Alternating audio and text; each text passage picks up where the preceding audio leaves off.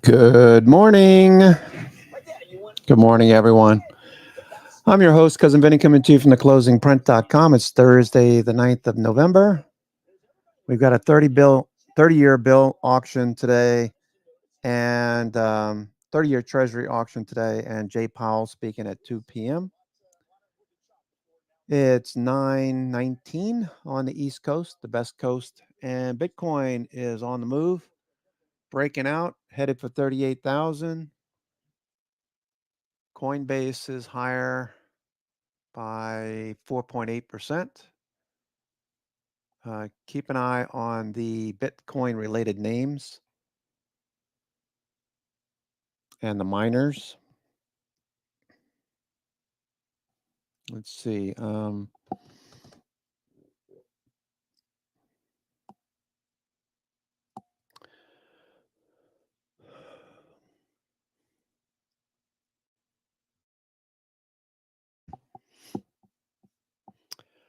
An update. I have to leave at around 2:30 today. Trying to get my son into a gifted and talented program, and I need to meet with the principal of that school with my wife. Got a 3 p.m. appointment, so I have to leave here around 2:30. Should be back before the close. I don't think it's going to take long to talk about it. They just want to meet us and have a chat with Antoine. So I have to leave here at 2:30 at the latest. I'll probably be gone for about an hour. But you'll be in good hands. Today's Thursday, the 9th of November. Powell at 2. So we should get an idea what the market's going to do after Powell speaks. Anyway.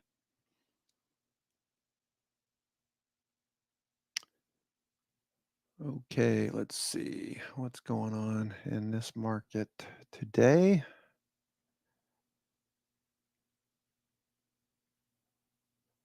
So Powell speaking at 2 p.m. That 30-year bond auction is at 1300, 1 p.m. on the East Coast.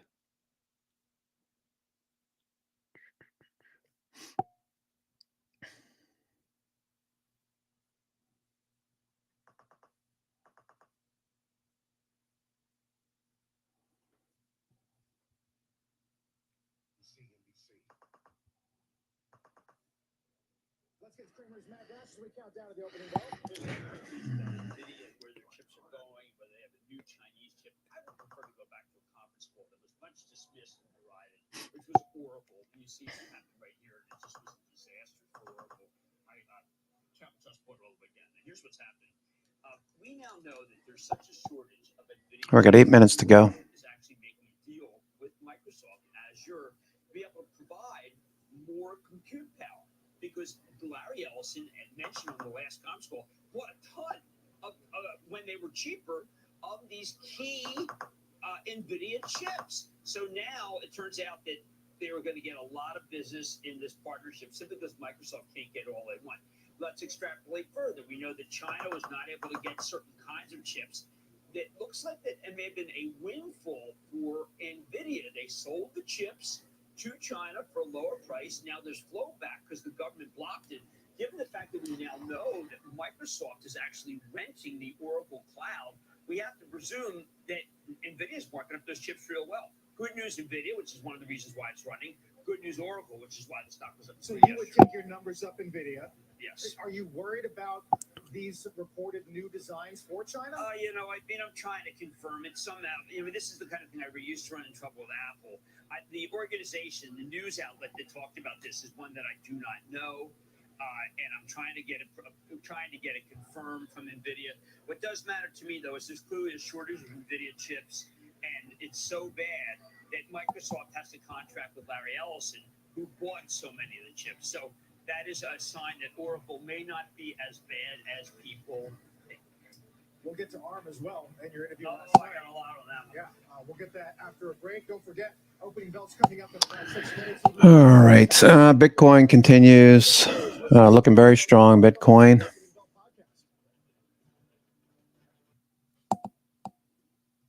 Riot is up 86 cents, 8%. Riot, pretty tame.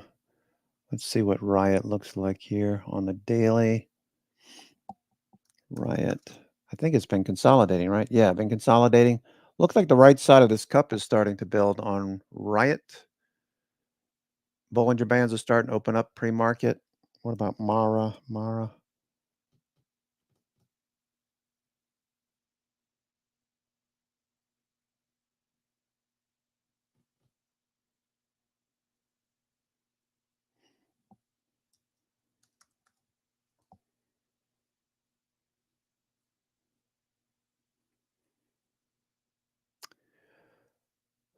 Okay, Bitcoin.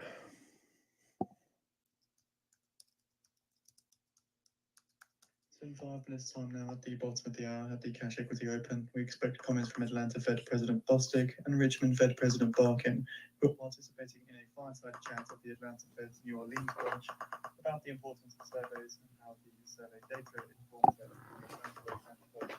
Okay, let me get. Oh, I think this one's not up.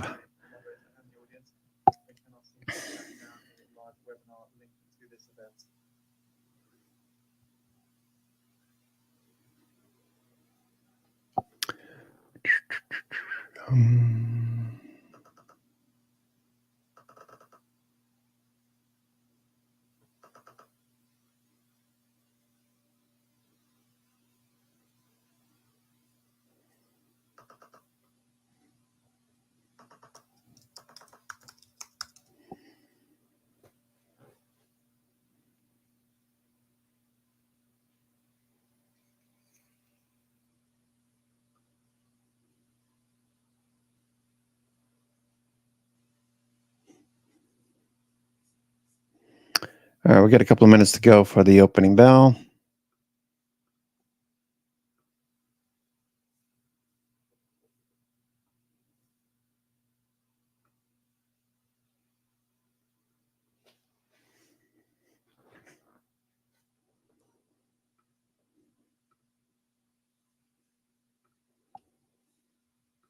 Largest 7 stocks, so they dominate in terms of the movement of the index. But if you put those 7 stocks into the ranking of best performance year to date, you have to go down to the number 35 position in order to incorporate all 7 of those stocks, which means that there are 28 other stocks that are doing quite well. So I think you have to differentiate the impact from a cap perspective. Too often I've heard people say, well, they're the best 7 performing stocks. No, they're the largest 7 stocks. And they are, they're in the top 35 out of 500 stocks. That's strong performance, but they don't represent the only places where they're. All right, let's see. All right, so Coinbase looks pretty good. Coinbase is clearing 93, so we're clearing resistance levels. 114 is the next pivot. Probably run into some resistance right at that big red candle over there with the low at 91.80. All right, let me just mark this up so I have it quickly. Bitcoin.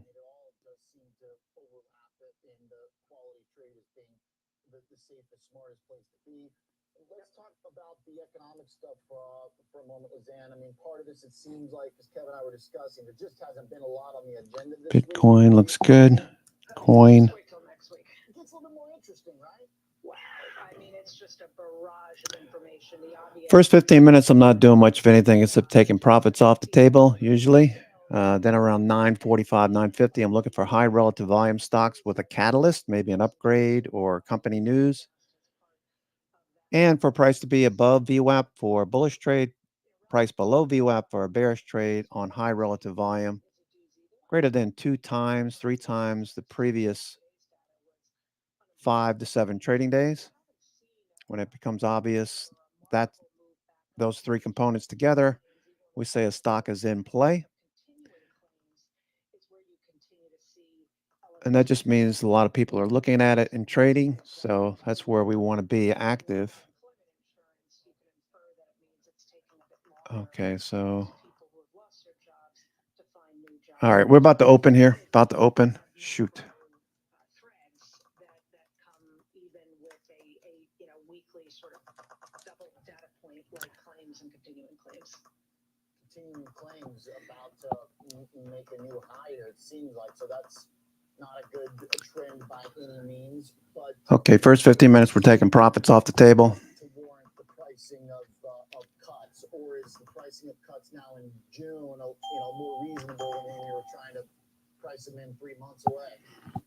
I think it's premature to be thinking about rate cuts next year. It's certainly possible that the futures market is right in that we'll get the initial Okay, there's our opening bell. the current set of circumstances persisting.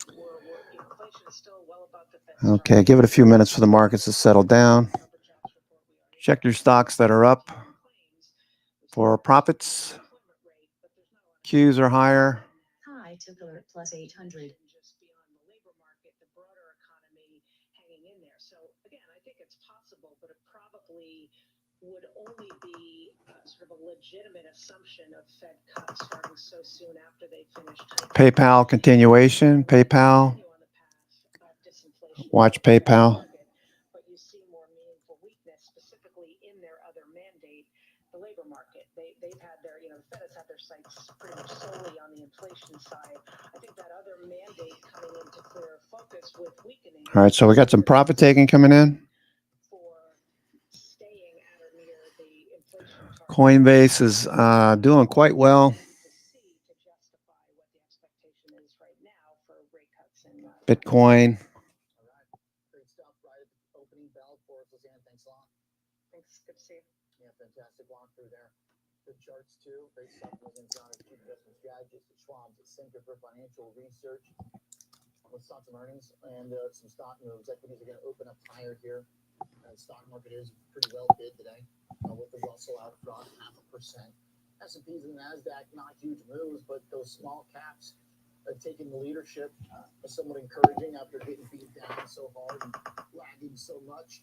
Or, of course, I guess it's trading. All right, so Intel was up yesterday, then it faded intraday. We're trying to get back to yesterday's highs. We're at the low right now. Okay.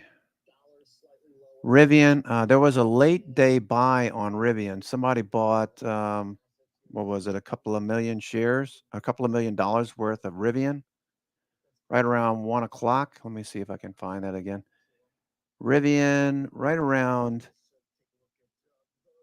120 on the East Coast. Yesterday we had the December the 1st, 19 strike. There was a $3.5 million trade.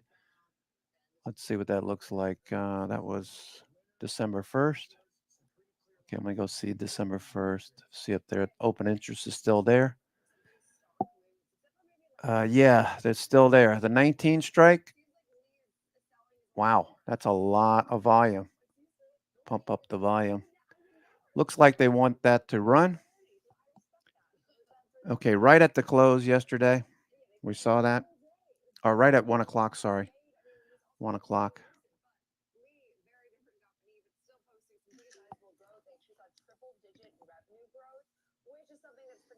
Okay, I'll post that. Just give me a second here. 19 call was very active.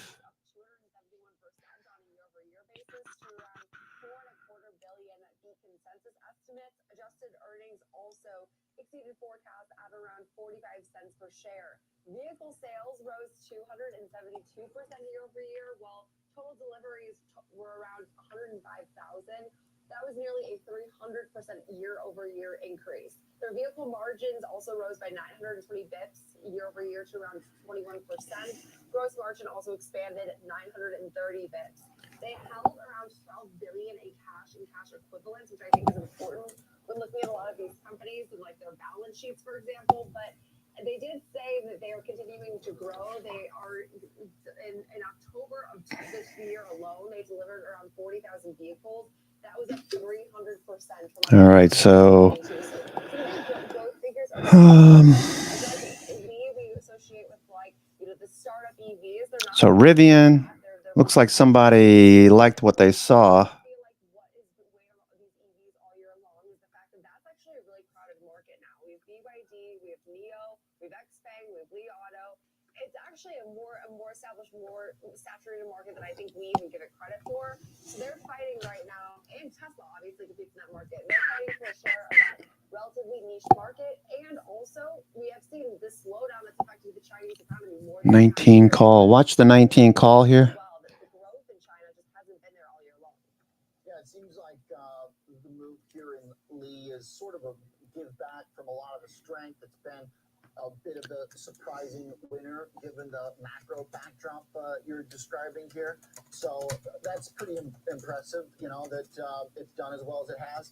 XPeng 2 has been hanging out up there. I think there's a case to be made. It seems like that the competitive edge of Tesla might be eroding somewhat. The fact these companies have done so well, and the market is so optimistic on them, despite some kind of mixed numbers and the overall Chinese situation. Yeah, and I will say that XPeng actually I most closely compared to All right, that was at 121. It's the only one overseas that has at least close to that technology. But Li Auto has been giving XPeng now a run for its money. Those are these two really strong performers. You compare them to say like the Chinese ADRs, like an Alibaba, Baidu. They're outperforming by like threefolds. Yeah, all right, good stuff. Let's switch gears here. Good report for me, getting some back. Good year still, though. MGM. Okay. A little bit of a rally here this morning. It's been bouncing the last couple of days. Seems like the market's over the big hack, which I don't know if they've just done a good job like papering over that from a publicity perspective, or if it really didn't matter to the numbers. I don't know. I think people just don't know. Like, I think like you're just unaware of what you don't even know because the website was down for like a week. That was ridiculous. But this is also a story that ties to China. I mean, because a huge reason that we're seeing the improvements in some of these figures is because we are seeing this surging growth in China, the recovery story in China. We are seeing this name make a nice move to the upside here. All right, looking for a move in Rivian. Continue to see their Las Vegas strip-centric earnings momentum impress. But what is more impressive than that is just some of the results we saw out of China. We are seeing the fact that they are continuing to see that region rebound. Of course, relatively easier comps because we saw that area of the world still pretty much shut down basically a year ago. But all in all, that right now, Okay. for investors, MGM is not necessarily the largest barometer of what's going on like Macau and overseas. Las Vegas, I think, is a larger footprint there. But this is still, I'd say, something that signals some positivity in China. We did see that they popped from losses per share reported a year ago. All right, so Bitcoin's still going. Bitcoin looking good. Coinbase, a little bit of profit taking, but Coinbase charging higher. Tag 96, looking good.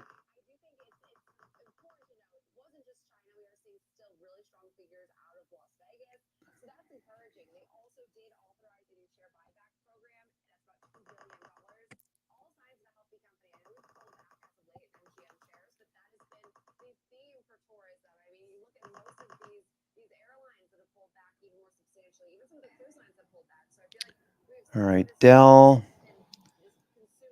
continues to grind higher. Dell,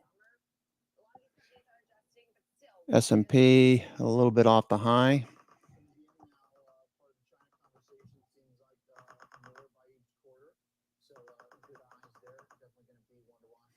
Okay, so we've had 9 straight days higher.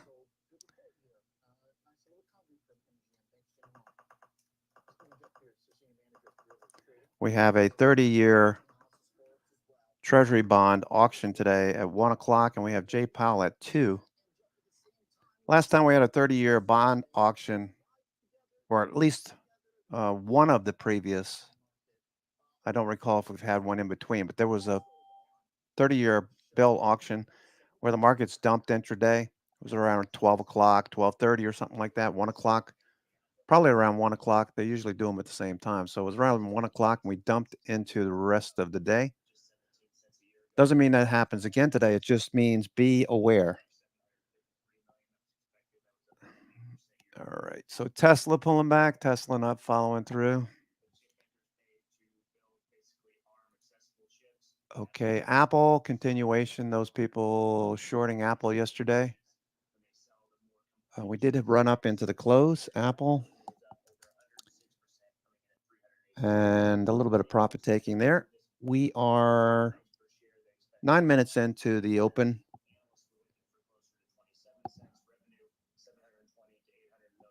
Into this session. So,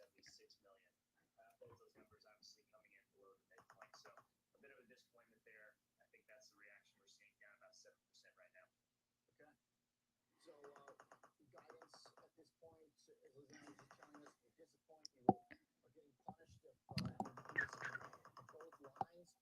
And it kind of seems like, this is a big enough guidance disappointment to maybe qualify for that. The other thing, too, is that the loss that they're operating at just is still pretty evident. Doesn't seem like something that's necessarily. Coinbase, just a little bit off the highs of the day.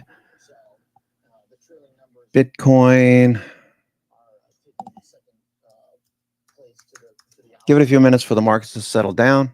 the whole idea around Always a good idea. is that you're going to get some of the AI. Google. But that never really resonated with me because at the end of the day, they're mostly a mobile chip maker, which is not necessarily like the hotbed for all the AI stuff. That's more kind of a cyclical component. If they're going to be in some more of these new. All right, let's take a look at some of the FANG stocks. FANGs. For now, we got Snowflake up $1.91. Tesla's off 5. Okay, 1, 2. Apple's flat at the moment. Apple popped up to 183.50. Faded. Broadcom is up $4. Broadcom ABGO. Meta's up 62 cents. Snowflake up $2.40. Microsoft is flat, looking for a follow through in Microsoft. Price action getting tighter and tighter and tighter on Microsoft over the last week of trading. Netflix is flat. So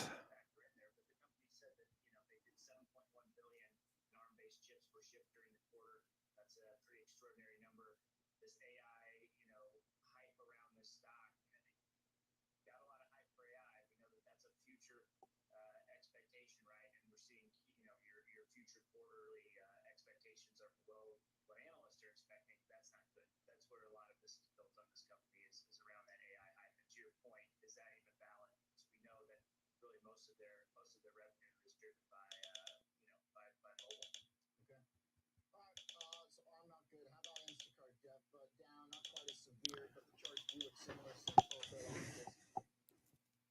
this. All right, so far we got a nice little bounce, a little profit taking at the open.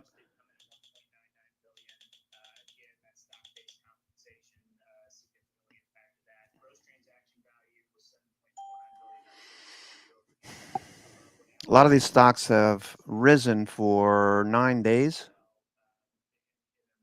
nonstop. All right, Apple with a bounce. There goes Snowflake. Snowflake blasting higher. Okay, Bitcoin continues to hold at the highs. Looking good.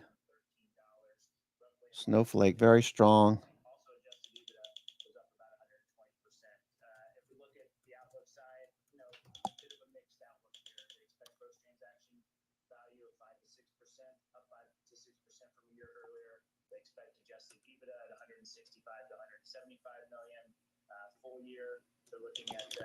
Bitcoin.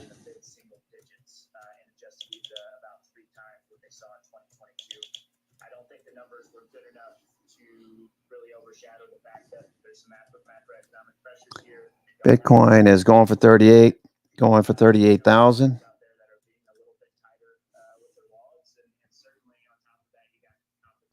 Okay, Netflix is starting to look better. Let's see.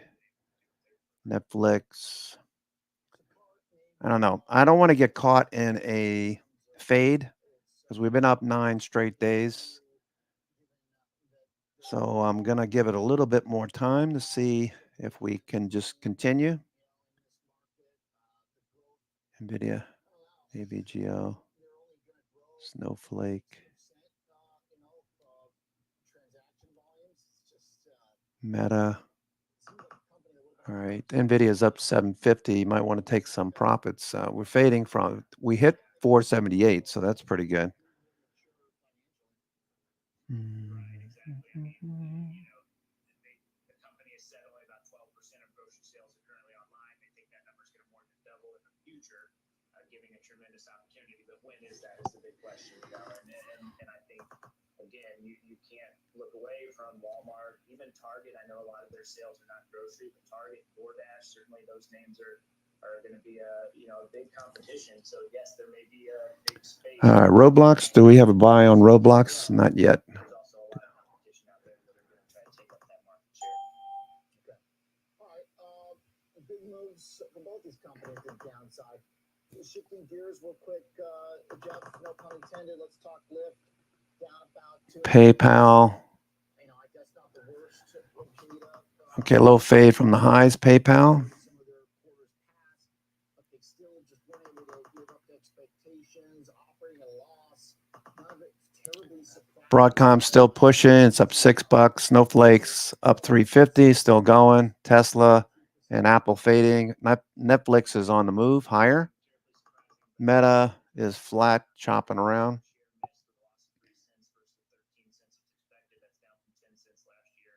Revenue beat 1.16 billion versus the 1.14 that was expected. That was up 10% year over year.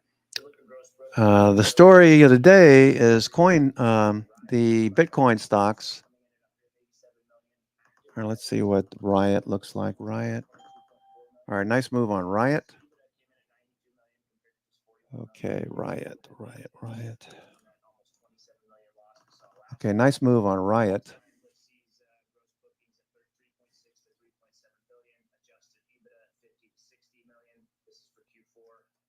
Analysts are looking for around 50. In revenue, they expect to grow in the mid-single digits quarter over quarter. Adjusted EBITDA margin is roughly going to be in line with estimates at about 4%. Okay, 11. What they saw in Q2.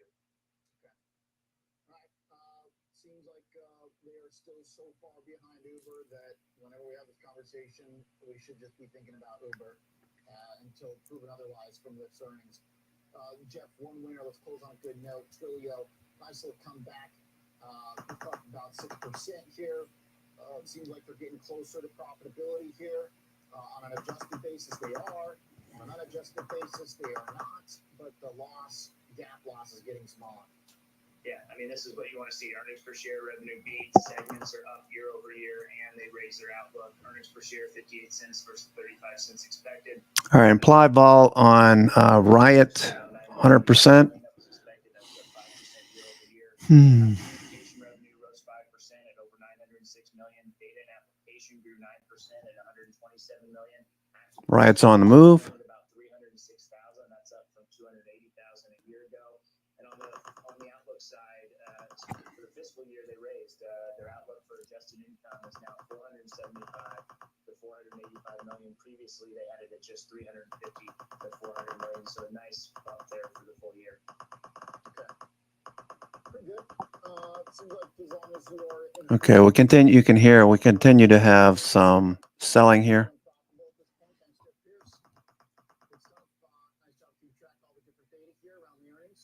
Disney will come back. We're trading the stock after its report. Shares now up about 6%. So definite sign of some market strength. One of the big decliners of the past year, trying to get back in the good graces of investors. We did kind of lose the broad market, though. It faded down. Okay, we continue to fade S&P for now. Bitcoin continues higher. So that's the story of the day for now. Breaking above 35,000, 36,000 decisively. A lot of those stocks are moving higher.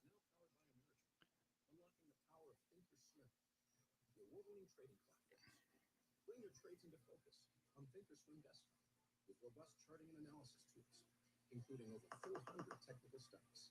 Tailor the platforms to your unique needs with nearly endless customization, and track market trends with up-to-the-minute news and insights. Trade brilliantly with Schwab. Always watch the market with the Schwab Network. Tune in 24 hours a day, 7 days a week at schwabnetwork.com and on all your favorite streaming services. Schwab Network, available anytime, anywhere, on any device, for free. Schwab Network. Spotlight the biggest market trends on Trading 360.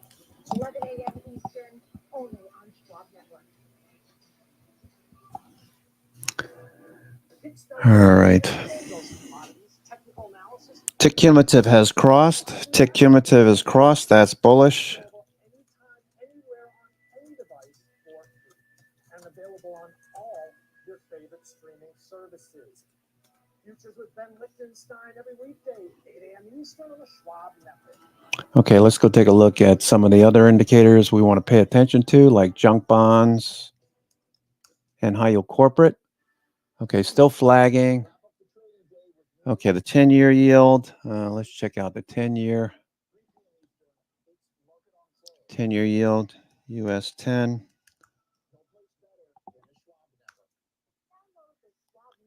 Okay, that's fading. It's still at 4.5%. If we get another fade on the 10-year yield, that would be bullish for equities. We're already below the 50-day moving average. Okay, so here is the 10-year yield. In May, we moved above the 50-day for the first time in a while after dipping below to begin the year. In October, we peaked at 4.3%. Now we're coming back and fading. So the bond market right now is voting for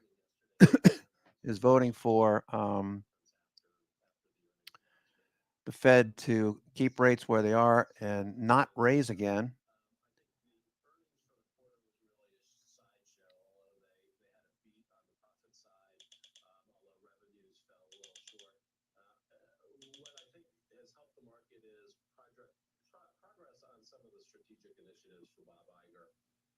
One is they circled the timeline for profitability in the streaming business and projected that they would be profitable in streaming Q4 2024. That was certainly a positive. Secondly, Iger announced that they were going to squeeze $2 billion more in cost saves out of the business, so going from $5.5 billion to $7.5 billion. Certainly. Okay, so that looks good. Bitcoin, got to keep an eye on Bitcoin. This is pretty unusual. Just keeps moving here. Bitcoin, Coinbase.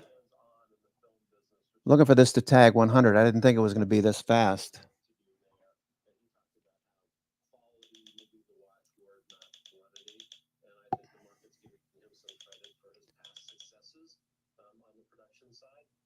It was interesting yesterday that I kept waiting for them to say something about the actor strike, and I kept waiting for that to come up in Q&A, and there was nothing. And then later on, there was the announcement that the actor strike has tentatively been scheduled. All right, let's see. Got to see a couple of things here on a scan. Pfizer for put credit spread.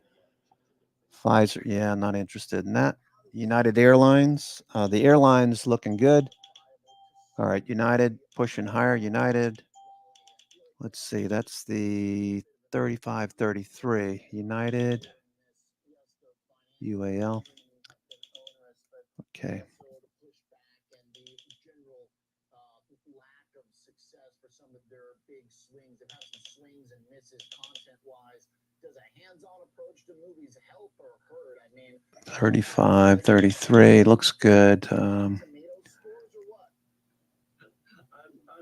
I'm with you on that. I think that the two big questions for me. For when is that? December 15th. Mojo back because they've really been relying on sequels and expansion of their existing iconic brands. I haven't seen a lot of signs of creativity there in recent years, and I think that the return of Iger is still a show me story, and I'm not convinced there. And then secondly, I think there's still PayPal. issues with ESPN. and the transition from ESPN being a part of cable bundles to being a standalone streaming network. But the economics are still really challenged there. And so even though Disney is popping today, I'm not running to the door to buy Disney today. What about the shareholder-friendly activity? Is that an effort to All right. Bitcoin is just going uptown Saturday night. financially make sense, reinstating the dividend? What role does that play in how Okay, still going. All right, we're going to hit 38,000. Jeez, this is nuts. Okay. Wow. Mara.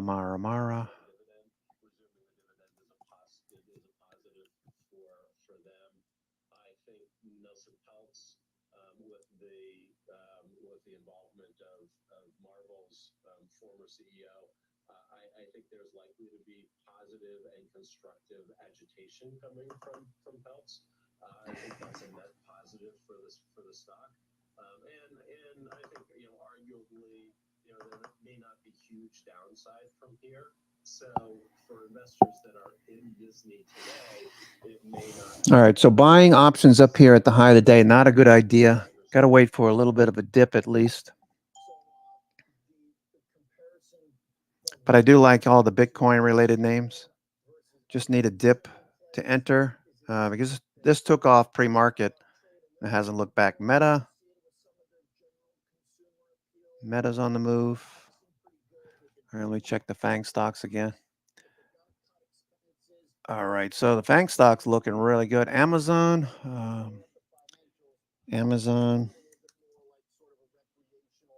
Okay, flagging. Looks like that's going to go. It needs to get through 145.86. Make sure you check Money Magic's levels.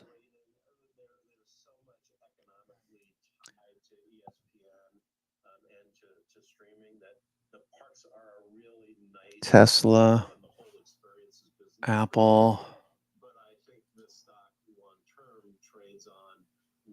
Okay, Bitcoin. All right, a little bit of profit taking on Bitcoin up here. Microsoft been up on the week. So 1, 2, 3, 4, 5, 6, 7, 8. Today is day 9. After the dip on Friday, October 27th, after the dip there, we had an inside day. The rule of thumb, this is something I want to show you. If you're a new trader, just keep this in mind. All right, so here's Microsoft. I want to show you something. Chalk this up to your knowledge base. Okay, so you see that inside day? You had a big red candle. The next candle's an inside day. The rule of thumb here is when you have an inside day and you have a very large candle in the previous day, you take the direction of the following day. So you had big red day down to the 50-day. Inside day, doji. Day 3, you go long. And you can see how that worked out. Now, you could go back and back test this. You can see over here, basically an inside day. 332.98. You don't see what I'm talking about. 332.98. All right, so over here, Microsoft, inside day, the big red candle on the right. Big red candle down to the 50-day. Inside day, you take the next day's direction. The next day's direction was long. And we've gone from 335 up to 365, basically. So a 30-point move, 10% on Microsoft, pretty quick. Okay, Tesla. 216 Tesla. All right, you got a put wall down there at 215.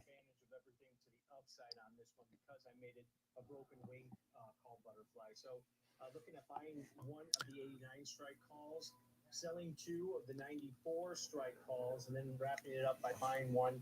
All right, so Microsoft looking pretty good. Roughly a debit of about $1.75 on that. That's going to be a risk. So watch for those inside days on a big bearish day or a big bullish day. Watch the inside day on the next day. Take the third day direction.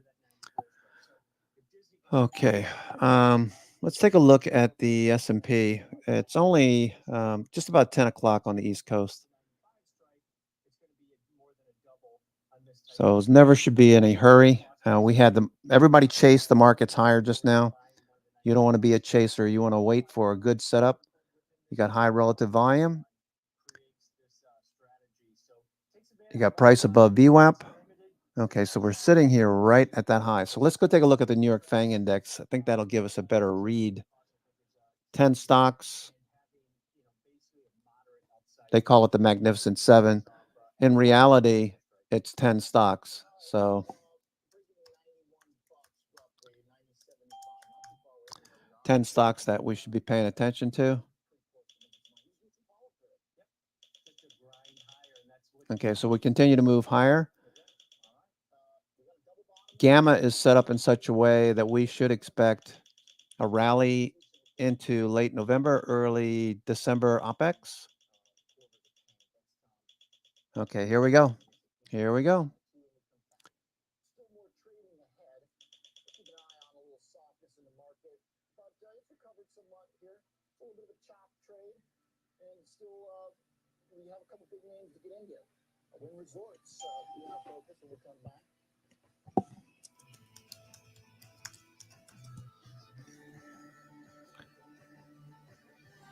Okay, so the New York FANG Index, these 10 stocks, these 10 stocks are what we're interested in. Okay. Tesla's down to 8%. This has steadily been declining, Tesla. Microsoft's been increasing. Tesla's been declining. I don't know if you've been paying attention to this over the last few weeks, but Tesla continues to lose a little bit of favor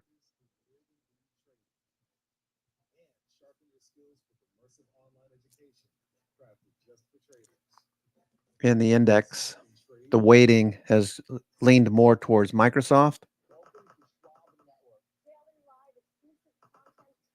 Okay, and we continue to push higher. 1, 2, 3, 4, 5, 6, 7, 8, 9. Day 10 on the rally. RSI is still driving higher. MACD is still very bullish. These histogram bars are getting taller and taller. Notice the ATR is decreasing though. So the daily ranges are decreasing as we rise. Okay, so if you got profits from, a week ago, maybe you want to start thinking about taking some off. Bank rate at 5.25% through 2024. So that is the same result as the October poll on the Bank of England. Why is this guy talking so loud? I got him down to like one notch. Sorry about that. Versus 5% and 4.5% that was seen in the October poll.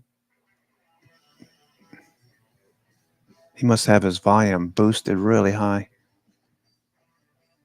Let me turn him down a little bit more. All right, so there you go.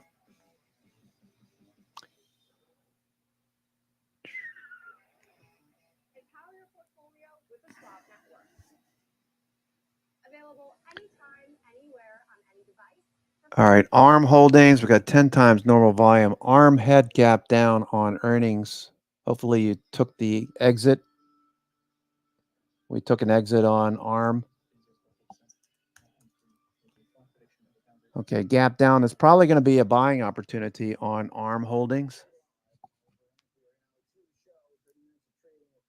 Right now it's trading 10 times normal volume.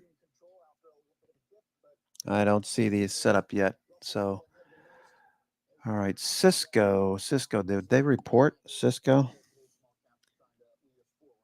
Gap down, Cisco.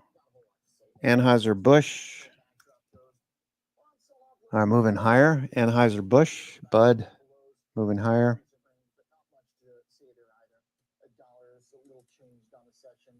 Bitcoin's having a big day, of course. We talked about that. We'll run through some of the charts in a moment here. 1, 2, 3, 4, 5. Catch a little bit after getting beat up. Over the next hour, we got a lot of stocks to get into. We're going to talk Win Resorts and trade the company too, as we talked MGM earlier. Okay, Microsoft. Okay, waiting for some of these to come back makes a lot of sense. Got people chasing. You don't want to get caught doing that. Bitcoin's still looking very strong. Chartmaster's got a couple companies for us too, including Trade Desk, which I'm interested to get an update on their earnings. I got Ben Lichtenstein, host of Futures. Okay, we've got So we're doing a IWM and we're off the highs in the morning, but we're just kind of chopping around. Doesn't moving seem like higher. there's a lot here to hang our hat on for stocks just yet.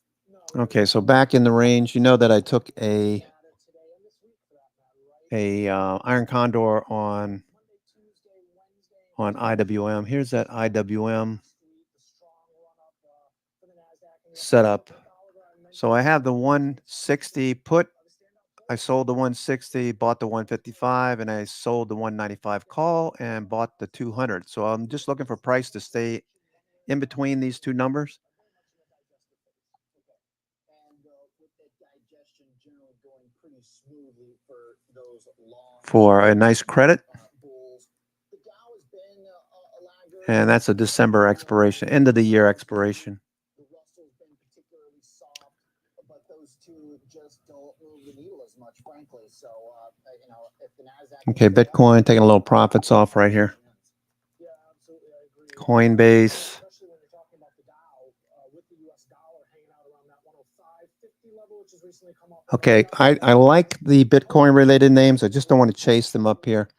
Wait for these dips to get bought. Again, a market that's waiting for more information, very much in a consolidation phase in many ways. And you pointed to, Oliver, the Nasdaq strength and tech, the ability to take out that high from October or get back into that, while the S&Ps are lagging a bit. Obviously, the Russell complete outlier. Large caps, I'm not sure if they're the best. Meta. information. All right, Apple's starting to bounce. But here you can see again, this is that Apple starting to bounce. Let me take a look at Apple's chart. we're not getting participation from the S&Ps, and I think it was a very valid. All right, so we've had 9 days, 10 days straight up. What's going to tip the scales one way or the other? On the future show today, we were talking So if you exclude that one day where Apple dipped, and yesterday we also raised kind of the when was that? I think that was let's see, that was a Friday. We pulled back on previous Friday and we gapped up and moved high. No, we didn't gap up. We moved higher above the 50-day Apple on Monday. And now we continue. We're above this pivot. Let me see what Money Magic's next levels are. I think he said 185, 190. Apple 185. All right, so 185. But I did see a lot of options building at higher strikes on Apple. Okay, all the FANG stocks are fading, so good thing we didn't chase.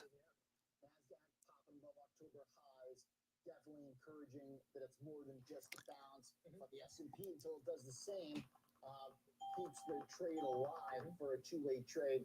The Russell so far down below, to me, that only gets interesting really if it like crashes again. The Russell starts going back. Dell continues to grind higher. Dell grinding higher. October highs, 'cause, I mean, the Russell just kind of looks like it's still stuck in this trend. But Above this pivot breakout area, last trade was 72.76. Above this pivot. So now we shift to the weekly time frame. We want to pay attention. Dell weekly, you got a nice flag. 7 weeks down. We're still holding the 10 EMA. Dell's going to be big in the AI. Watch the S&P's pulling back here. Dell's going to be big in AI. They're producing, I believe they're producing servers that are ready to go. I'm not sure whose chips they were working. Dell.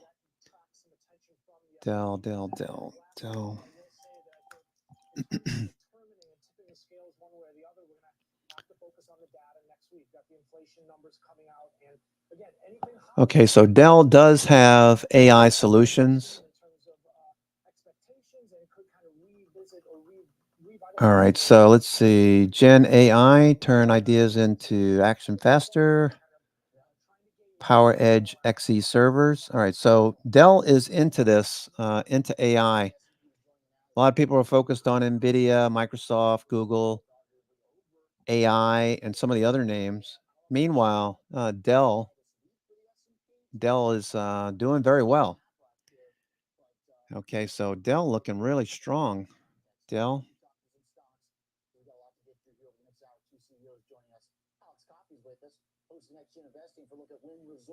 We talked MGM this morning with a pretty nice little relief bounce. Alex, what's up with Win? What are we looking at here? Yeah, not spilling over to Win today, though, down 0.6%.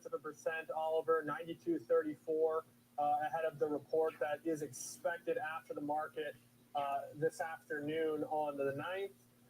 Year to date, it's up about 12%, about 20% off the highs that it saw, let's call it in the first half of the year, peaking out around the beginning of May. It is 30% off its lows of the last year that it saw kind of exactly a year ago at this time, basically coming off this quarter, the year ago. All right. Dell, Looking at what we're expected. while I wouldn't start a new position right here at the high, I am in a put credit spread right now. I'll take the profits and probably buy shares at some point. Let's call it around 5% for the $92 stock. When we look at this company, I think it's important to kind of look back at how things have changed. Geographically, prior to the pandemic, about 7 out of $10 made by the company in terms of revenue came from the Macau operations. Last year, it was down to 20% as the recovery in Macau had been slower than the recovery here in the States. The Wynn Boston and the Wynn Las Vegas operations making up for about 80% of Wynn's revenue last year in 2022. Buys on the stock, 10 out of 17 analysts that are covering the name have buy, the other 7 in the hold camp, with an average price per target as compiled by Bloomberg for the next 12 months around 126.50.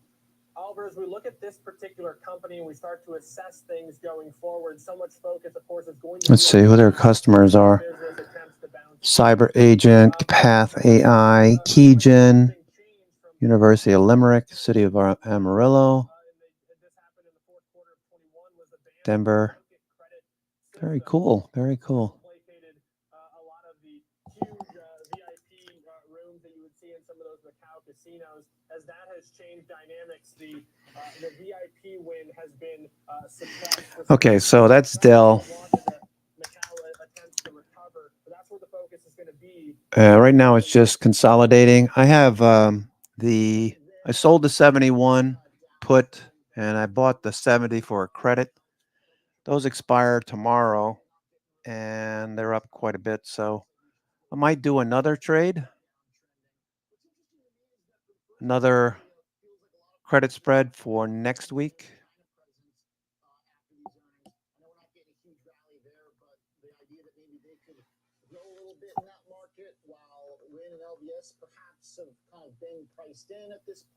Coinbase.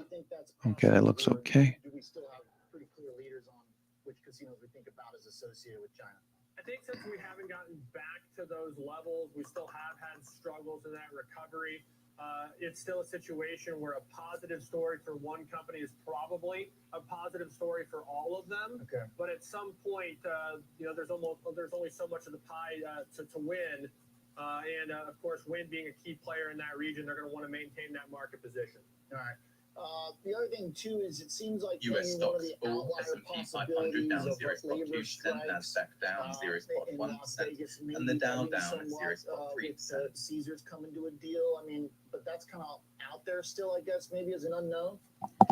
Unknown, of course, and you can see that I would say, suggested by the stock not trading on its highs. I think there is optimism when it comes to some of these names in terms of the bounce back, but I also think there's a macro concern as well. I think the last month really has changed kind of the conversation on the global economy's trajectory, not just here in the U.S., but you have a Fed that really seems to have let its foot off the gas, and the question has to go to why.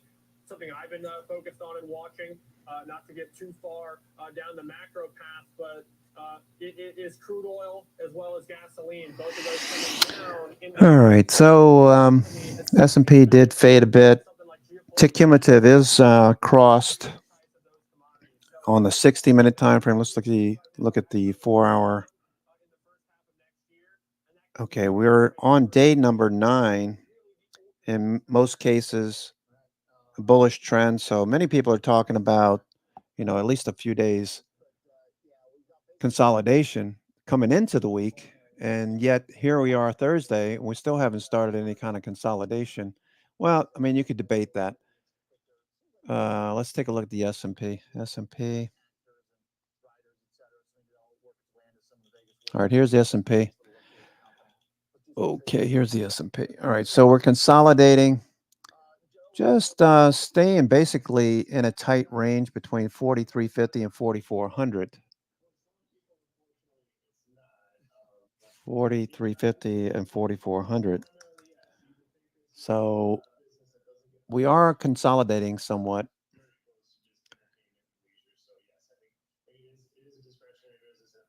And yet there's reason to believe we could continue to rally into December OPEX, into the rest of the month, into December OPEX. All right, so we're pushing a bit higher now. So you got a flat, basically flat to downward sloping VWAP right now. So you don't want to get too crazy on the long side right now. If we do buy longs, I look for the max here about 4390. Maybe it does run the 4400. Maybe you have a shot at 4400.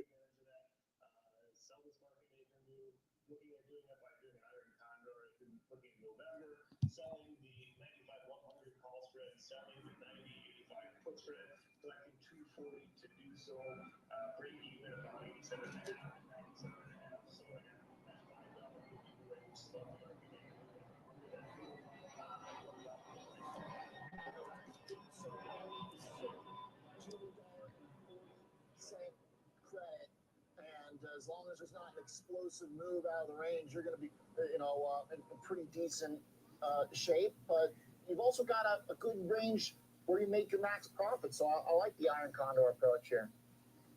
Yeah, I got 90 to 895. I'll be collecting the entire 240. And either way, I think volatility will be down after the event. So I think there's good chances to be winning trade as long as we don't see like a 10% move one direction or the other. All right, selling the iron condor, looking for Lynn to hang out kind of where it's been, but you get a good range here. Is there this looks pretty symmetrical, or do you have? I'm just checking out that iron condor we just talked about on when. Fairly symmetrical. We are close to the higher end of the range. Okay, it has earnings tonight. We certainly could break out. There's no doubt about that. All right, when. I don't like taking iron condors for earnings. Some people like it. All right, here's when going into earnings. So he's taking the 95, 100 on the call side. So selling the 95, buying the 100, and he's selling the 90 put and buying the 85 for protection. It's got to stay in between those numbers. 100 and 85. I see what he's doing, but I just don't like earnings plays.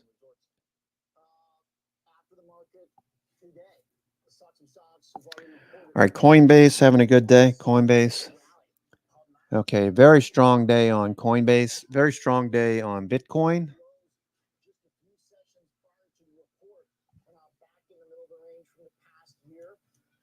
Dive into the business with the CEO, then we'll come back talking cloud, talking advertising and comm services. All right, if you're still in BITO, BITO, the ProShares Bitcoin ETF, that's doing well. BITO. BITO. What's MicroStrategy doing? That's what I wanted to check out. BITO gapping up. I forget this symbol. Oh, it might help it to spell it right. Dummy. MicroStrategy. MSTR. All right. Frano, are you still in this? I know you mentioned MicroStrategy, MSTR. Wow.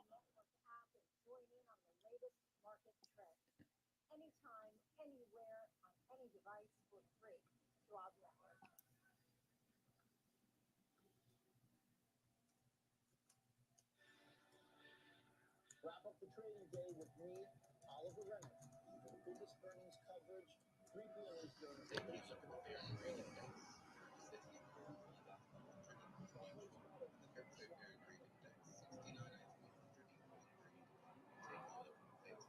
Okay, S&P just sitting here.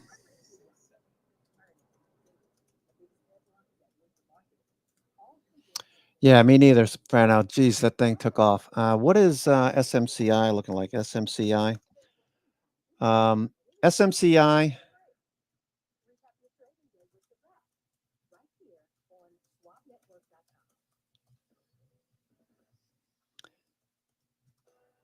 Kickstart your morning with a full dose of commodities, technical analysis, economic data, and live reaction in global markets. Available anytime, anywhere, on any device for free. And available on all your favorite streaming services. Futures with Ben Lichtenstein every weekday, 8 a.m. Eastern on the Schwab Network.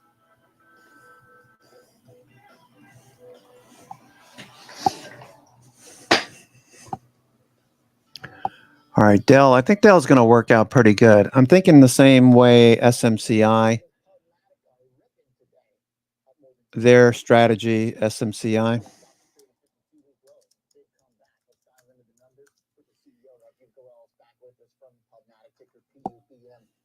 Welcome back to the show. Thanks for being here this morning. Hey, Oliver, good to be with you again. So, what did You're in both NVIDIA and SMCI? Okay, cool. All right, so that was March. really surprised the narrative? Yeah, look, I think what we saw over the summer is that pricing in online advertising, just given the macroeconomic environment, was a bit weak. And so pricing took a step down. That's continued, but what we've been able to do with our business is to really drive a significant increase in volume of ad impressions monetized. And that's across a wide variety of formats, CTV, online video, display. So we're really pushing volume through our platform. And as a result, we were able to put out some we also raised the guidance. Supermicro is a San Jose-based technology company that designs and manufactures high-performance server and storage solutions. The company's products are used various up-and-coming high-growth industries, including enterprise, blah, blah, blah, blah, blah. According to blah, blah, blah, the artificial intelligence market currently has a value of $100 billion and is expected to grow by 20 times to 2030 to $2 trillion. Oh, wow. That's a lot.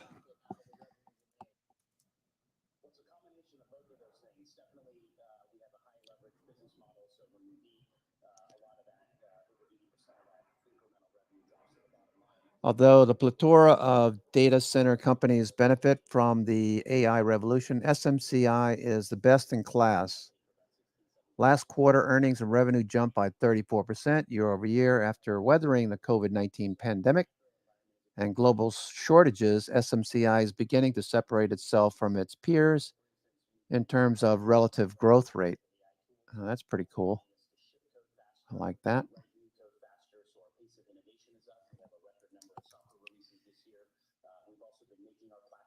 All right, so that should do well. SMCI. Okay, so it's starting to clear the moving averages. I think you got a good shot here. Maybe some put credit spread on SMCI. Let me what is the implied vol on these SMCI?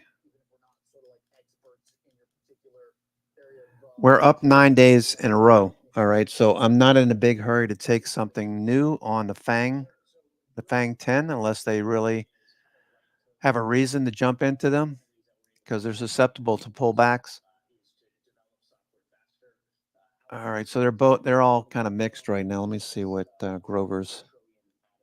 Yeah, he's got mixed signals on Grover's grid, which I use to follow the FANGs.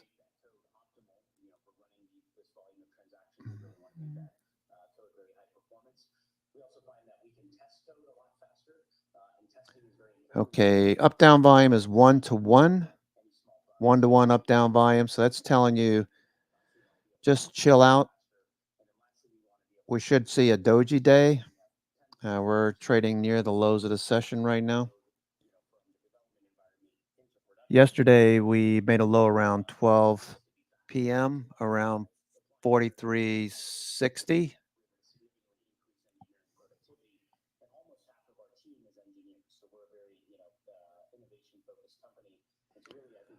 Caterpillar. I'm not in Caterpillar. Maybe. Okay, that looks pretty good. MACD and stochastic RSI all starting to set up. Cat. back up the margin more through the displacement of labor. Is that where this road goes? Well, I don't think it'll be about displacement of labor, but we do expect to increase our margins in the future, in part due to those generative AI tools, where we're able All right, so if we get MACD, RSI to start rising, volume too, volume tapered off. We have an ambitious roadmap ahead of us of things that we can develop. We have a proven track record of Volume tapered off on the recent little pullback right there. You can see the volume pulling back on Caterpillar. So once this gets above the 200-day, I like it a lot better. using Activate to make their ad campaigns more efficient, right? And obviously they own M&Ms and they own a lot of large pet care businesses, and so they're using Activate to make their advertising spend more efficient, and as a result, they're seeing higher ROI, and so they're moving more spend to our platform. Yeah, I do like EWZ. All right, so thank you for that. EWZ, Brazil, I like trading this ETF. It's clear a lot of these levels. It looks like a little rounding bottom or a cup pattern. The low 2840, the high 34. Looks like we're more than halfway back up into this pattern. Yeah, I like it. The volume looks good too. Volume last week.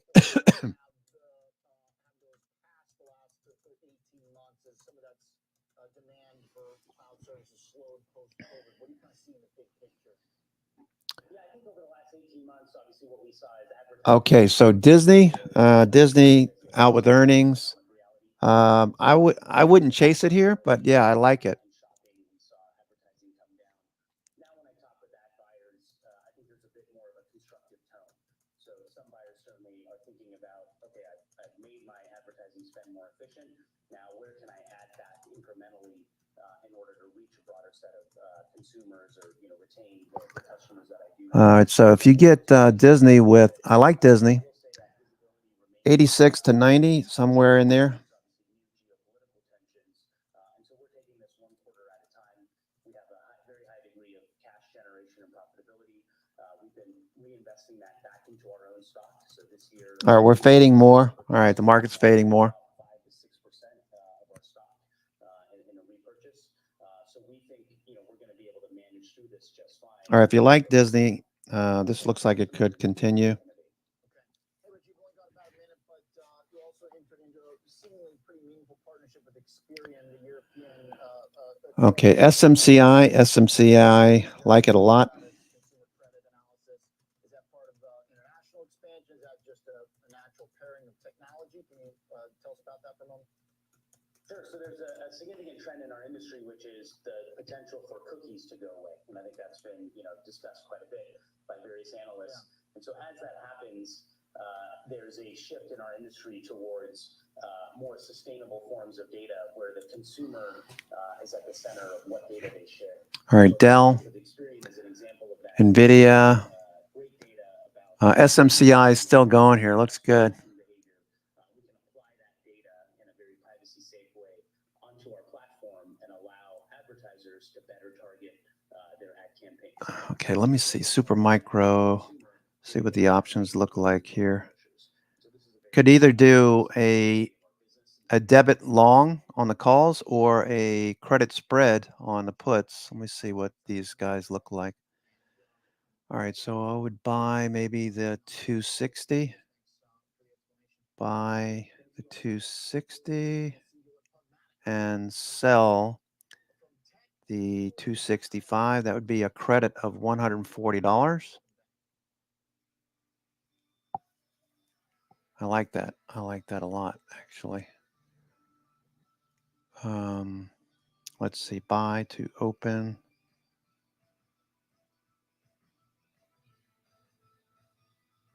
Buy to open the 260. 260 and sell the 265. 265.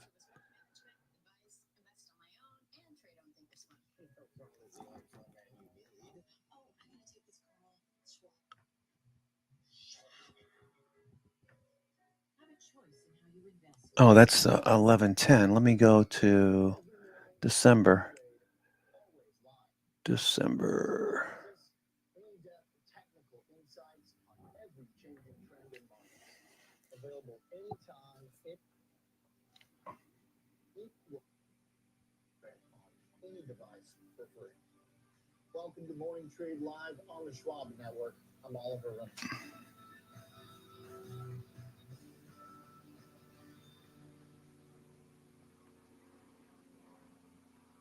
Okay, I'm looking at the debit spread on, or credit spread on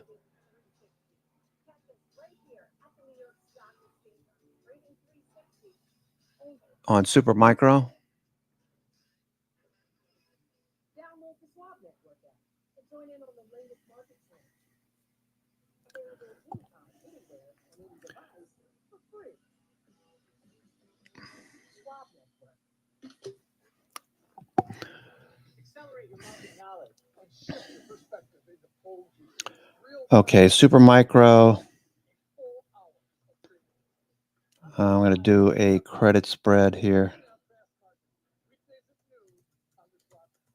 Fast Market, ready for you, ready to go at 12 p.m. Eastern on the Schwab Network.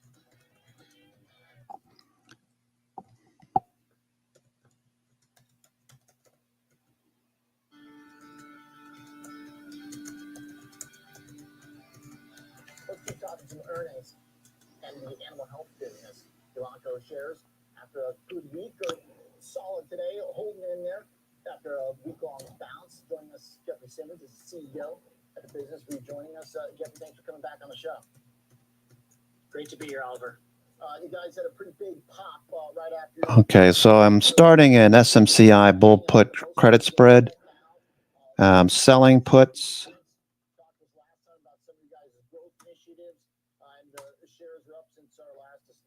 and protecting myself.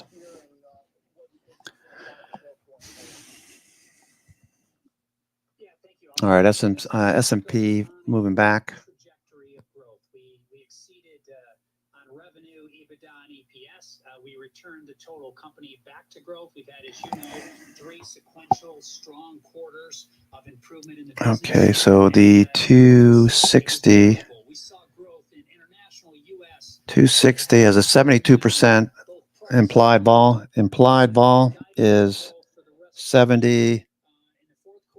I think just as importantly, given the existing innovation that we've been launching the last couple of years, we're expecting growth on constant currency rates going into 2024 without the new pipeline that's under review with the FDA. So growth does everything, and it's driving everything in the company, and it's part of our strategy as we're building this global animal health company to reach the world's animals. Our systems are set up. We've got stability and focus, and the company's executing really well. One of the things that stood out to me is on the outlook side, you focused in the revenue outlook, but the adjusted earnings outlook very clearly moved higher. So it looks like you're making more money off of each piece of sales.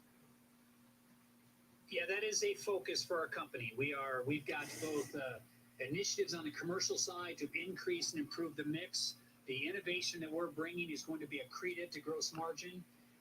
We've got pricing initiatives. We have forecasted that we'll be at least 3% price increase this year for the company. Saw 4% in the quarter, especially on the pet health side.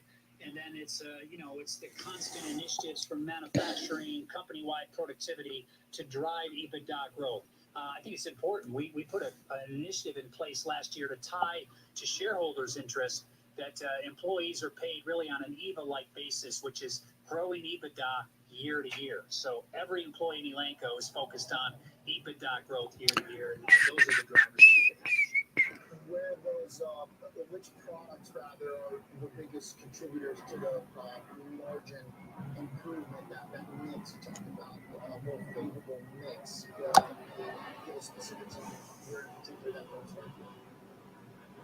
Yeah, it starts with innovation. Everything that we're innovating is going to be, starts with a metric of being accretive to margin. But I would tell you, and I'll just highlight, I mean, as we put Bayer and Elanco together, one of the initiatives was an omni-channel approach. Elanco is a leader in really being able to reach, on the pet side, reach every pet owner where they want to shop, in and offline, in and outside the vet clinic. And actually, that is a high margin business. On the retail side, we have less sales force. And All right. online. On the vet side, we've got more sales force, but less Oh, I just want to show you something here. The pet side is a very Robinhood actually has a very, a very nice interface for determining whether or not a strategy works for you. start to enter environmental health on the cattle side, and these products also have what I would say a more cost-efficient sales approach. We've had 70 years we've been in front of farmers, and we've got a very efficient sales force there, but also a very highly effective portfolio that brings value to even as corn prices grow, even some of the instability in the economy, we see strength in our portfolio on protein and also just that willingness to spend on pet. We've got a very durable industry, Oliver, in a maybe more volatile time. Yeah, I was kind of wondering about the macro implications, swings of the global economy, a slowdown in China, et cetera, a huge consumer of proteins. But I guess it looks like the services and the products you supply are fairly inelastic to some of the swings of the economy at this point. Is that the idea?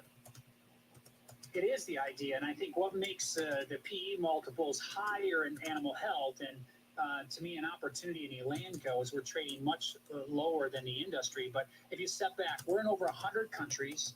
We're in over 20 species of animals. So the volatility is very much smaller. We're bringing innovation into that. And then just step back and look at the last 3 years. I mean, protein is on the rise. Animal protein is on the rise.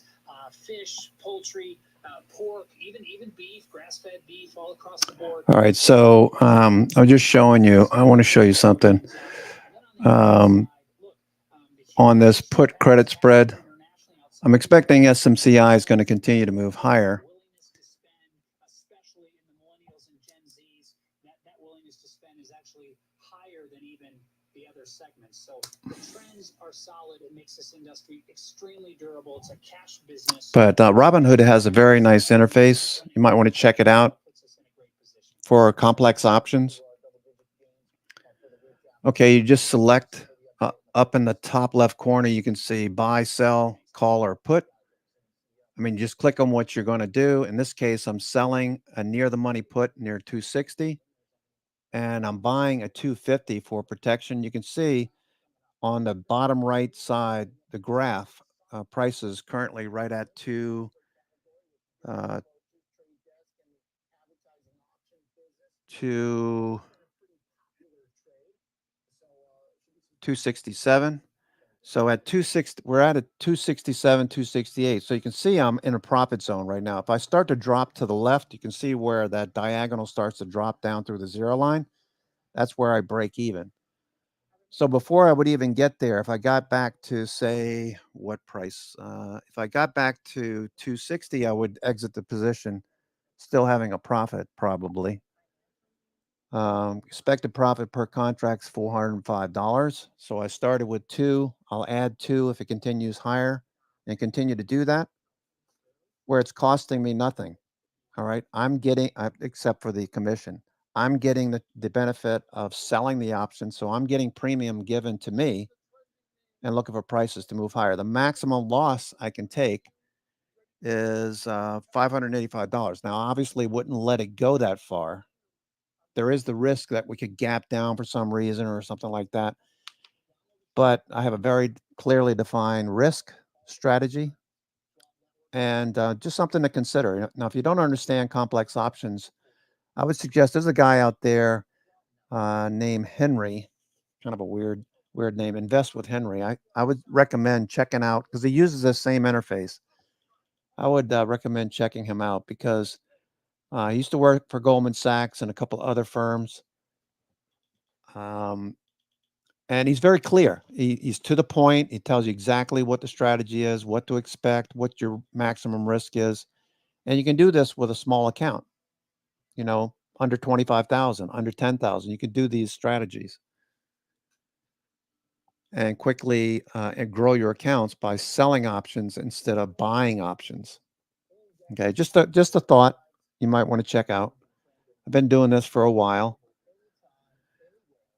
Just had some people ask me to talk more about it lately because I happened to mention it.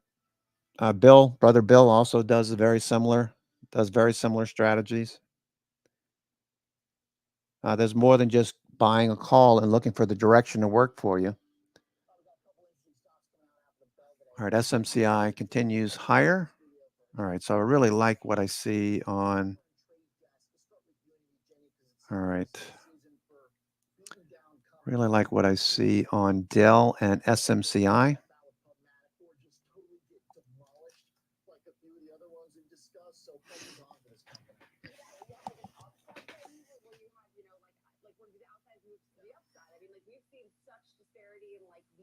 Performance and post reaction to these earnings, like you said, and Unity is one that is also pretty heavily shorted, so I feel like this will be a volatile event, but they've been beaten down. So this company is set to report its earnings today after the closing bell, of course. Analysts are expecting earnings per share of around 18 cents on revenue of around 550 million. That would mark an increase of 70%. So this company is still expected to grow its top line at a pretty healthy beat, but they also have highlighted the fact that they are expecting some different pricing policy to impact this quarter positively. I believe it's some price increases. Of course, that's like the theme of this quarter for any of these companies that are consumer facing. But some challenges in the short-term setup is the fact that we could see the spending shift from some competitor platforms. The transition is also a time that sometimes these fees right now are then being stacked against others. Some of the analysts BTIG I was reading was said they don't have the pricing power they think they do, so if they're raising their costs, they may see people then leave, of course, their platform. I think that's really interesting. Like Netflix, we saw that turn out to be a huge win for them this quarter. If you're not necessarily the Netflix of your respective space, that could then make obviously subscribers, customers leave. So that was, I thought, a really interesting point. But over the last 3 months, this company actually hasn't been revised down to, it's pretty much unchanged. So analysts expect exactly what they've been expecting now for this quarter. So we'll have to wait and see. But this name is volatile. This is like a type of stock where I feel like we could see these double-digit percentage moves. Oh yeah, especially because there's so much pressure, like thematically with content creation and AI, and how Unity's supposed to be like in the middle of that, forefront of that. If they don't get customers to stick around for higher prices, that's sort of like a massive blow to the stock. Right. So that's pretty bearish case from that analyst. You need to have your customers. You need to have your customers happy. It's like the simplest business model right there. Yeah. No, I just use that for trade setups there, Cayman. It has a good interface. There's two different biases that we can look at. So there's a long-term bearish view, and then there's a near-term or short-term bullish view here. So let's go through the chart. If we look at a one-year daily chart here at point A, we can continue to see if the stock actually trades pretty well in its range, whether it's moving to the upside or if it's moving to the downside. Now, it's a high beta stock, as this guy's kind of noted here, but it continues to kind of stay. True, Frano. Or a technical trader makes it a little bit easier. But we did see the 20-day moving average as a solid. You cannot trade naked. Yeah. Resistance as of August 2nd here. We are approaching that level right now. The 20-day is below the 50-day, which is once again a bearish signal. But we have point B. This one's very odd to say the least here. We have a quadruple bottom, something that's very rare here. Not surprising that we are seeing some buyers coming in at the $24.50 level. But Oliver, you have to kind of ask yourself, why do we keep testing this level? Each time that we test it, the weaker that it gets. It does symbolize strength in a sense, but also kind of symbolizes some weakness if buyers don't believe that the stock can go much higher from here on a sustained basis here. Now, once you also see this test of this support area here, we can look on the left. The moves to the upside have been stronger volume. We saw iron condors, spreads, credits, debits, etc. I think bears are a little bit skeptical about now point see and continue to check for divergences here. The RSI is actually still in a bearish move to the downside, and we are seeing CCI in a bullish upward trend. So I would count that as all right, SMCI is killing it. Killing it.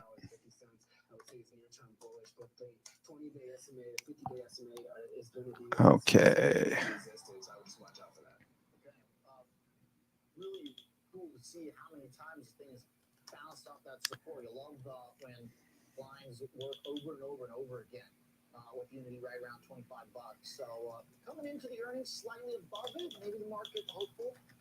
You know, if we kind of read into the very, very, very short term, but yeah, long term wise, it's like, what do they say? The bigger the base, the bigger the break. So it does seem like it confirms our discussion where this could be just a trade for a big swing in either direction.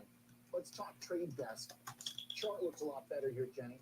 But still, you know, I'm thinking after our conversation with the Pubmatic CEO that advertising sales and demand seem to be coming back in. Could be good for this, or maybe there could be some building competition.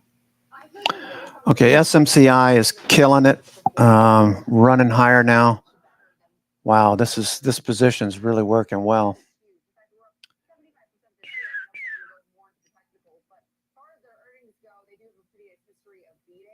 Last quarter, we saw their revenue rise 23% year over year, also beat expectations by 2%.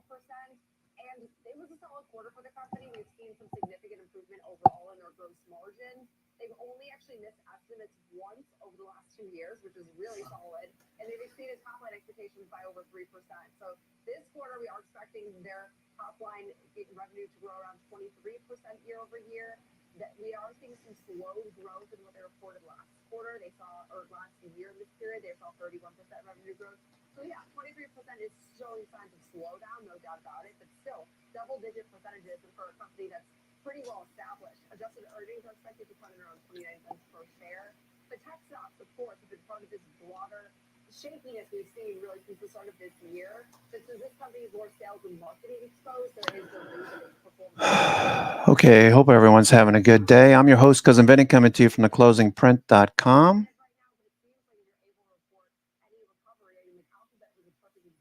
It is Thursday, the 9th.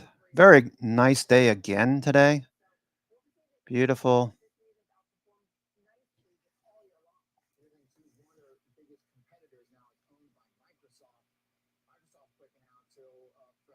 So it seems like there are some indications that even if the growth of advertising is slow, there's still enough there to impress the market. Kind of a case in point of the broad tech sector here, Kevin. Strong year, but off the highs. Yeah, definitely. Actually, if you look at this chart on a one-year basis, it kind of looks exactly like the S&P 500 or even the NASDAQ 100. So we're going to hear a lot of the same type of technical setup that we are seeing in the broader market at this point in time. The key area that I'm looking at is point A. We've been in this descending channel ever since this double top formation. So right now, this is actually bearish because we're making higher lows or making lower lows and lower highs at this point in time. And seeing some areas. All right. Has been a key area of support for the stock that's been highlighted, sitting at around $70.46 right now. The 20-day did actually cross below the 50-day moving average. That is a bearish setup. But from a technical standpoint, if they are able to beat the street's expectations, a lot of these indicators can actually flip around pretty quickly here. We have point B, which is an RSI. The RSI is in a bearish trend. This setup has actually occurred 2 weeks before that. Just noticed something, Frano, on SMCI. You probably already noticed this as well. It was like a little triple bottom on the recent base. This looks very strong.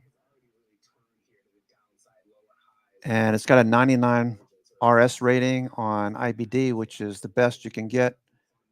Look at those earnings. Earnings are just, oh my gosh, look at the earnings.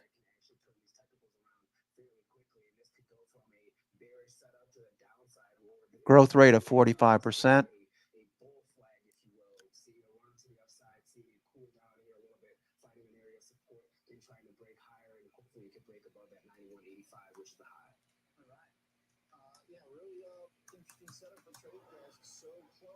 Mm-hmm. Put the pressure on for them to do more than just meet expectations and show growth that the market knows is going to be there. And it needs a real surprise to get a second wave higher, a launch.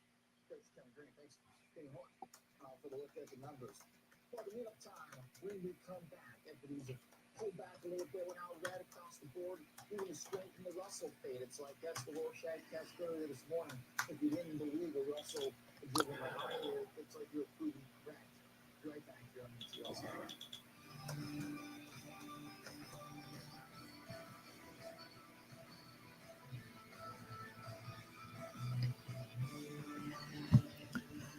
Schwab Bank Investor Checking, the checking account built for investors.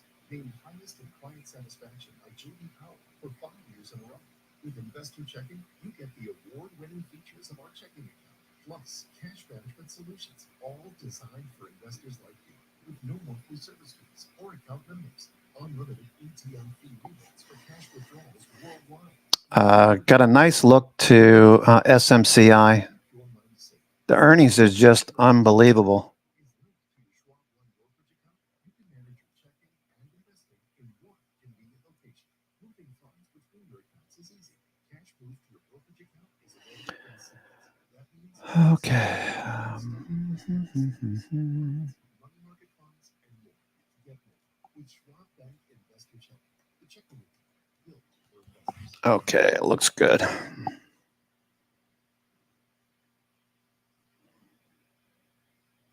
Nicole Catalidi, live from the New York Stock Exchange. Catch me on Schwab Network anytime, anywhere, on any device, for free. Schwab Network.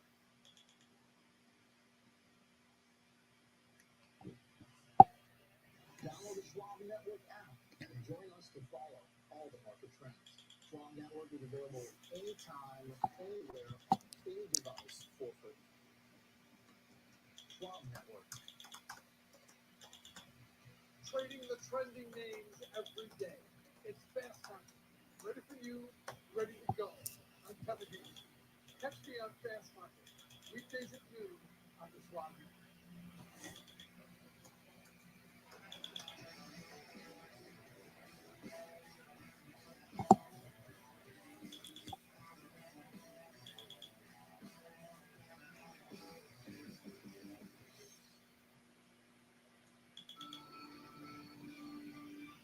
Don't miss a great interview coming up next on Trading 360. The CFO for AstraZeneca will be joining our Nicole Petalese right here after NTL is done. We've got a few more moments for our market leader.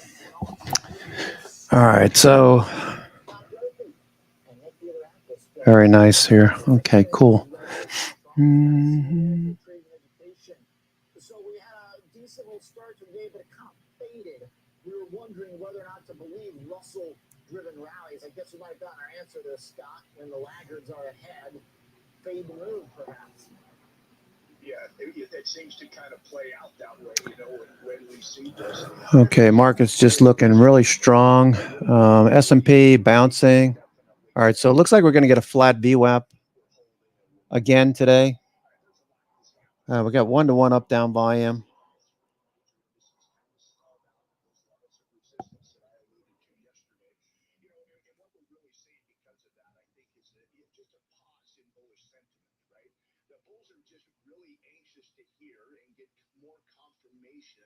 From the Fed and from what's happening at IMF this week in terms of what Powell and Gang have to say about what we should expect from further.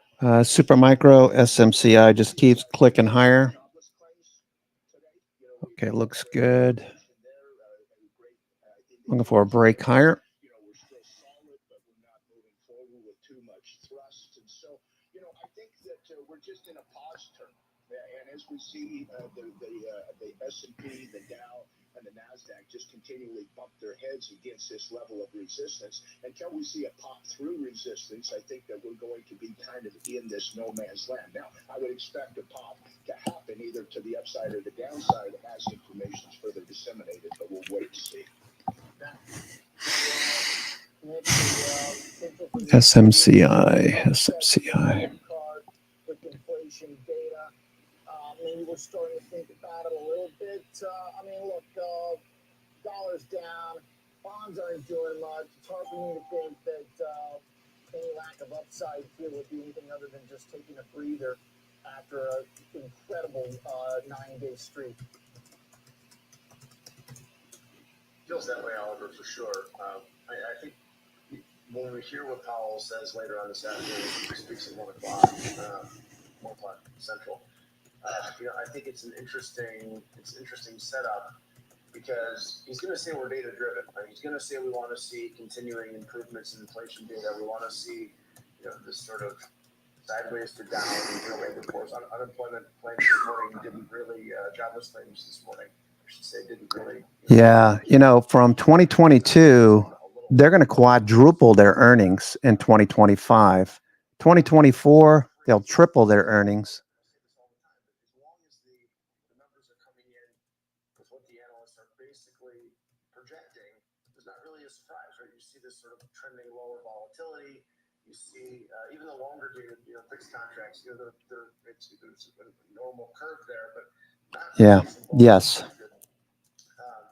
That said, if we get a really hot inflation read next week, and they're data driven, and all the Fed speak is this week, I think there is a chance for that to inject some volatility, because then we're not going to hear from Powell immediately following this. So it's kind of a gap. Yeah, I wait until after earnings on SMCI. I know you held shares into it, but you're fine now, right? You should be fine. Moving back. RSI is rising. Volume starting to pick up again. MACD and stochastics are still set up for a follow through. I would say with the next few days, we should see things pick up. We've got an ATR of 16. We're currently up $10, $11.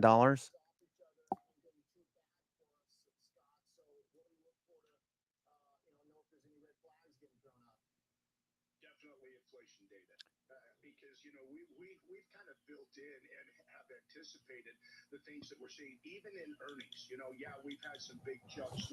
Disney did great, for example. But SoftBank's ARM didn't do so great, and so we believe we're just kind of all over the board with our earnings. A lot of that's been anticipated, etc. It really does boil down to those indicators, the inflation indicators that we'll be looking at next week. And Nick's right. The fact. Okay, Merck is off quite a bit today. All right, let's see what Merck is doing. Merck. Potential movement that those indicators could potentially cause. Now, I wouldn't anticipate any. Okay, stuck at the 50-day. Say that doesn't mean they won't happen. That's why we call them surprises. But I don't anticipate those surprises coming. So as long as, and I'm going right back to this, as long as we can maintain our current posture and we have information come out next week that's not negative. Coin is up 11. Coinbase is still going. Coin's still going. Opportunity for the bulls to push through that level of resistance. Okay. Yeah, good stuff. Like the technical perspective there. Nice combo. Big chat, guys. Thank you very much. Into Direct. Scott Durfee with some thoughts for us ahead of Open Leads up next. The graph for Trading 360 and I'll present it to CFO. I'll see you this afternoon for market on close.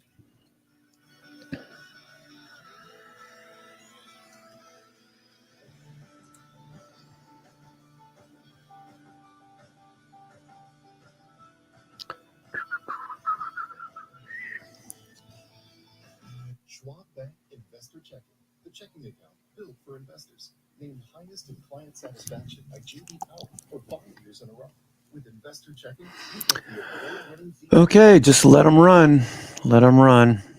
All designed for investors like you, with no monthly service fees or account minimums, unlimited ATM fee rebates for cash withdrawals. Chewy. No overdraft fees. What are you doing, Chewy? Security features to keep your money safe. Also, because your investor checking account is linked to your Schwab One brokerage account, you can manage your checking and Chewy off 37 cents. PayPal. Looking for a push towards the earlier highs right around 857.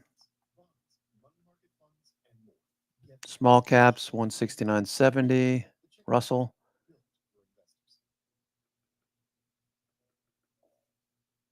Okay. Trading the trending names every day.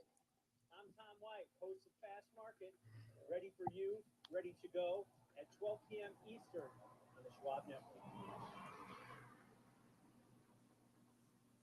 each and every angle, the whole picture. Everything comes full circle on Trading 360. Catch us right here at the New York Stock Exchange on Trading 360. SMCI still going. Welcome to Schwab Network, Daily live exclusive content tailored to today's investors. broadcasting 24/7 from our studios in Chicago, And from the heart of Wall Street at the New York Stock Exchange. up-to-the-minute market insights, Example trades and stock. All right, NIMO has faded since it hit 98 last week. no politics, No noise. analysis ahead of the biggest events for the economy. From bell to bell and beyond. Watch live And on demand. 24/7, 7 days a week on schwabnetwork.com. And on all your favorite streaming services. Available anytime, anywhere. On any device or print. All right, so S&P's turning the corner. So if you're thinking about S&P options, we got to get back to VWAP, but it was a nice buy here. Right at support resistance, 43.70. All right, so we're starting to push a bit higher. Okay, looking at the S&P, we shouldn't be surprised that we're consolidating. I thought we were going to consolidate more where we started the week. Here we are on Thursday. We've had two dojis. Today looks like a spinning top. Maybe it turns out to be a spinning top. I'd love to see a close above 43, 43.80, 43.82. 43.90 would be great. 4,400, if we can test 4,400, that should be good for the markets.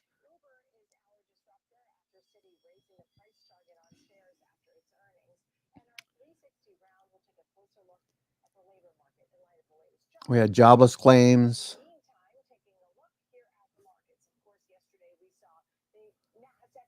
What were the numbers? I didn't catch jobless claims this morning. Okay, let me just check real quick. Jobless claims.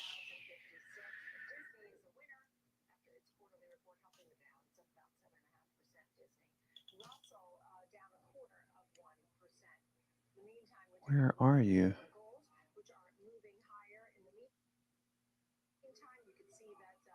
Okay. Jobless claims came in at 1.83 million. Forecast was for 1.82, so it's slightly higher. And the previous was 1.81 million. So up 200,000, I guess. 217,000. All right. Pretty much in line, though. Initial jobless claims, I'm looking at continued jobless claims as well. That came in a little higher than previous continued jobless claims versus initial, which is flat and in line with the previous and just below forecast by 1,000. 217 versus 218. So what does that mean? Just means that, the markets don't have any catalysts at this moment to like send us spiraling lower or zipping higher at this point. We've got a 30-year bill auction, 30-year treasury bond, 30-year treasury bond auction today at 1 p.m. on the East Coast, and you got Jay Powell speaking at 2. So both of those could be market moving, most likely will be. Okay.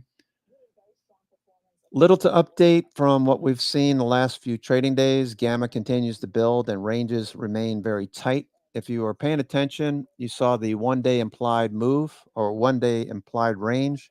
It went from start of the week was like 0.8%. It's at 0.67%. What does that mean? It means that price action should be contained in a narrower range, a more narrow range. So what would that range look like? That range would look like what we're seeing. All right. So if we let's go to the daily. Actually, let's go to the 60 minute. 60 minute would be good. All right. So you can see that narrow range is pretty clear on a 60-minute chart, very narrow range, not going anywhere, grinding upward because we're at positive gamma.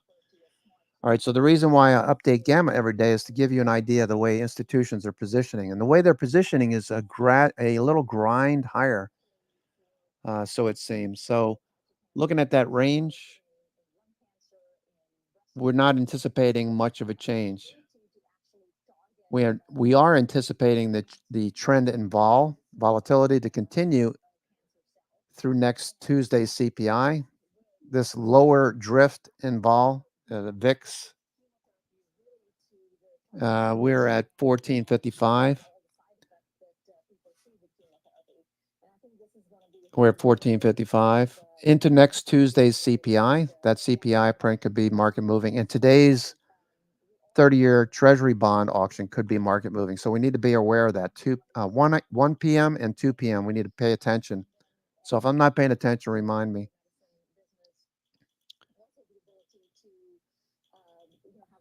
All right. Also, the lack of demand for downside hedging. We notice a lack of hedging on the downside, puts being added, lack of puts being added.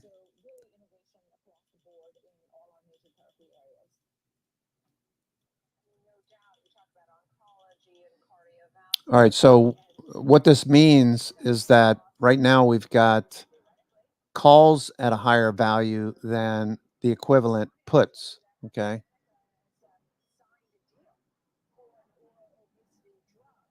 The major equity risk has been and still is interest rates, okay? So the 10-year Treasury bond is down again today. Okay, let me go to the 10-year. So US 10-year. All right, so this is good for your longs, okay? If the 10-year continues to drop off here, that would be bullish. Okay, here's the 1 hour. Okay, so you can see the drift lower on the 1 hour. We just continue to drift lower, lower, lower. Yeah, we're pushing a little bit higher right now. Looking for that to turn over. What's the 20-year look like? US 20-year. Okay, so lower highs, lower lows. We're looking for this to turn over. So if we can get the 10-year and the 20-year to roll over and stay below the 50-day, that'd be awesome. Okay.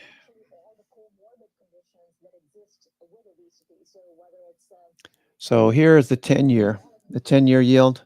We're below the 50-day. We're at an inside day. All right, so here's that rule again. Okay, so we have an inside day. The direction you would take over the next 2 to 3 trading days would be, which direction do we move out of this doji inside day? Do we move lower? I'm thinking lower. Or do we move higher? If we move higher, that would mean maybe day 10, we finally see a little bit of profit taking. But for now, tomorrow would be day 10. After a big move in the markets, let's go take a look at the New York FANG index again. Price actions dictating what we're doing. And price action is clearly bullish. This is day 10. Okay, you can see in the far right, 10 days up. Well, it doesn't look like we're going to stop anytime soon. Look at RSI. RSI is telling you anticipate this could continue. Okay, so RSI is very strong, telling you the strength of this trend is improving, not diverging or deteriorating. Okay, so we're currently less than 5% off of the July peak. We've broken out. MACD and stochastics are bullish, and RSI is telling you strength of trend. So the benefit of the doubt goes to the bulls, and we're looking for a rally into the end of November, into December OPEX. Okay, so this looks pretty good. Let's go look at advanced decline percent. Now, this workflow is something that you should practice over time. Okay, so we have a little bit of a divergence in the number of stocks advancing versus declining. You can see small caps are drifting down to minus 10%. That's actually setting up the next leg higher if we get a bounce soon. NASDAQ drifting a bit lower, so those top 10. S&P is starting to turn, so we look for that to help prices move higher on the S&P 500. This could look better. This could look a little better. NIMO, NAMO, let's see what they look like. NIMO with NICE, the summation index. Summation index crossed over, bullish. This is the first time it's done it since June. Last time we did it in June, last time the NICE crossed over in June, what happened to the S&P? Here's June over here. NICE crossed over, and we had a nice trend higher. Okay? So for what I'm seeing for investors time frame, we should see higher highs and higher lows. For day traders, we get these little dips like we're seeing right now, and we find buyers coming in. So that's good. That'll probably continue, I would think. Okay, go to the 2-minute. All right. All right, so that dip got bought right at support resistance. 4400's major. 4400's a major level. Overhead resistance. Okay, let's go take a look at that real quick. Let's look at gamma real quick. Okay, so you can see how formidable 4400 is. It's also a magnet in some respects. Many will look at this as a magnet. The next level below, major level, is 4375. So we want to stay above 4375, 4376. Okay, so currently we're trading north of that at 4386. And the highs of the morning right there, looking for more. Okay, so it looks pretty good on the bullish side for now.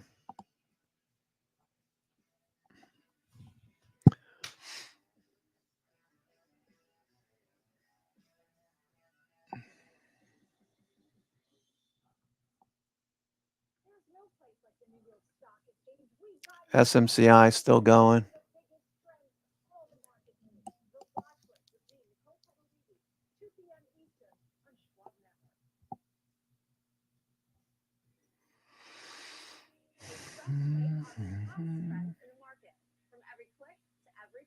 There's no fear of missing out on Next Gen Investment. 1 p.m. Eastern, only the Schwab Network.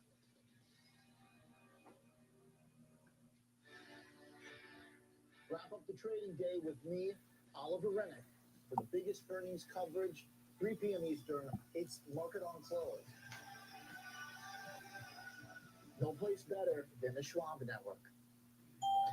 Accelerate your market knowledge. And shift your perspective into full view. Real-time example trades and full hours of trading. I'm Tom White. I'm Kevin Dingle.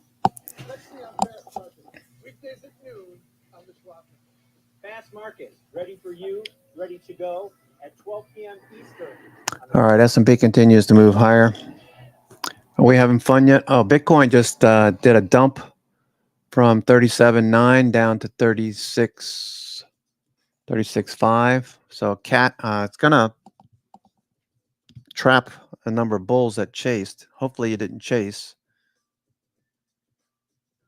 Chewy with a drop off here. Chewy is off 55 cents.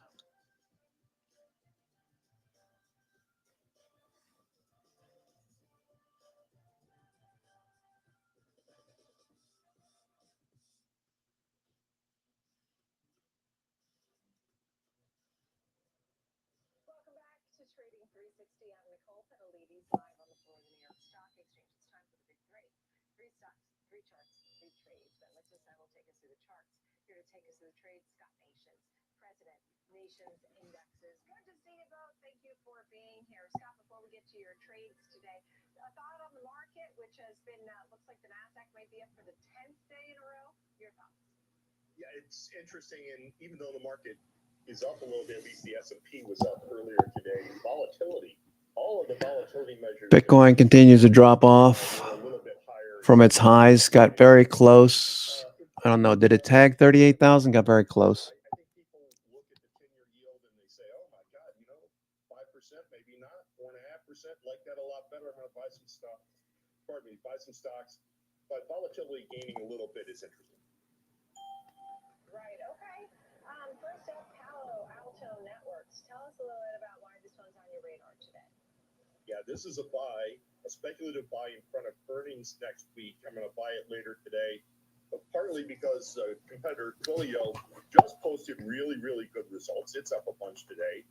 And Palo Alto has consolidated since summer. So it's a coiled spring ready to go. Company has very little debt, great earnings per share growth. And here's the interesting thing, Nicole. I love being in this cybersecurity space. If you're a chief technology officer or chief information officer. All right, SPY trying to get back up to the high. S&P trying to get back up to the highs. None of those people want to get a call at 3 o'clock in the morning telling them that they've had a breach. And so the CEO. Snowflake. The FANG stocks still look pretty good. FANG stocks look good. It's a great space to be in a really good company. S&P near the highs. As well, not just the only thing on the company. Ben, what are your thoughts when you take a look at this Palo Alto Networks chart? Well, there's a few things going on here. Let's begin first and foremost, Nicole, with the short-term time frame because it's in a very well-defined trend to the upside. Scott's talking about buying this one, and we're seeing that. Well, it seems like many people are sharing that same sentiment. I don't know. I just get the impression that institutions are buying into year end. Futures are back above the 105. 105 needs to turn now. I'm referring to Grover's chart version of the futures using 105.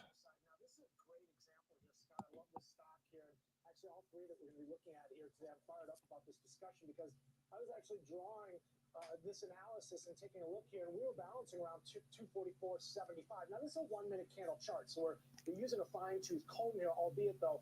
But since then, and again, this is just over the last 20, 30 minutes, you can see that we started to establish areas of value at higher and higher levels, along with the pattern that we have been seeing. So just kind of continuation, more likely than change. A trend is your friend, depending on how you want to look at it. But currently, in a vertical phase, as you can see, we just broke out a new high for the day up above 246 to 246.60, and we'll see if we start to establish a little bit of horizontal sideways consolidation. That's the form of acceptance at the new upper level. Let's take a look because the bull pattern playing out here as we broaden our time frame a bit. We got 4-hour candles going all the way back to earnings from August. If you remember, high conviction to the upside, sideways consolidation. So this is kind of a longer term time frame, but a very similar pattern in terms of what we looked at playing out on that 1 minute candle chart. What was it, 5, 6, maybe 7, 8 times along the way? Here it is again. Big move up. That's where the conviction occurs.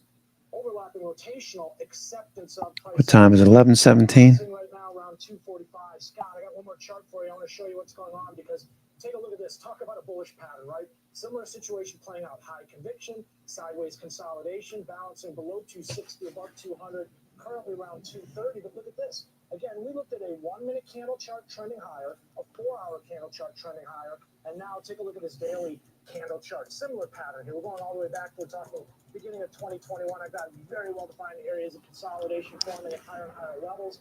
We are balancing around 230 on this daily candle chart. Don't want to see it below 175.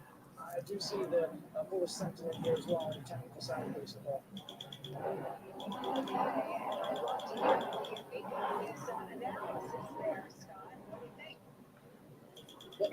All of these names have done really well. That is, technology in general has done pretty well.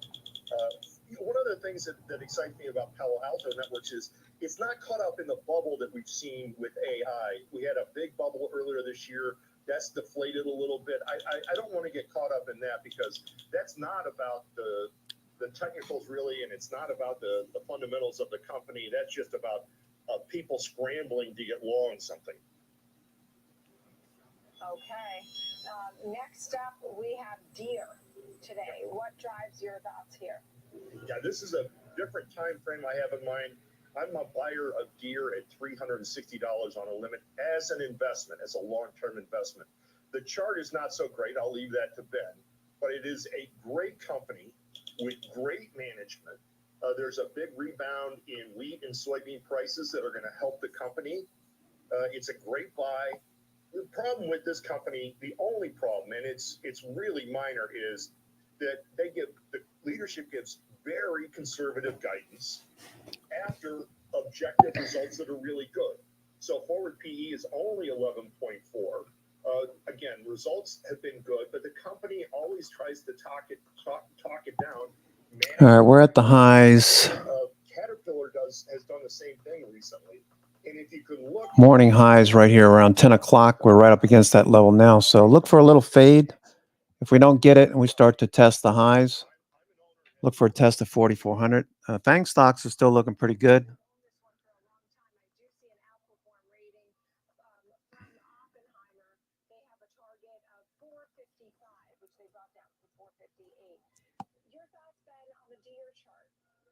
Yeah, Nicole, Scott's right. It's not a great chart.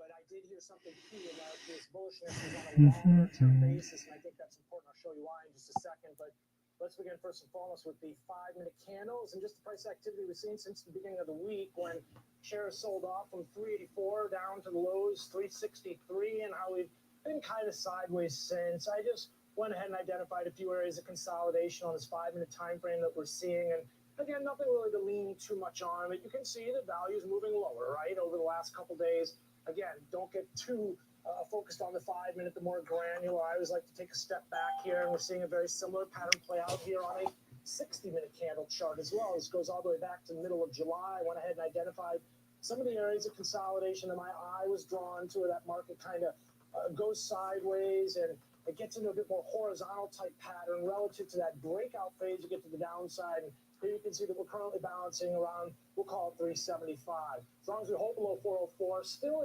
under pressure of it, right, over the last couple months here, you can see, again, not what the bulls want to see necessarily, but let's take one more step back here because I want to show you why I think that longer term sort of approach to this is very key, because Deere is not unfamiliar with these wide range, kind of sweeping, elongated, extremely mature balance areas. As I take a look here, we've got one around 140 that formed.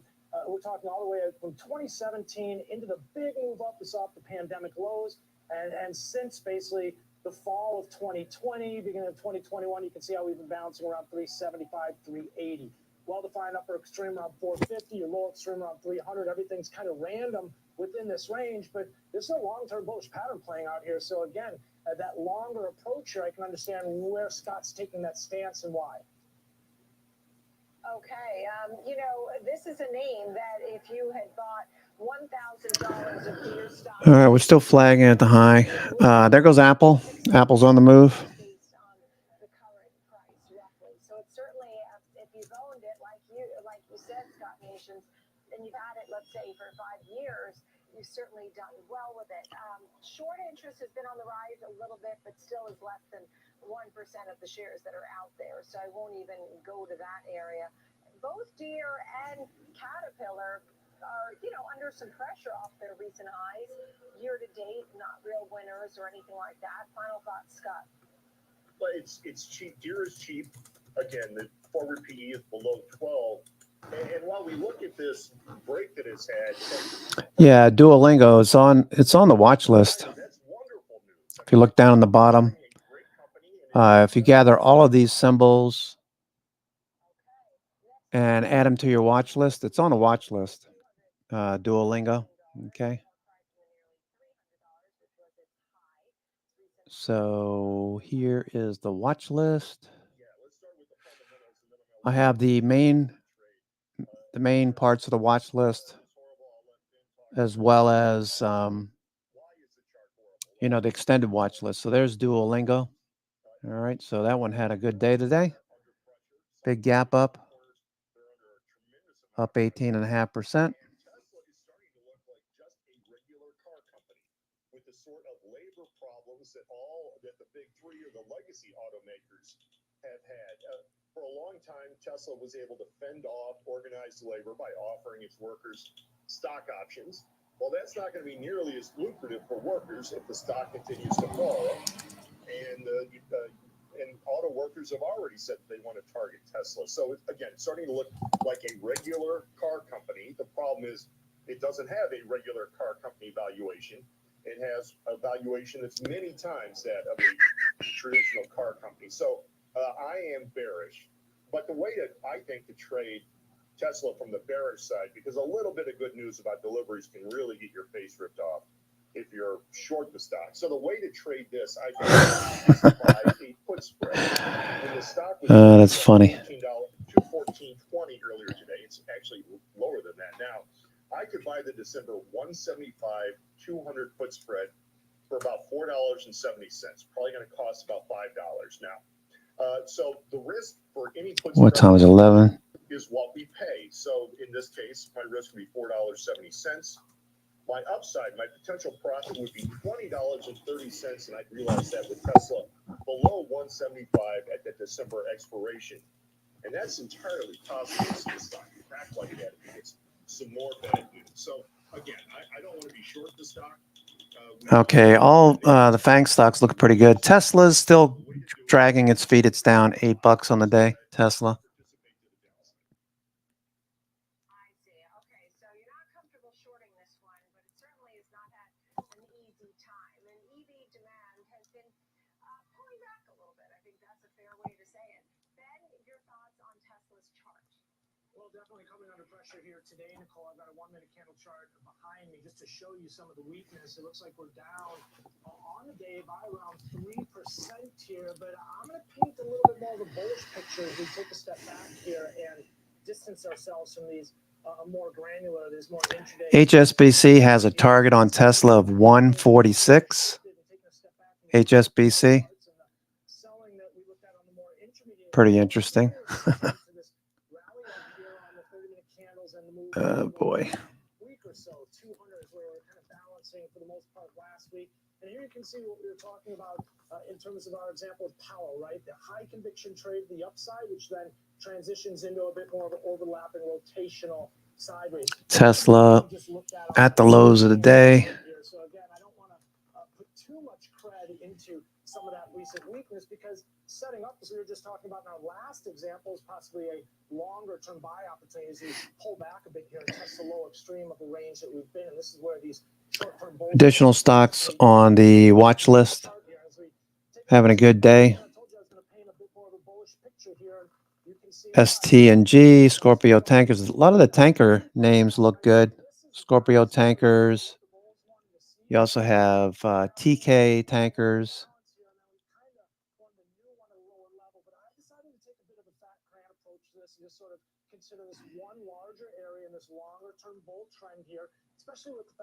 NVIDIA, of course. Tidewater. A big gap down, Tidewater. TransDigm, Aerospace. Big move on TransDigm, Aerospace Defense. Sideways consolidation off the highs that we saw in 2021, fall of around 415, and then you can see that we've been balancing here around 270. So again, below the pivots right now, yeah, I think that sort of speaks to some of that shorter term movement, but longer term, I mean, this one's still in a bull trend from what I'm seeing. All right, and I'll tell you, most of the guests we have on like Tesla. They like it for the long term. They still think it has the best footprint. It's still the leader. The productivity of the output versus newcomers like Rivian. You can't compare one to the other. They can't say enough about it, Scott. But I will say, right now, I'm reading about HSBC, and the call today, HSBC puts a sell rating on Tesla and a 146 target. I sort of have to almost rub my eyes on this one. That's down over 30% from today's action. At the same time, President Biden today coming out and saying he supports the UAW to try to unionize in their efforts for unionizing the likes of Tesla and Toyota. Scott, final thoughts. I think it's interesting that somebody actually came out with a sell rating. I mean, that is so rare. Usually a hold rating is kind of a gentleman's sell. Actually putting a sell rating on a stock is like telling a new mother that their baby is ugly. You just don't do it. And so that's horrible news for the company. And the fact that the PE, the valuation, is just so out of line with other automakers makes it really tough to think that there's going to be very much upside. All right, we're seeing a little bit more fade at the moment. A phenomenon that we really saw in the Okay, we got a flat VWAP, so I'm just anticipating prices going to chop around. Broadcom continues to rally. It's up $16. Let's take a look at Broadcom, AVGO. Broadcom pulling away from VWAP on volume. people just they have this love of Elon Musk as an iconoclast, and that's not a really good investment theme. Semiconductors outperforming.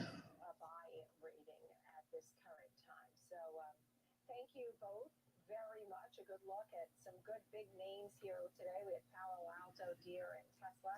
Scott Nations, always great to see you. Ben Lichtenstein on the charts for the big three. Thank you. Coming up, the spotlight is media. Okay, let's see. NVIDIA. To an end, you can breathe a sigh of relief. So let's look at these names: Disney, Netflix, Warner Brothers. More right after this. Okay, we're continuing this fade from the high of the day. We're just range-bound action, not expecting big moves. We're trading 1-to-1 up-down volume, 1-to-1. That's a doji day at best, 1-to-1. Blocks, we have very few blocks today. I've got a whole bunch of blocks on Uber, though, I'm seeing here all of a sudden at the ask. So let's see what's going on with Uber. I see a bunch of blocks here. Okay, it looks like Uber is going to keep going.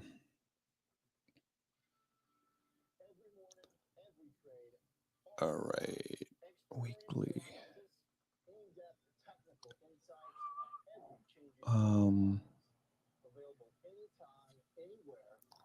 I didn't catch Lyft's earnings. I assume because it was lower when I looked at it that it's losing more market share to Uber.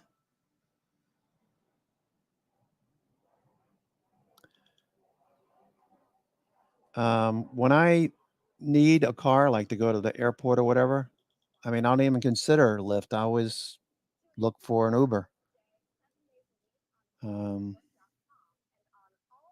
Just an observation.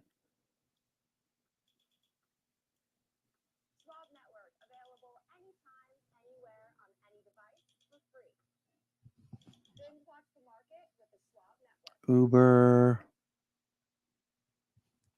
Each and every angle, the whole picture, everything comes full circle on Trading 360. Catch us right here at the New York Stock Exchange on Trading 360, only on Schwab Network. Download the Schwab Network app to join in on the latest market trends. Available anytime, anywhere, on any device for free. Schwab Network.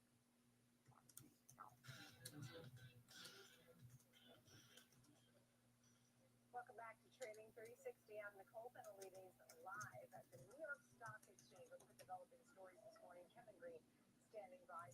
All right, so there's Uber looking pretty good. Yeah, I agree, Frano. The XLK Spider ETF has been doing the best.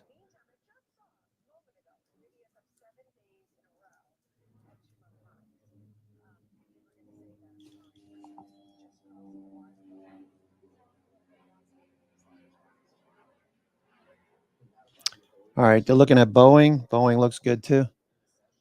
Boeing, yeah. I would imagine Boeing's going to be back in the lower 200s pretty soon.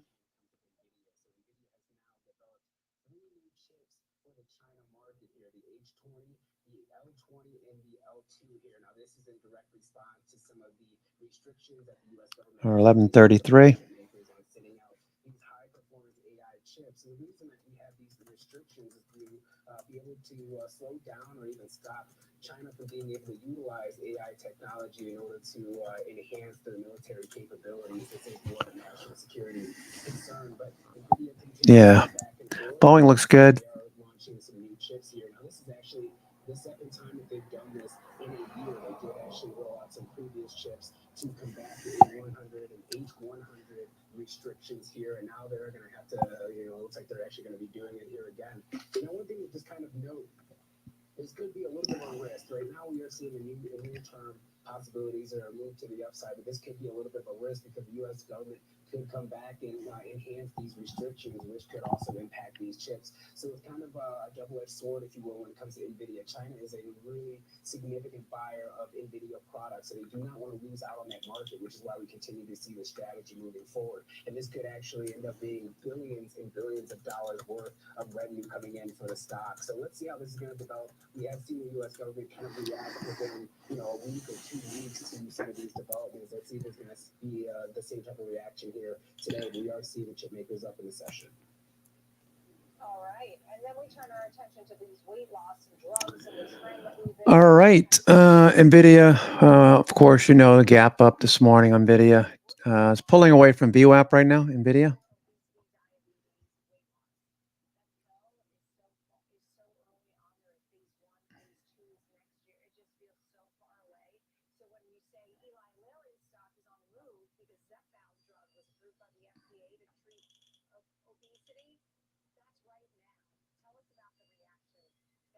SMCI still going.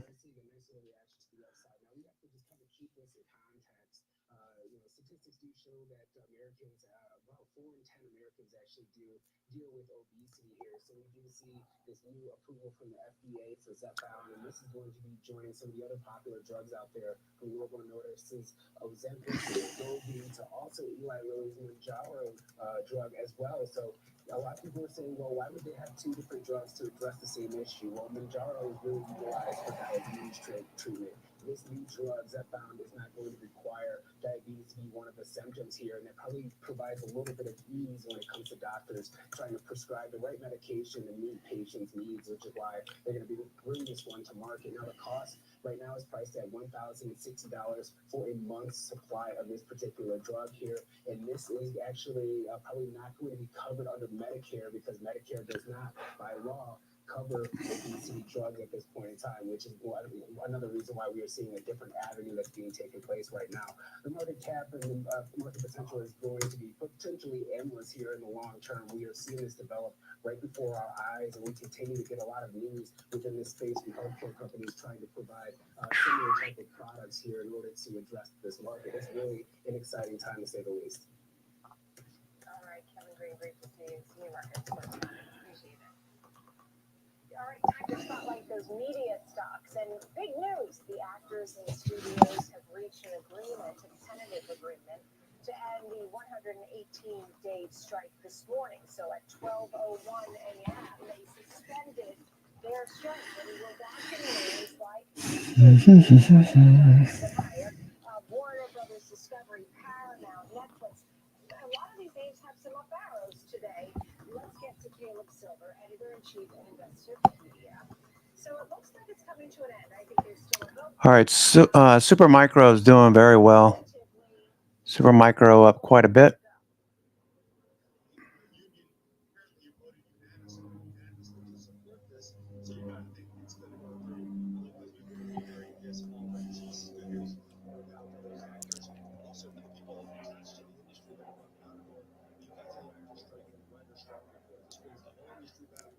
There's over 1 million workers connected to the motion picture and TV industry across the country. Not all of them in these unions, so everybody gets to get back to work eventually here. That's good news. I thought it was interesting how Warner Brothers Discovery came out with its quarter, right? It reported a wider loss than expected in the third quarter. And they said the strike, at least in part, was to blame. They had declining television revenue, subscribers were down, ad revenue was down, and had its worst trading day in some time.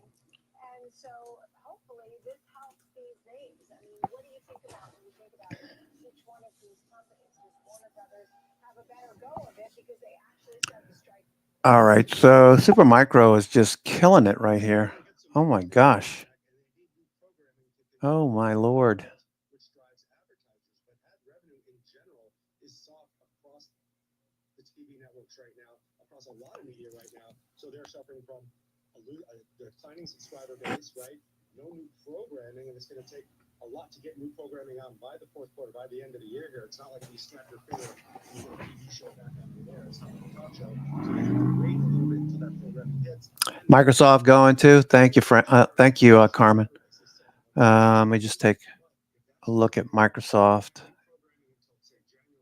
Microsoft. Yeah, that looks really good.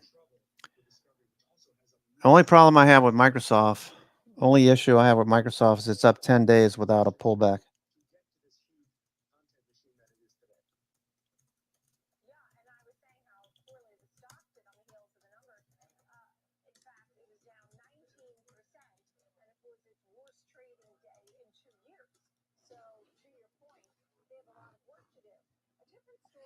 Yeah, Microsoft haven't quite haven't quite it today, right? Microsoft doing good. Yeah, looks good. Microsoft looks really good. Day 10, 366, 366.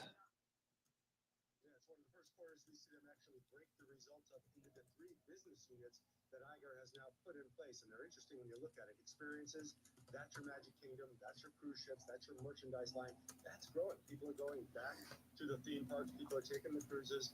Merchandising revenue is good. And guess what? They're doubling down on investment. Not doubling, but they're going to add to their investment over that over the next several years. All right, I'd expect a consolidation there. At 366, we're getting close. We're a couple of bucks off of that level. So look for some profit taking up near 366.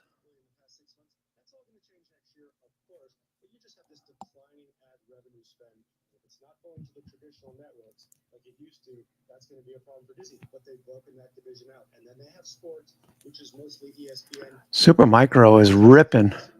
Deals with some of the professional sports networks that are going to cost a lot of money. So they broke these up, and you might actually see a spin-off at some point. Wow. Wow. Wow. Wow. Good.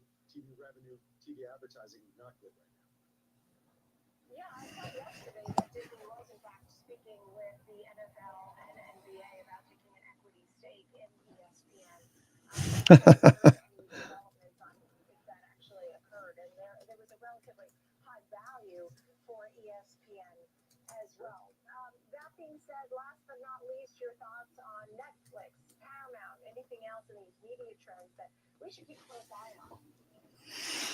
Netflix actually was able to hold out the longest on the writers and actors strike. It has a lot of programming. It has a huge content. SMCI.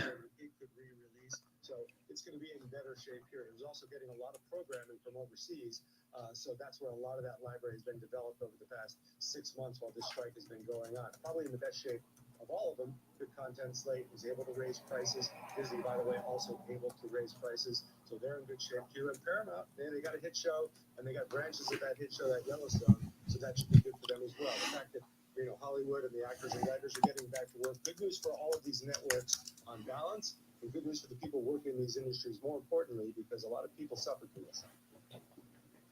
All right, well, we're going to leave it there. Caleb Silver, it's great to see you always. Big news today. Okay, so yeah, Microsoft is good. Just be aware that once we get up to 52-week highs, you're probably going to run into some resistance. Wow. I got to tell you, SMCI, I wish we had chatted it up a little bit earlier, but this went from, the puts were $15, they're now $9.70. Wow.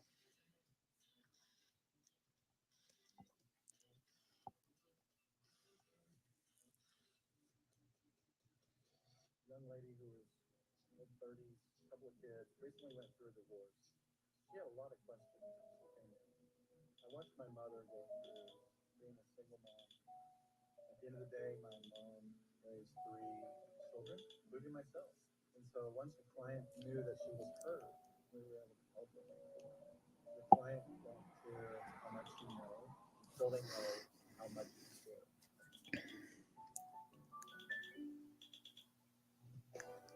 Kickstart your morning with a full dose of commodities, technical analysis, economic data, and live reaction. Super Micro. Available anytime, It's quite a move on Super Micro. and available on all your favorite streaming services. All right, let's look at the daily SMCI.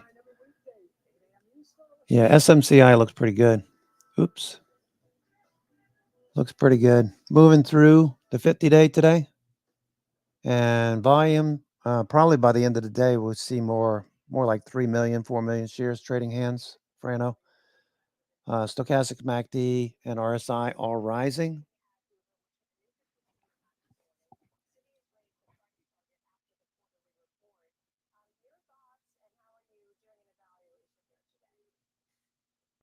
Yeah, Nicole, I mean, if you look at Uber, it's performing quite well today, considering the tape was rather mixed, but it is hitting new 52-week highs. It's up about 88 or so % this year, and it's been a phenomenal performer. And if you look at the report for Uber, it was actually pretty good, despite the fact that they came in just shy of estimates from a revenue standpoint. But they did post a beat on EPS at 34 cents versus a 32 estimate. That's considerably higher by about 150% of a loss of 61 cents for the same quarter last year. But sales came in just shy of estimates, but it was still higher by 11%. And one of the reasons the company noted was a reclassification of revenue from essentially incentive spending to marketing spending. So that reclassification caused an adjustment in their sales numbers. But Nice job there.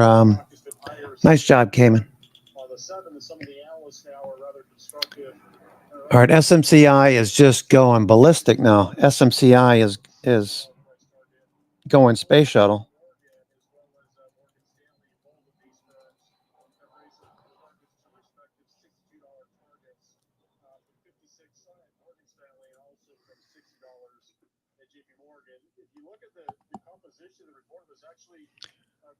All right, so I should have gone with my initial.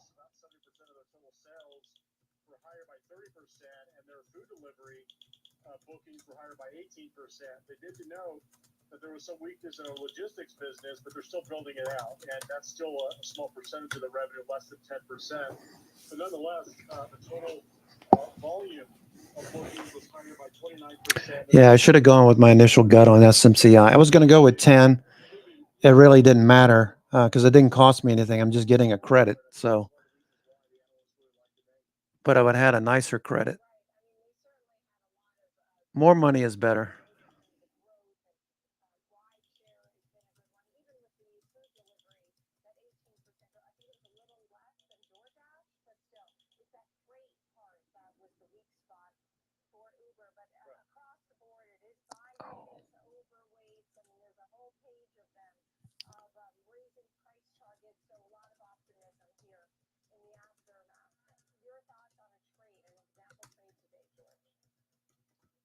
So, I know it's hitting new 52-week highs, and a lot of people may be apprehensive, but this is a situation where the stock could just continue from here.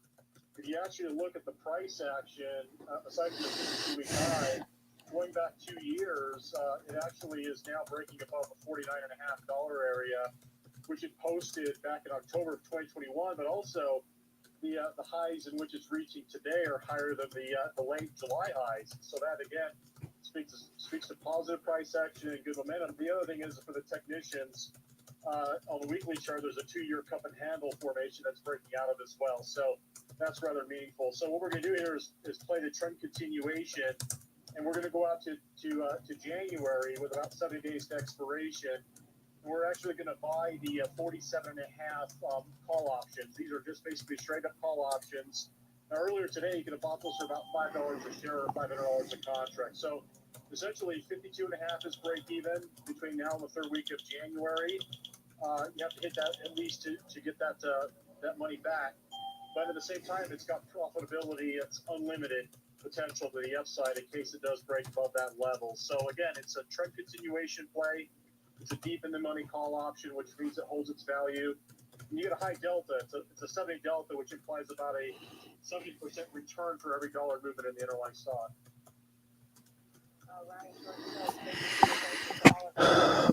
No, that was a nice little move on SMCI. Okay, cool. Little crescendo there.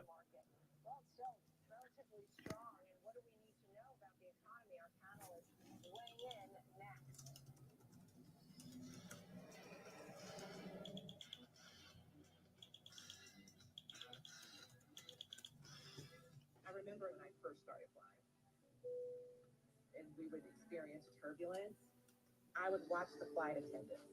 They're not nervous, but I'm not going to be nervous. Financially, I'm the flight attendant in that situation. The relief that comes over people once they know they've got a guide to help them through. I definitely feel privileged. All right, so watching Uber with lots of blocks. Now we got blocks coming in at the bid on Uber. Let me take a look at Uber. Uber. I have a chart, I'm sure. Uber.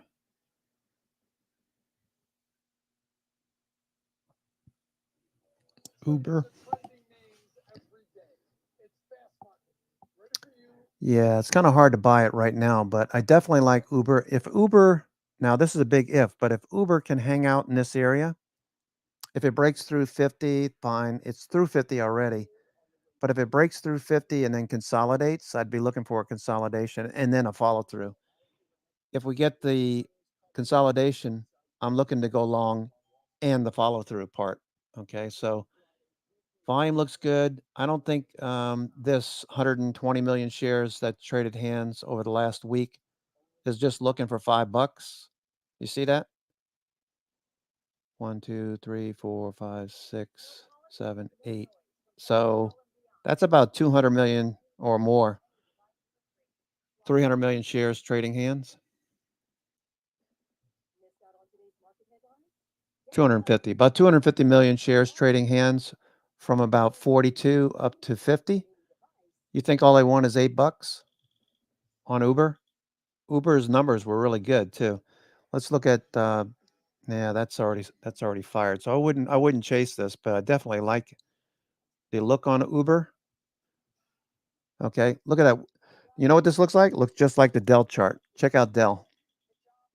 See that flag and the push volume coming in? That's institutions. Look at all that volume institutions have been buying on Dell. Nice.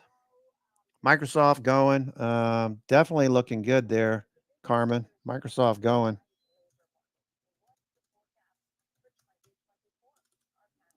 Microsoft is going. Okay, looking good for Carmen. Carmen.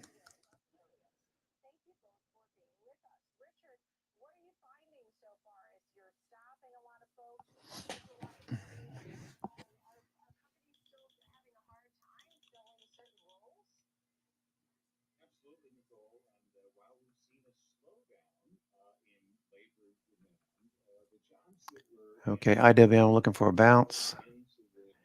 Intel bounce. Intel, nice bounce.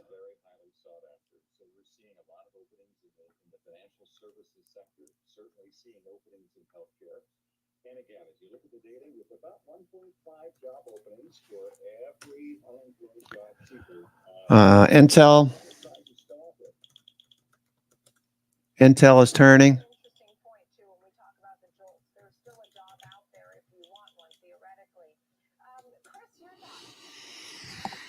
Okay.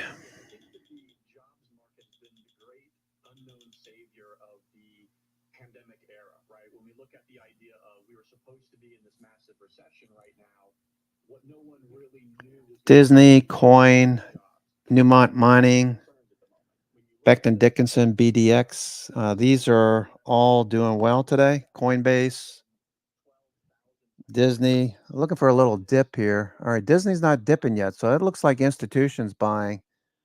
Disney.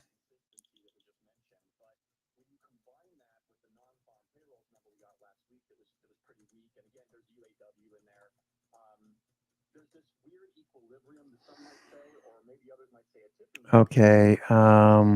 Yeah, Disney looks really good. And either that's, again, a nice equilibrium if you're an optimist, or a tipping point if you're someone that's a little bit more pessimistic, if you would. So at this point now, since this has been the savior, and we talked about All right, so that's doing well. Coinbase, a little fade. Newmont Mining, Newmont, big move lower. Not interested. BDX, big gap down on BDX. ARM Holdings, gap down. Are they buying? Not yet. Not yet. Yet. Twilio with selling at the high. Twilio. AbbVie. All right, gap down on AbbVie. HubSpot. HUBS. HubSpot.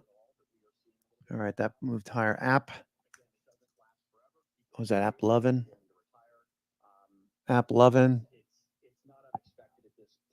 And VEEV. All of these looking good. Hammer on VEEV, Viva Systems. And Sony, which was hot earlier in the week and down today big time. Okay, let's see. MSTR, of course, that is MicroStrategy. Big move on Bitcoin. NVIDIA still going. NVIDIA still wants to go.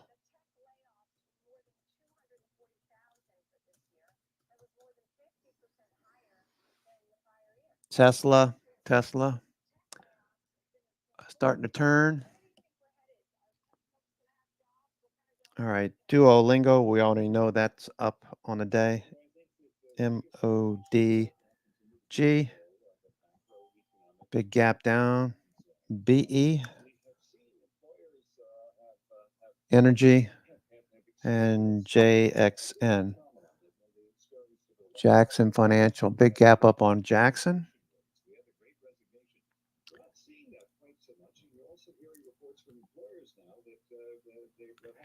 Four, FOUR, seeing some action on four.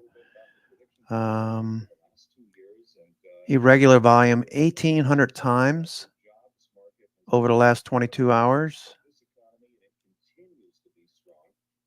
for GFS. That's dark pool.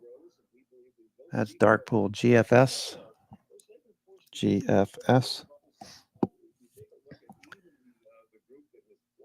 SAP, that one's been in the most actives lately. SAP continues gapping up. That one we talked about yesterday. KLAC, KLAC.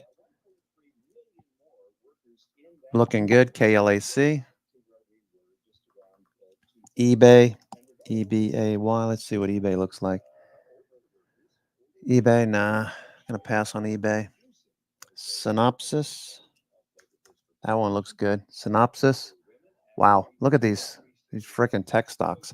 So, if you like what tech is doing, it's extended right now, but tech could very well continue. I'm not saying from here, but could continue into year end. Now, what I would anticipate is maybe we run into some resistance. We pull back for a couple of days. So tech, look at the volume on tech, XLK. Frano mentioned this earlier as well. Now, if this does pull back to the 90 MA, if it gives us an opportunity, I wouldn't chase it here. But if it gives you an opportunity, I would definitely be interested in maybe buying call spreads, maybe 10 for me, maybe 10 near the money and sell out of the money. But or I could take a bull put credit spread or something like that. Intel's going. Intel, nice little bounce. Intel. Okay. Flag. 1 day, 2 day flag. Looking for a break higher. I want to see you move above 440. Intel, I got the 40 call for January, so I have plenty of time. I'm basically flat on that position. Let's see. MITK. No, not interested. What does look good, though, is BIGC. What is that? BIGC. That's Bitcoin related, right? Big Commerce. That pulled back. Four has been on the IBD 50. That one getting lots of volume. 4. And from the heart of Wall Street, through your stock exchange. Up to the minute market insights. Example trades and stock-specific analysis featuring the smartest minds in the business. No politics, No noise. analysis ahead of the biggest events for the economy. From bell to bell and beyond. Watch live And on demand. 24/7, 7 days a week on SchwabNetwork.com. And on all your favorite streaming services. Available anytime, anywhere. On any device for free. Schwab Network, empowering every investor and trader. Every market day.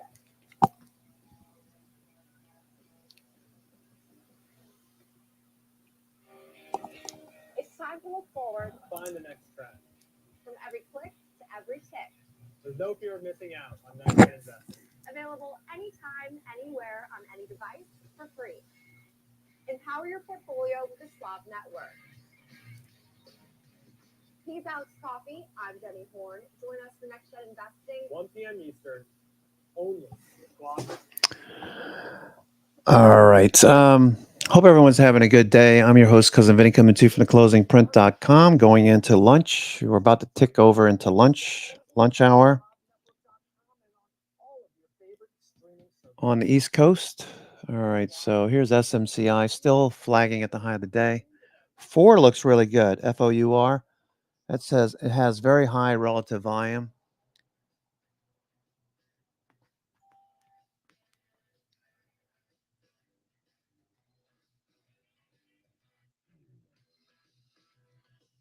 I just wouldn't buy at the high of the day.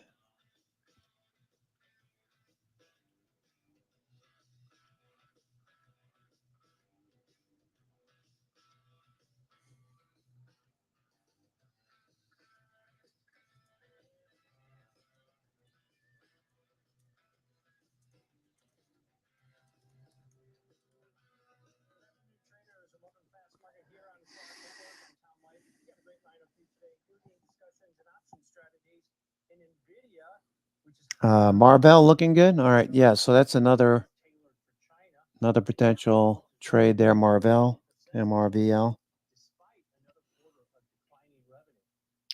All right. Higher highs and higher lows on Marvell. Thank you. Thank you, Easy. Marvell looks good. MRVL, Marvell. Yeah, that looks pretty good. Nice follow through on Marvell.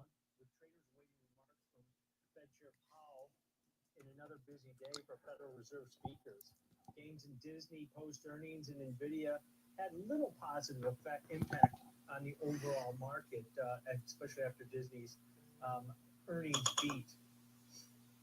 All right, now let's take a look at the 4 major indices today, which are off the session lows. We were all red about a half an hour ago. Now we've got the benchmark S&P 500 actually positive now by about, I don't know, call it 0.1%. The tech-heavy NASDAQ 100, that is actually a little bit higher, up 0.3%. Dow Jones Industrial barely in the red, even with Disney's gains. And the Russell 2000 small caps lagging once again after falling over 1% yesterday, down another 0.15%. To help me break down this market action, let's bring in my co-host, and that's Kevin. Hey, Kevin. Pretty muted session today after the November rally that we've seen so far. Not a lot of data. We had some jobless claims number that came in basically in line, we'll call it. You know, today's a day where don't overthink it. Yeah. Right? There's not a lot going on. I'm always overthinking the markets. Don't overthink it. There's not a lot going on here. You've got a couple individual news stories, but from a macro, this market's run quite a ways. It's not overbought yet, if you noticed. It's not there yet. You've got volatility, at 14.5. That's low. Historically now, that's even low. So, Disney had good news, but is it really good news? It's good news that they're cutting more costs and they're raising more free cash flow. Not overwhelmingly good news. Healthcare's a little heavy. Tesla's a little heavy. Nvidia's got some good news that we're going to talk about. Kind of a yawner. It is. It's one of those where you're sitting where I'm covered on that one. It's like they're buying every dip. Yeah, continues, but has this rally run, too far, too fast. 8 straight days of gains for the S&P 500. Something I talked about Alvaro Redick this morning, last Friday, when the jobs number came out. One of the comments we talked about was, look at the next week in terms of economic data. Not a lot to get this market's way.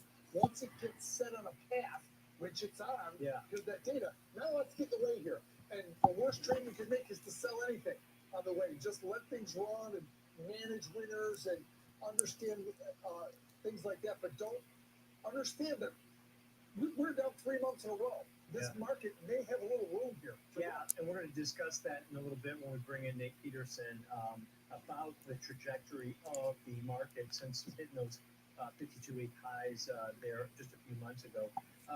But we want to discuss Disney post-earnings. Let's bring in Jenny Horn, market correspondent here on the network. Jenny, not a lot to get excited about, I think, with Disney cutting costs. I mean, that doesn't equate to growth, but, getting a little bit of a break and a really All right, so Marvell looks good. Marvell, let's see, 270. It's ATR is $1.75.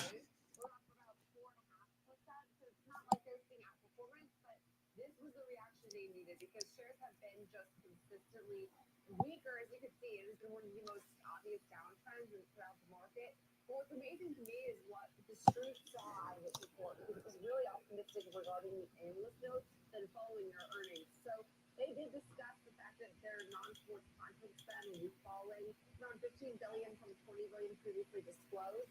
Also reporting an improvement in our non-parks business. Shares are down about 50% over the past few years, but I think this was read perhaps as signs of improvement because they're able to control their costs and re-own this narrative, and it seems like it's gotten away from them a little bit, frankly. But we have seen them, as a result, various analysts weighing in, Nathanson saying the things that Iger has brought on the now seem like they are take over at the helm of the company. And I like the analyst said that this company may be on the precipice of financial improvement. And he also did note that Disney has been really hit by some of these video pressures ranging from advertising to cord cutting, as well as the rising costs to own sports rights. And additionally, as a result, he's also seen movies underwhelm at the box office and the strike, which we did get news of that has finally come to an end today. But no doubt about it, they've been hit with several difficult headwinds they've dealt with quite well, according to the analysts. Now, one that was a little bit less cautious was Evercore ISI, and he did reiterate his bullish rating on the stock, but they continue to believe that Disney will have a hand in terms of streaming long term, but they're having difficulty and confidence in their pace of earnings growth, just given the wide range of outcomes and the company's growth sectors and legacy linear assets. So I think that All right, Marvell looks pretty good. Marvell looks good for a long. That's also a company that's been hit by the ad market. So Disney does have media exposure. They were like a pandemic darling. Written a playbook on how to model your business during a pandemic. It's a different year for them, frankly. So it's nice to see. Okay, you can wait for an ABCD pattern on Marvell for entry, but looks good. Marvell, higher highs, higher lows. Just got a little dip right there. Okay, and keep an eye on S&P. Making higher highs and higher lows, trying to pull away from VWAP. If we do get above the highs of the day, look for 4,400. Let's see what Wapner has to say for himself. Oh, it's Leisman's on.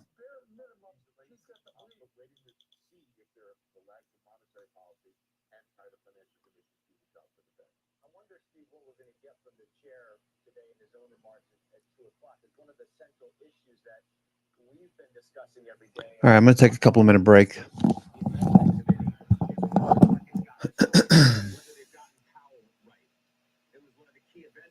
That spurred the rally in stocks. Once again, this view that he was more dovish than expected. Does he need today to push back on any sort of perceived dovish commentary that the market took it for? Well, I think you're asking the right question, Scott, and I would add another question to that. Does Powell perceive that the market has it right? Does he feel a need to tweak the market expectations? If you look at the probabilities for the next meeting, they're down in single digits, high single digits, for just 9%. I'm looking at them as we're talking here. For January, just 17% for a rate hike. So the market has taken that rate hike off the table. So Powell has two choices here. The first is to actually jawbone that probability higher if he feels a need to, or you can let the data do the talking. It's just next week, Scott, that we're going to start getting CPI data. We'll get some retail sales data as well.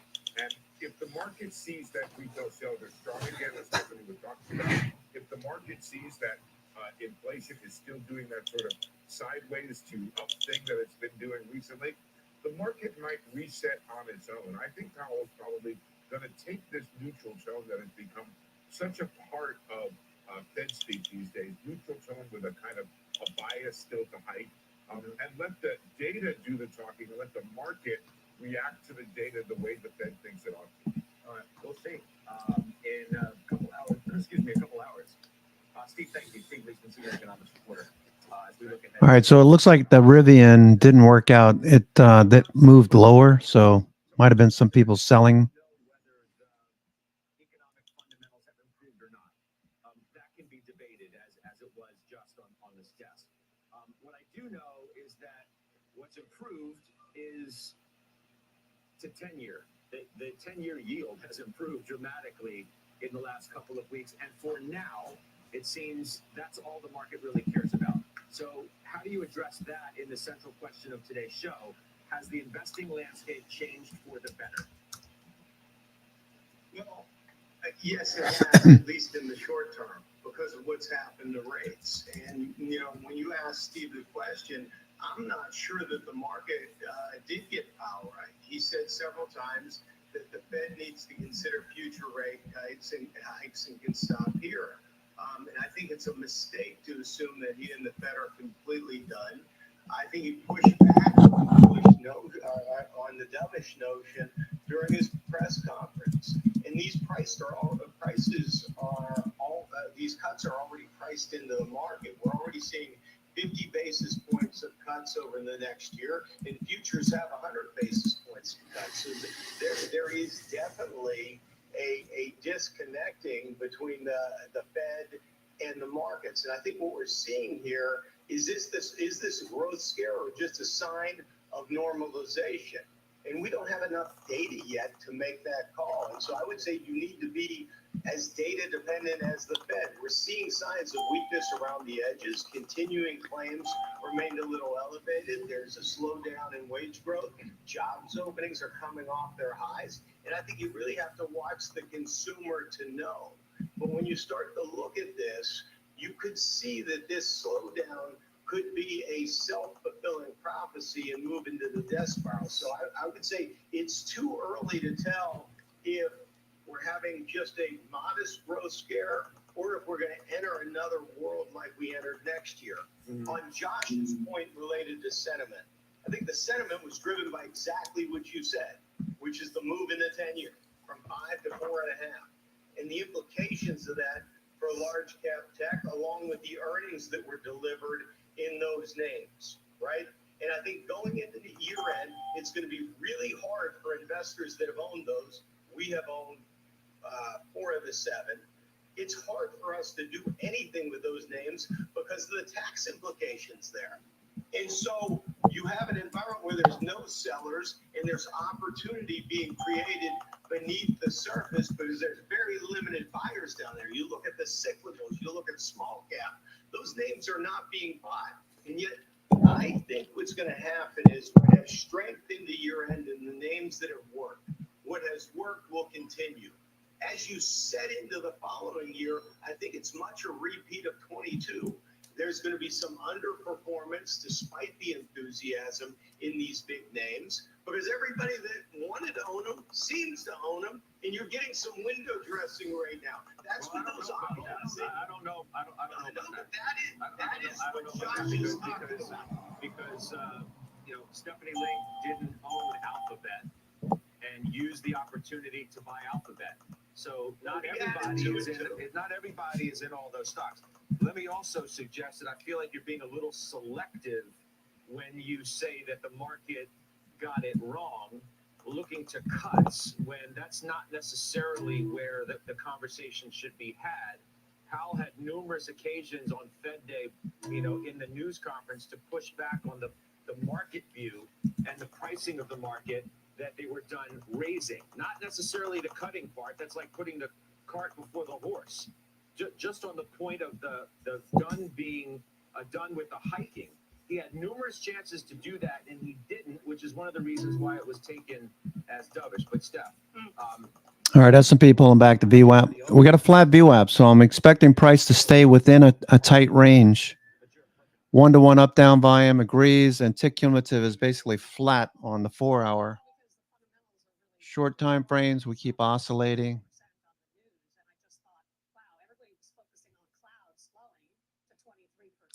60 minutes still bullish.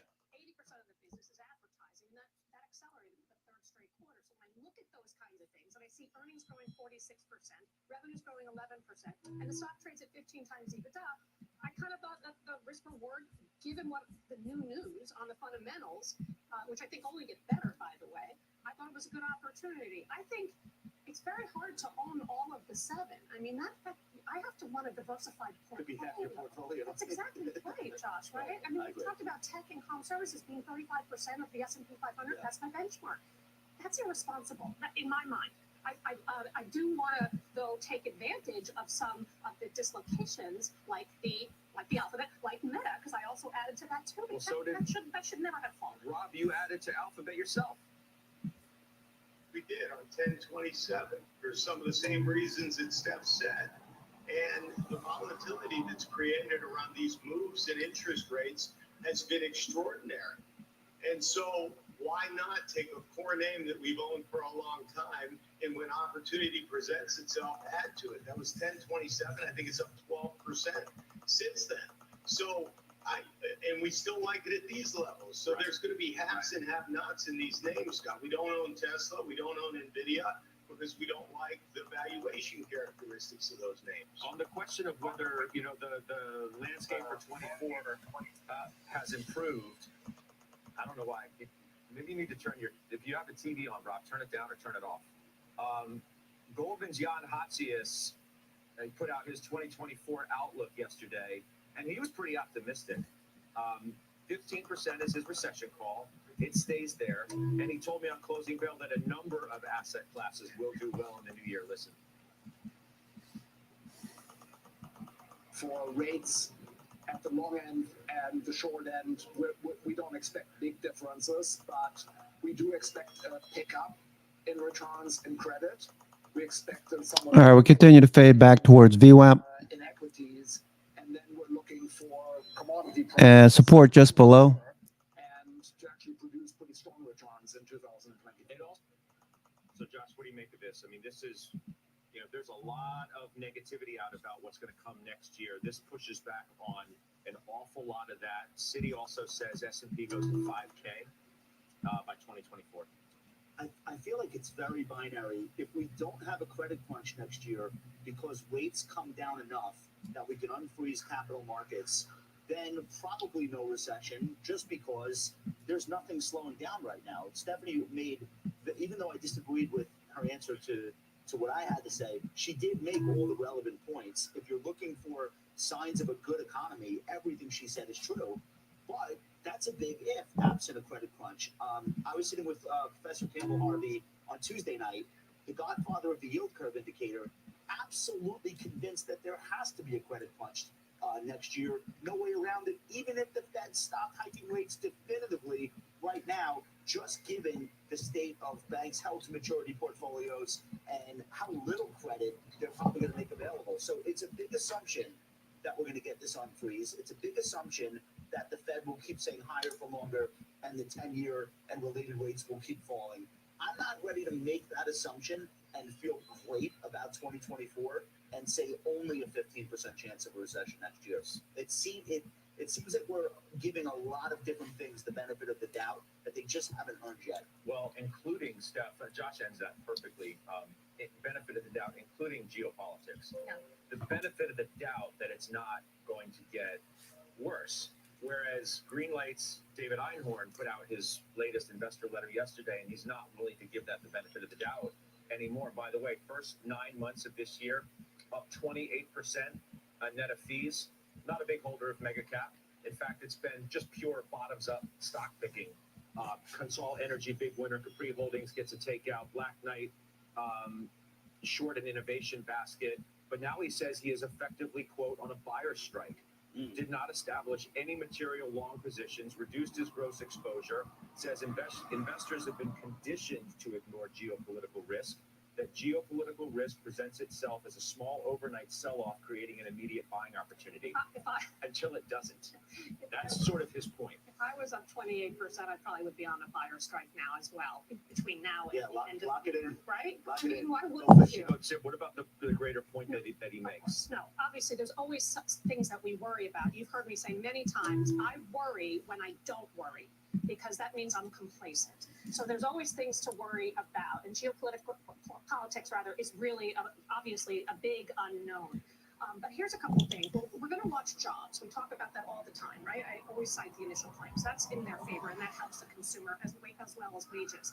But we have oil prices are down 40 cents year over year. That's $54 billion potential for additional consumption. All right, more weakness coming in. If they choose to spend. And I do think people pay very much. Not expecting a big move in the markets up or down with 1-to-1 up-down volume.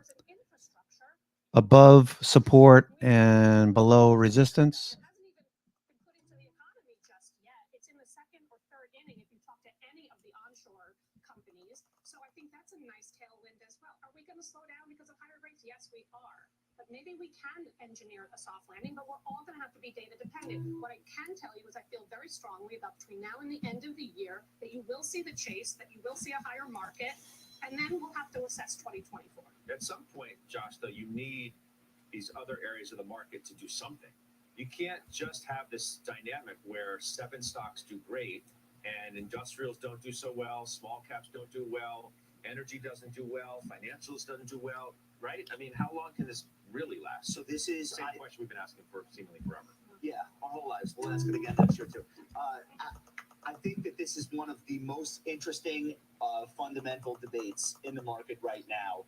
Is something that seems unsustainable, by definition, probably is. But the question is not, is that automatically negative for the market? Because there's 2 versions of how this plays out. Version 1 is 2007, where you have a catch down. A lot of people don't remember specifically that year. You had stocks that just went up every day, even as the rest of the market stalled out, right into the top in October. And then you had that catch down where the winners died off one by one until there were none left. All right, we'll continue to fade. A gravitron drop. This could be that, or the other version is a catch up. And let me share something with you on small caps that I found very interesting. Shout out to Sean, one of my researchers. Last week, the Russell 2000, after closing at a 52-week low, went on to have its best 4-day rally in the last 3 months. We went back and looked. This has happened 19 other times going back to 1980.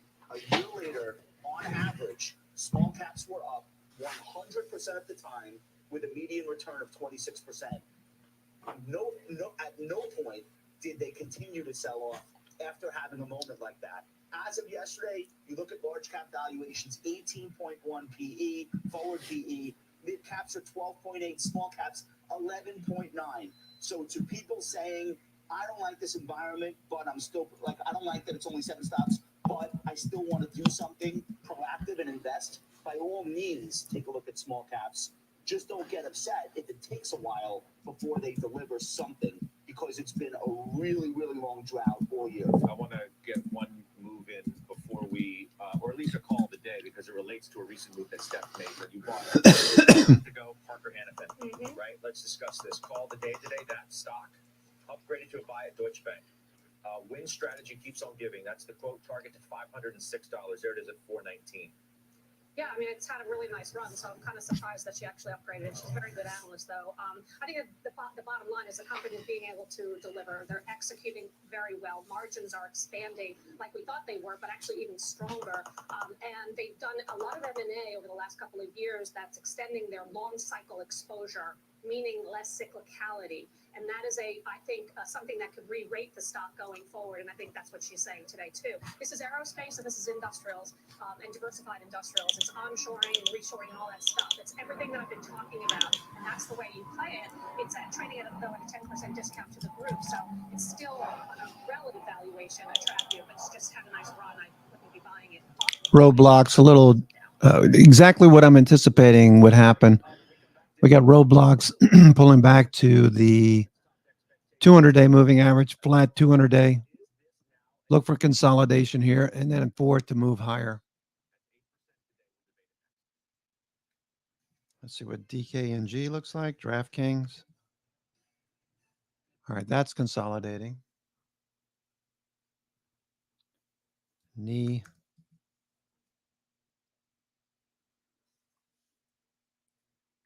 Microsoft having a good day. Microsoft. 366 is the 52-week high.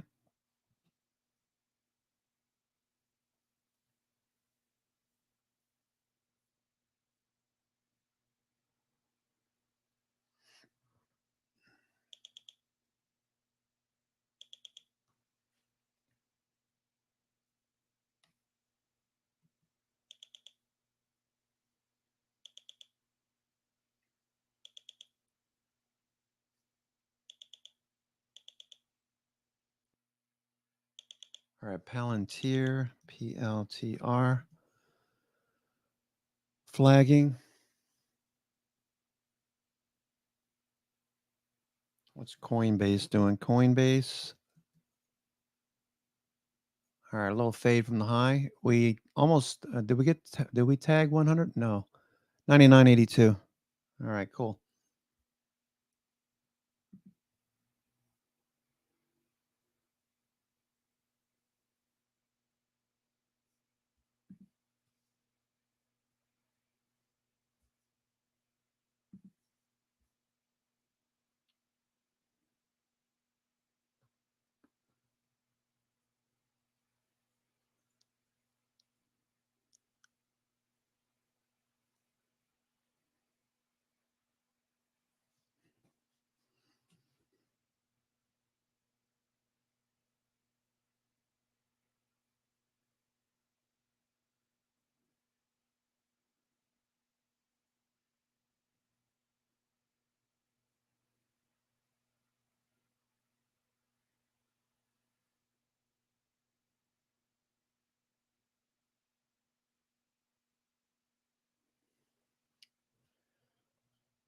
Okay, SMCI having a good day. SMCI at the high of the day. Momentum and stochastics, volume and RSI all looking for higher prices. Even if we don't close right at this level or a little bit lower, the momentum is clearly bullish.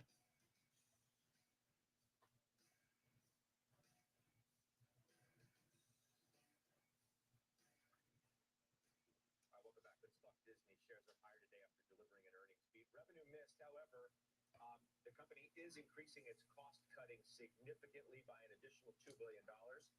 Heard an interview earlier today on this network by the analyst Michael Nathanson, very respected media analyst. Quote, feels like Disney's back to being in control. All right, Steph, so you... One day and Disney's back in control. Yeah. Would you buy it back? Would you buy it back? Well, I said yesterday that the CFO announcement, Hugh Johnston, going to the company, made it a lot more attractive. If you think that Iger can cut costs now, just wait till Hugh Johnson gets a hold of this company and the balance sheet and that sort of thing. So I think there's more to do. Look, I mean, the quarter was good. I mean, operating cash flow up 40% for the year, and they had sub growth when everyone else is seeing sub declines, and their content costs also came down, not as much as I thought, which actually I think is a positive because I want them to spend on content. So I think there are a lot of pieces in place for this to be an interesting idea. I just think the overall space is under a lot of challenges, and it's not going to be so easy. It's a cost-cutting story right now. It's not a revenue story. Usually that's how turnarounds happen, and they start, but I'm going to just let the dust settle a little bit. So, Josh, I know you were looking at this. We talked about it. I didn't buy it. I didn't think you did. Well, I think you said if it got a 7 handle on it, Yeah. You take a more serious look. Well, now it's moved in the opposite direction. Oh well. I mean, No interest. no, not here. I do think though that something has changed. They are playing offense. Announcing an additional $2 billion in cost cuts is important. This one jumped out at me too. Free cash flow now expected to be $8 billion for 2024. That's versus 4.9 in the prior year period. That's a good number, Disney. Improvement in the financials. The question becomes, to Stephanie's point, if it's a cost-cutting story, we all have to remind ourselves this is a cost-cutting story in an entertainment arms race. How much cost-cutting can you do while still shoveling money into the parks, which, by the way, is their best business right now, until the content suffers? The content has not been good lately. Everyone agrees with that. So, is there a point where it's too much cost-cutting and maybe they'll have to... All right, we are basically inside of a range. If we go to the 15 minutes, a lot more obvious. Okay, so here you are, flat VWAP. You can see price action's pretty tight.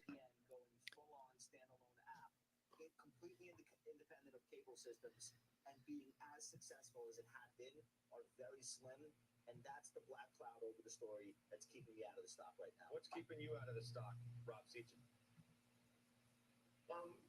It was simply the metrics, but really they're trying to pull a really difficult move of growing top line while cutting costs. Now, that's something that Meta and Google have been able to do this year. And like Stephanie, we got out of Meta last year and got back in at the end of the year when they were kind of hitting lows. And we are in wait and see mode until we see continued momentum and maybe a little better valuation. But the question we're asking ourselves is Disney the Meta for 24? And we have some more work to do on that, but it's something on our radar. And as you think about going into next year and top picks, this is something that has to be a candidate for New Edge. All right.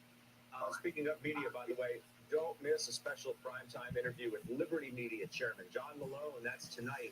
David Faber's exclusive interview, part of CNBC Leaders, and that series that we have. Catch it 8 o'clock Eastern Time, right here on CNBC. The headlines now with Bertha Coombs. Hey, Scott. Here's what's happening at this hour. Senate Democrats have delayed a vote this morning on issuing subpoenas in a Supreme Court ethics probe. The Democratic-led Senate Judiciary Committee could call up billionaire Republican donor Harlan Crow and conservative fundraiser Leonard Leo. Both are facing questions over their ties to Justices Clarence Thomas and Samuel Alito. United Airlines is making changes to its frequent flyer program to reward big spenders. It will also make it easier to earn elite status through co-branded Chase credit cards. Starting next year, customers will get 25 points for every $500 they spend. Right now, it's 500 points for every $12,000 spent. And this one is wild. Actor-musician Jared Leto channeled his inner Spider-Man this morning and scaled part of the Empire State Building. After the climb, he told the Today Show crew that he did it to cross off his bucket list and to promote the upcoming tour of his band, 30 Seconds to Mars. That is just nuts. Back to you. I have nothing else to say. Bertha, thank you. Bertha Coombs. Up next, we're tracking the trade. Rob Seachin making more moves in his portfolio today, including adding one big bank. We'll tell you what it is and the others when we come back. All right, so markets are just chopping around. Whenever you see a flat VWAP, you should be anticipating prices are going to stay in a narrow range. So I'm just looking at this range. I'm not expecting the markets to do much. Okay, so you got a flat VWAP. Look for price to stay inside of this range. We got 1-to-1 up-down volume. That's telling you there's no directional inflection at this point. Just look for that dark purple line in the middle of price action. That's the that's VWAP. We're probably just going to jockey around between 376 and 390.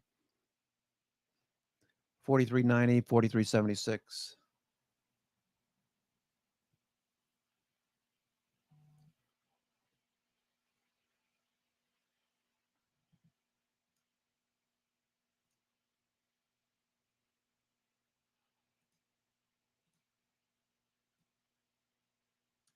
Meanwhile, Apple is doing well.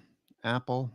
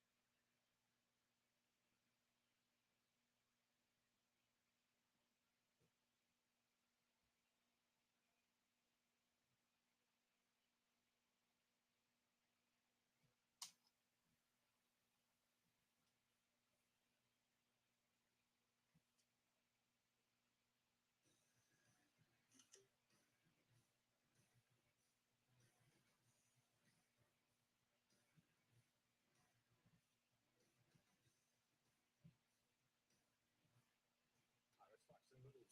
Okay, Rob Sechin. Give me first. You're adding to Wells Fargo. Tell me why. Quality business with great earnings consistency. Valuation is reasonable at 9 times. It has one of the strongest tier 1 capital positions out there at 11%. We trimmed it back in March, Scott, and it's up 10% since then, but valuation is 15% cheaper. Stephanie Link, you no longer own Wells Fargo. You're in it for a long time. Yeah. Financials are one of these sectors that just haven't done anything good.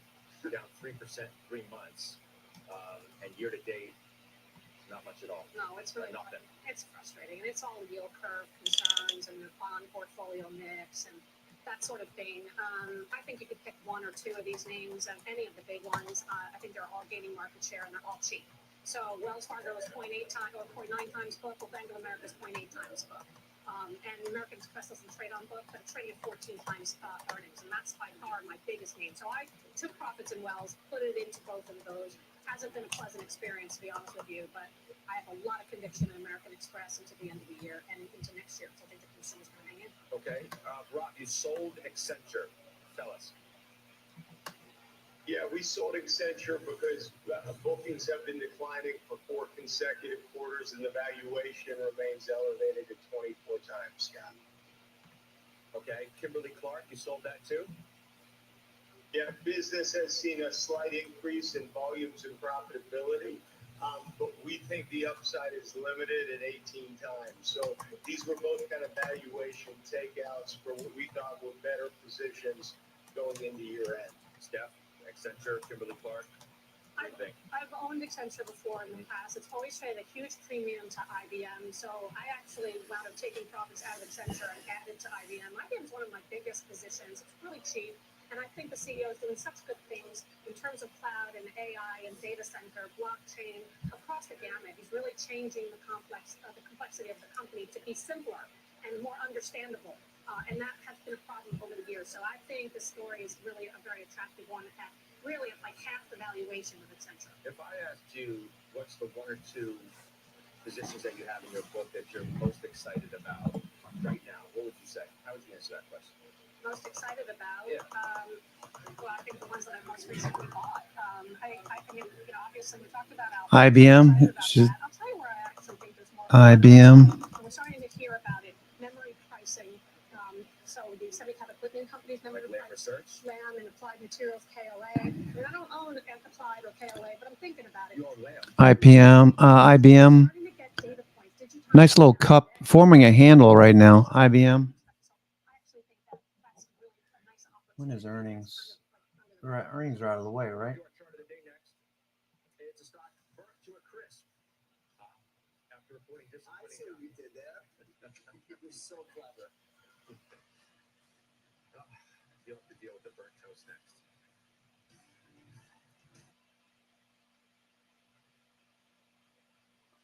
Okay, IBM looks pretty good.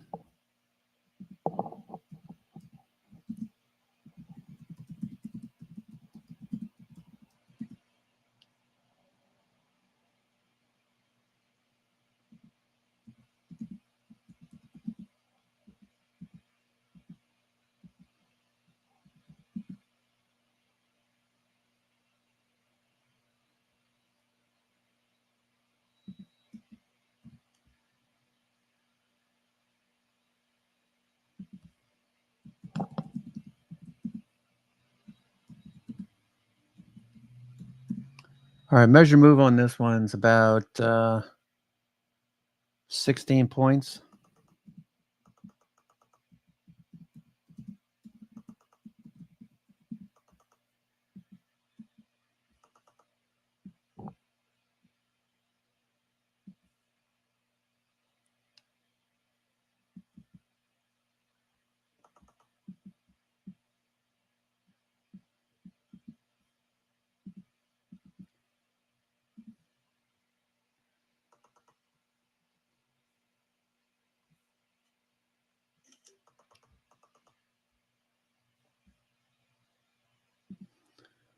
All right, we continue to fade. Markets continue to fade.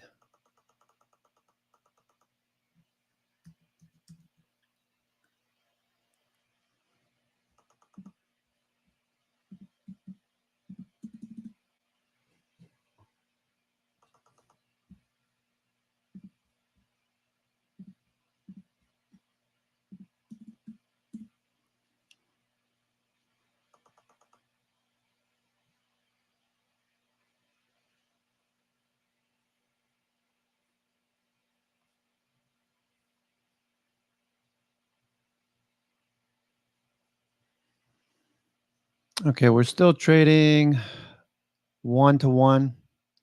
Tick cumulative is still grinding higher and green. So we came into the week thinking that the markets were going to consolidate. We did form a doji and then starting to grind higher. So not expecting a lot of movement, with the expected move for the day at 0.67. That was 0.80, nearly 1% on Friday. It was like 0.8% on Monday. Let me go back to, let's see what it, Monday. Let me go back to Monday. You can always check this. You can always check these numbers by going back to Gamma and looking at the dates. Okay, Monday. The implied range was 0.69 on Monday. So let's see what Friday was. Friday, 0.8. Okay, it was 0.8% on Friday. So by that metric, we got exactly what we thought we would get. Gross payment volume also rose up about 34% year over year, which is very healthy. That's about 33.7 billion. So that's every restaurant in America that uses Toast, and it's almost 100,000 restaurants. Everything from a mom and pop owned diner to a giant chain. That's a lot of revenue going through the system, and that was up in a very healthy way. Lastly, gross profit up 50% to 226 million. That's before expenses, but still.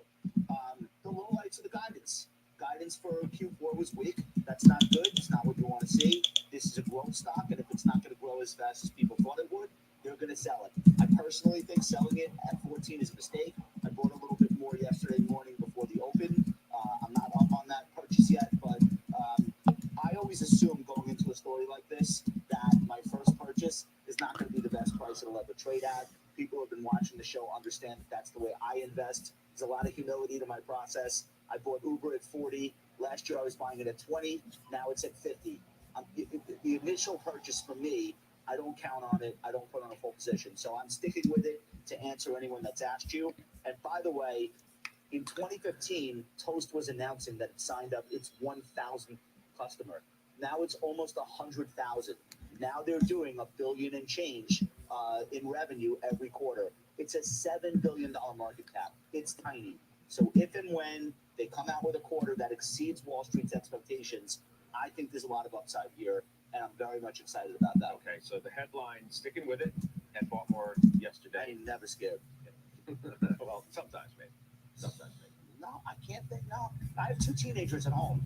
There's nothing that a stock could do that honestly. Like, Josh has kids? Wow, that's amazing. could rattle me at this point. Is this company, like, when are they going to be profit? When are they going to earn something? Are we talking like a couple of years or? No, next year. Next year. Okay. Yeah. All right. Okay. Up next, Mike Santoli joins us with his midday word. We're right back on the half after this.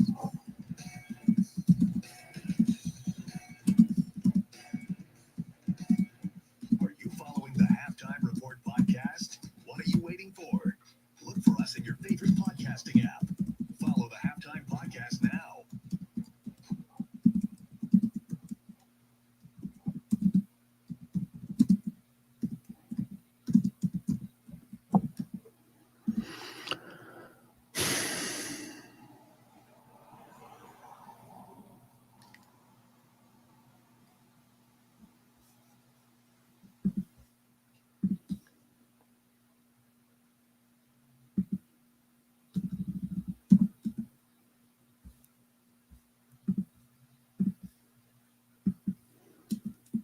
All right, so we're just hanging out here.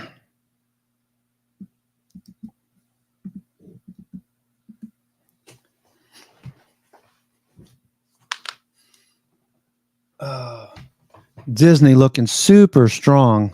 Super strong.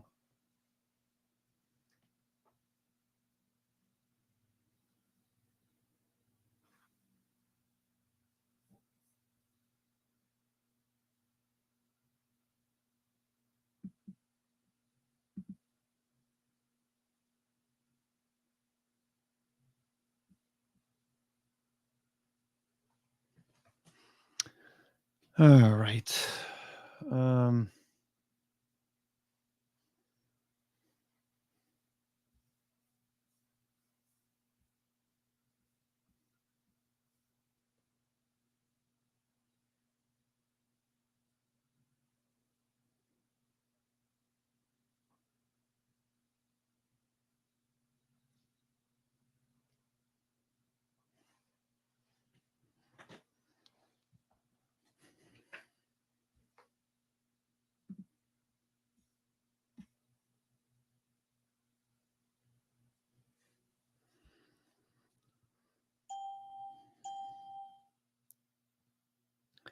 Okay, let's see. SMCI, Super Micro continues to grind higher. Looking for ABCD patterns this time of day. Looking for the SPY perhaps to bounce. S&P. Okay, so we're just going to be range bound in a tight pattern with a doji. The bulls and the bears are at a stalemate. It's 1-to-1, 1-to-1 up down volume.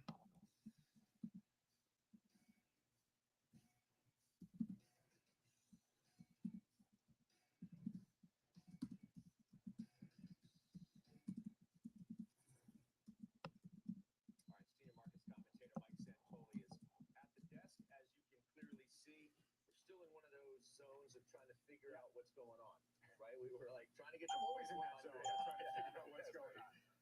We're trying to get to 4,400.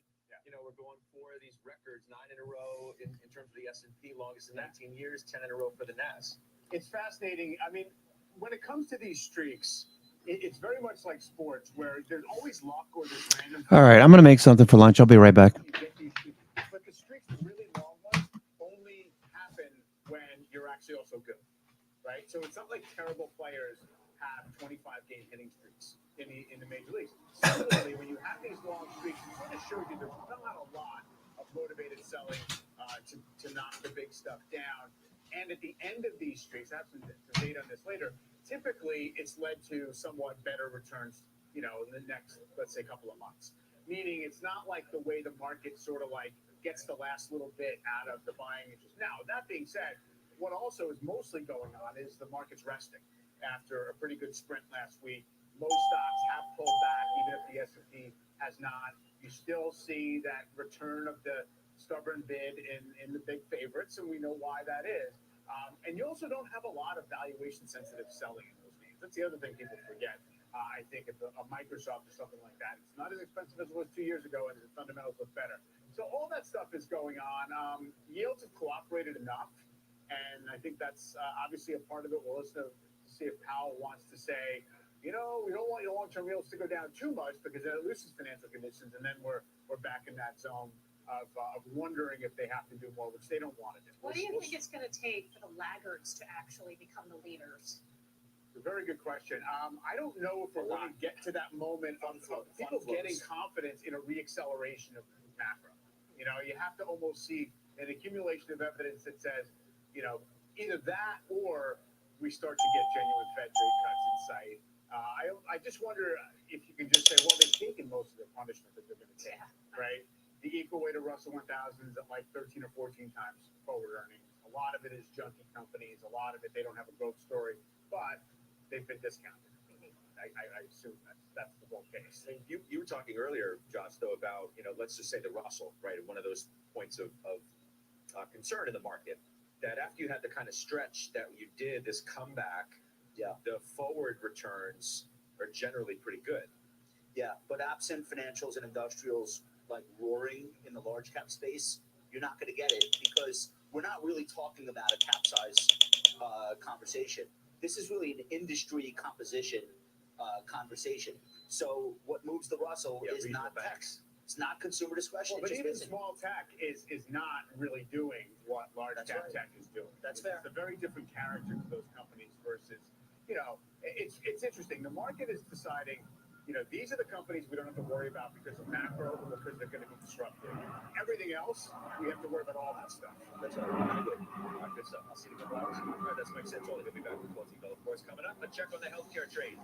It is the worst performing sector today. We'll find out how the committee is positioned there because there are a number of calls on some big names in that space. We'll do it next.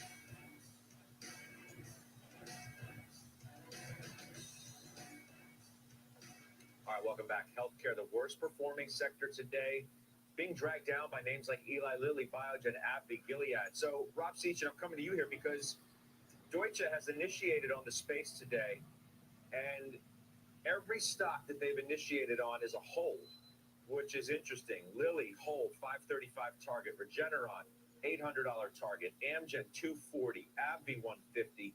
Gilead, 75. You own all of these. What's going on with these names? I think it's important to have a longer time horizon on these, Scott. We've owned these names a while, and while they've had a difficult year, pharma's been a bright spot within healthcare. Healthcare is down 6% year to date. Pharma's down 2%. But when you look over the last 2 years, it was up 26% in 21, only 2% in 22. But it's because of slowing top line growth and rising cost pressures. And so the setup does look better going into next year with EPS looking to grow at 18% in 24. And remember, EPS declined 20% in 23. So we think the names we own, we like a lot. Some have gotten expensive. Eli Lilly, for example, we've owned, it's up 62% year to date. I mean, we're having a remarkable year in our quality growth portfolio, 29.5% net of fees. So these are names that we own in there. So it's about having some things that work and some things that don't at the same time every year and still producing positive results. For example, Regeneron last year was phenomenal. Phenomenal. Right. Steph, J&J, Zimmer, GE Healthcare, Zoetis, Elanco. Yeah, I mean, we talk about GE Healthcare a lot, but I really like it, especially since it's corrected 20% from its highs and it trades at 12 times EBITDA. And this is a company that beat earnings, operating margins expanded, and I think that's going to be the theme for next couple of years, as they have better volumes and better pricing. I don't get J&J, quite frankly. The stock is down 16% on the year, trades also 12 times EBITDA, and it's got a great pharmaceutical business. Med tech, they missed last quarter, so maybe that's why people were a little bit, maybe alarmed or upset. But this is a quality franchise. They just spun out their consumer business, and I like spins, and I like the companies that actually do the spinning because they can focus on their core operations. So this is definitely a candidate to be adding to. Okay, final trades coming up next.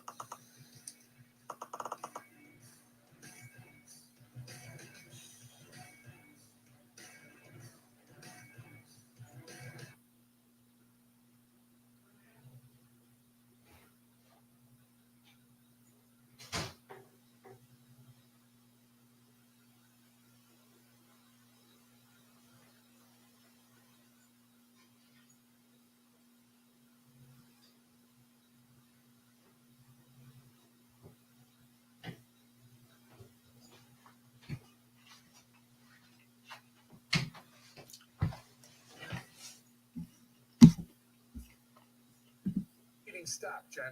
Yeah, and I know that it was somewhat of a disappointment. Shares have dropped to over 8% just since he took over, and I know that it was read as is he going to be able to revive the company like people thought? I mean, he's only one man, but at some point we can't deny the fact that the media landscape is changing, not just specific to Disney. And then there's this strike, and then we have, of course, tensions between Disney and the state of Florida and geopolitical tensions. All of this is somewhat out of his control, so I don't necessarily pin it all on him. I think that when it comes to one person, there's a lot of responsibility that is pinned on Iger at this point. But all in all, I mean, I think the street still does believe in his conviction. This is actually the highest buy rating name among these streaming companies. I mean, I consider the streamers like Paramount, Warner Brothers, Netflix. Disney still has the highest buy rating among analysts. The street still likes this name, just even given the weakness we've seen this year. Cost cutting, does it equal growth? I think that's going to be the theme moving forward, right? Because, they're discounting at some of the parks. That's never taken place. Yeah, but the parks are growing and doing a great job. He understands where he's making money right now, so he's pressing that to get people in over the holidays. Still got to figure out ABC. Still got to figure out ESPN. Still got to figure out Nelson Pells. Frankly, there's a lot to figure out, but he's still got issues. But at least he's turned the corner here from a chart that was looking ugly. Yeah, and not positive on the year. That's a benefit. All right, thanks to Jenny Horn, markets correspondent here, bringing us the Disney earnings. But now let's bring in Nathan Peterson, Director of Derivatives at the Schwab Center for Financial Research. Nate, I wanted to get your take here on the 8-session rally that we're seeing. I've got a chart up, but this basically equates to, hey, we're at a really big inflection point, in my opinion, based on this chart, where we're seeing some resistance. We're still in that downtrend that we started when we apexed out about the end of closing about 3 July. o'clock At this Eastern today. point, Hope you'll join is me, this, Mirror Fan, and Joe levels that you're Chernobyl, looking Law at the Mark, S&P 500 and Kevin Simpson's got some new trades. You find out what they are a couple hours from now. Uber, we never got your view. Josh, I don't think you were on when they reported earnings. Yeah, so the earnings were spectacular. The stock, as we speak, is printing a new 52-week high. Not quite an all-time high, but I think it's headed there. This is going to be included in the S&P 500. It's only a matter of on what date. They now have just reported 2 straight profitable quarters in a row. What you need to do to get into the index is have a full profitable year plus the latest quarter be profitable. We saw what happened with Tesla. This is now the largest by market cap company, 110 billion. That's not in the index, but it's going, and I'm staying long. Okay, let's do some final trades. Rob Sechin, do you want to start us off? Yes, I'll just go with Google into the year end, just like we talked about earlier in the show. Okay. Glad you sound so enthusiastic about it. That's just me. I'm enthusiastic about it. Well, I'm going to go with Google. Where are you, in a restoration Pretty hardware? optimistic What is that about it. I'm getting ready to have my Steph, bus fade do back you want to there. give us the optimistic view on Google that Rob apparently was incapable of doing? I mean, I said it before, 46% earnings growth, 11% revenue growth. It trades at 15 times EBITDA. I think advertising's gotten the way back. What's your final trade? Quantum services, we haven't really talked about this. PWR is down 22% from its high. It's an industrial, again, and a play on infrastructure stimulus. And the numbers have actually gone up 3 times. Also 52-week high yesterday, CrowdStrike. Congratulations to George. All right, I'll see you on closing bell. The exchanges now.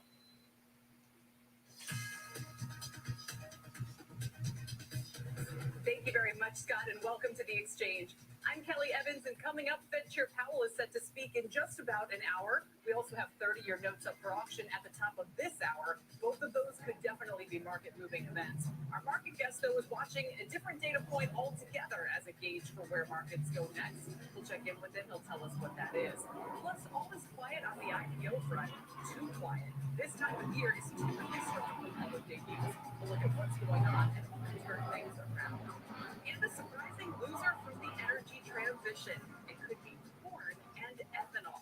And that will have a big knock-on effect on one sector and a few key stocks in particular. We have details coming up. But coming off a couple of 8-day win streaks for the S&P and the NASDAQ, let's get to today's markets, and Dom Chu has the number. We're going to be struggling right now. We've lost some steam, Kelly, in this whole market. We had seen some gains, marginally so, across the major indices, but we're just about flat on the session right now. The Dow Industrial is pretty much flat, just down 3 points to 34,109. S&P up about 3 points, 43.85, and the Nasdaq Composite up about 14 points, just 0.1%. So again, maybe a little bit weary about whether or not this streak is going to continue for the time being. Now, though, if you look at Bitcoin prices, we are seeing some really decently high levels, certainly out of the trading range that we've seen so far this year. Remember, for a good while, Low declared minus 800. Extreme low declared. All right, anticipate we could pull back a bit more into this range.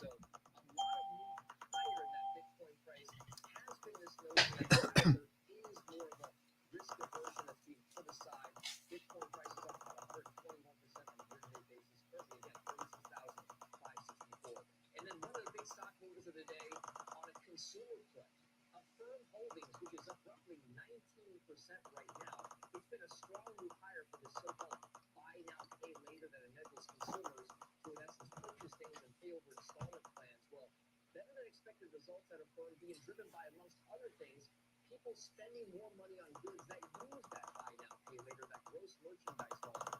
So, Kelly, Firm shares, one of the big stock movers on an otherwise quiet day for the market, up 19%.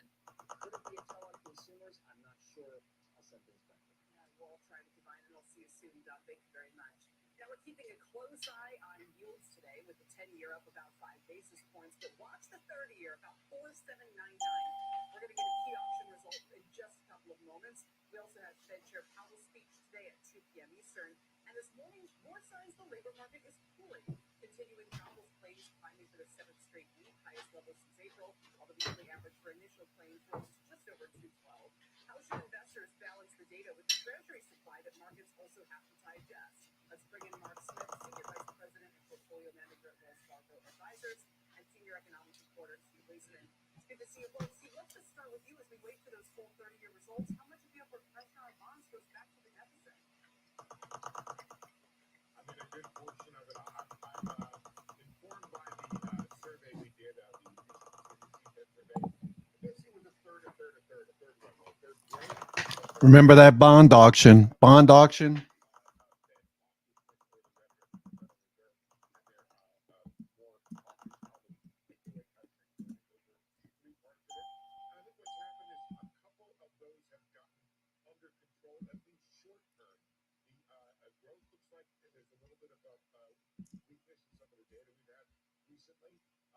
The Treasury announced a refunding announcement that was more in line with the market's ability to basically stomach it. We'll hear more about that in just a few seconds, I assume.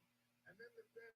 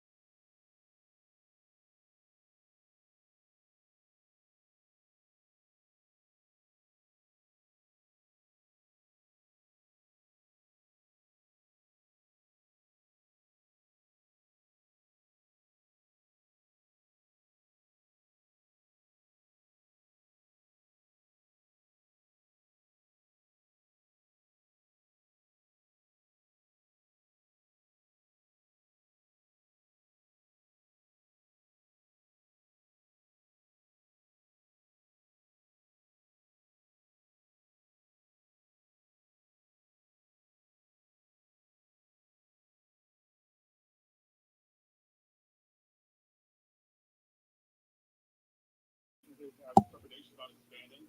So this all kind of is on itself and might create a self-fulfilling prophecy that we're going to go down. All right, so that bond auction obviously having a negative impact on the markets. This week's slug of issuance, and maybe ended on this kind of weaker note. Well, I'd say two things. First of all, I would use the penny stock analogy. I actually think the market's doing pretty well, considering the term premiums are widening out, and we have such large deficits, and we're competing with any issuer, whether it's on junk bonds, corporate bonds, EU securities, dollar-denominated securities. We're all competing for a smaller and smaller pool of buyers. To me, I look at that. A penny stock would be a stochastic chart. We're getting big moves in each direction with a lot of follow-through, but that's different. I'm actually pretty pleased that the market's holding together as well as it is. And the last word, well, I'll make it three last words. We need to pay a whole lot more attention to debt, debt, debt. And I think we will in going forward. Gentlemen, thank you all. Steve Leisman, Rick Santelli, and Mark Smith joining me. Dow's down 117 points, so a little bit off the session low we hit after the results of that auction came through. Now, while the rest of the Just world like last time. wants inflation to come down, China wants its inflation to go up. Its October CPI slipped 2 basis points. PPI dropped more than 2.5%, despite the Chinese Bureau of Statistics insisting that deflation isn't in the cards. This comes ahead of today's meeting between Treasury Secretary Yellen and the Vice Premier of China, who heads the Commission for Financial and Economic Affairs. This will lead up to the APEC forum in San Francisco, where President Biden and President Xi. All right, we're starting to bounce. All right, so quick short and starting to bounce back into the range. Remember, we're positive gamma. Thanks for joining me here, by the way. I appreciate it. And you're going to be at this meeting next week as well? Yeah, headed to San Francisco for APEC. Yeah. Xi Jinping will be meeting with business leaders. Is that a bit of a surprise? I mean, considering how much business from U.S. multinationals is being done in China, not necessarily, and certainly a lot of those. It's not just the Apples and Nikes and Teslas, Starbucks, Boeings, etc. So that tech orientation, just being right up the road from Silicon Valley, kind of explains you're so close. Bring them all in. So the dinner next Wednesday night with President Xi and the U.S. All right, just remember last time we got this dump on the 30-year. We were in negative gamma. So negative gamma. A lot of the negativity that we've seen over the last 2 years. Volatility. Between diplomatically, but also some of the internet regulation that we've seen that's really weighed on investors. Hi, Tiffany plus 800. So we were talking about how China continues to put security over economic, or what should we say, over the types of policies that could promote economic growth down the line. So has that suddenly flipped, or is security still paramount, or do we have to thread that needle? Well, every politician needs a good economy, right? Herbert Hoover, Smoot, and Hawley didn't get reelected. Look at Donald Trump or even Boris Johnson. So China needs the West. They need to do a better job managing that relationship, and that's a progress that during COVID you had COVID babies, but unfortunately you had COVID divorces, and I just think the relationship went through a little bit of a divorce, and now we're in a little bit of therapy thus far. Even Derek Scissors, who's been bearish on China for a long time, just kind of on a lot of these structural issues, has said, look, the bearishness about its near-term growth might be overdone now. And he saw also some signs that maybe the leadership is thinking about talking to tech companies about, okay, tell us what business you do to benefit society. Maybe opening up a little bit to this idea of there's two sides to this, and reining things in too far is having these consequences, deflation being one of them. Yeah, certainly, in terms of the CPI, the composition of China's CPI is very, very different from the U.S. Food, and particularly pork, is a big, big weight. Pork prices in the month of October fell 30% year over year. So the CPI is a little bit less of a worry. I mean, ultimately, Chinese households have a lower grocery bill. I think that's an issue a lot of Americans would love to have. So you don't think this deflation is a sign that its economy is in some kind of deflationary debt trap? It's more just a temporary phenomenon? I think we should expect that imports are going to slow, that China's economy as the world factory is reflective of the global economy slowing. At the same time, they have to raise domestic consumption. So it's a little bit of a two-geared economy. export-driven manufacturing inevitably slowing. They need to do a better job raising domestic consumption to offset that. If you had to guess where we would be a year or two from now in terms of multinationals, maybe some of the tech companies that, you know, have traditionally been a big part of preachers, things like that, what do you think that landscape looks like? Well, I think China's not going anywhere. That you've got 1.4 billion people in terms of the consumption power. At the same time, what we view in the West as a supply chain problem for Chinese companies was a revenue problem, right? What happened in COVID, if they couldn't make and move and sell things, that's a problem for Chinese corporations. So an element of the nearshoring or offshoring is actually happening from Chinese companies going to Vietnam, Indonesia, Malaysia, Mexico, hopefully here in the United States, to try to prevent another issue. Again, our supply chain problem is their revenue problem. They want to fix that. Do you think we're going to look back on this as the nadir for growth? They're going to be able to turn a corner here, or could they potentially be an early sign of the rest of the global economy having a more serious growth problem? I mean, ultimately going into 2023, they looked in really, really good shape, and lo and behold, the U.S. markets outperformed. Q3, how many people know that K-Web actually beat SPY? Right.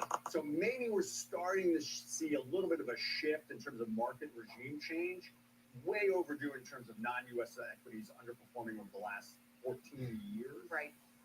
But so some early kind of green shoots there.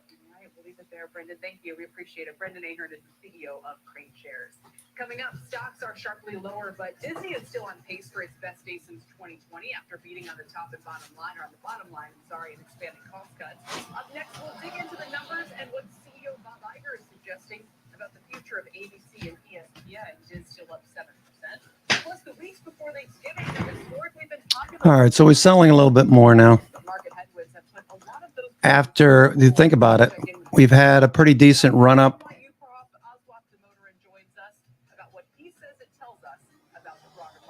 We've had a pretty decent run up in the S&P.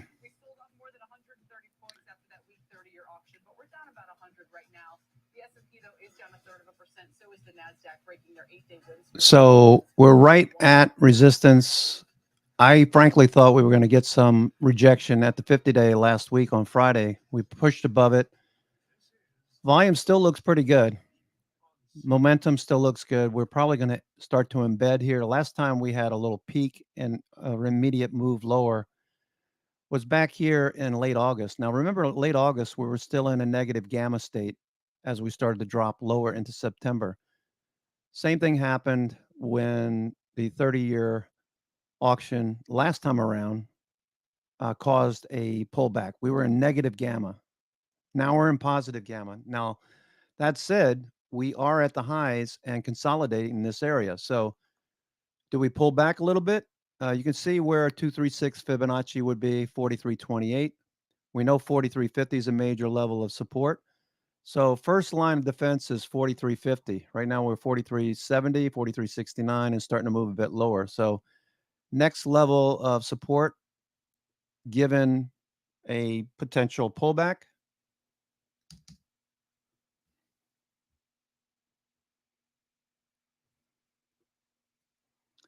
is 43.50.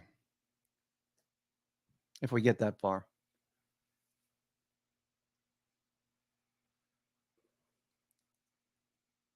$43.50 potential, and still be within a 236 Fibonacci. Okay, so we'll still be within a 236. 43.28 would be 236. So the importance of Fibonacci can't be underappreciated because a lot of people use it. Any pullback that's less than 382 is considered a strong market. We know we're in a strong market. We're also in a seasonally strong,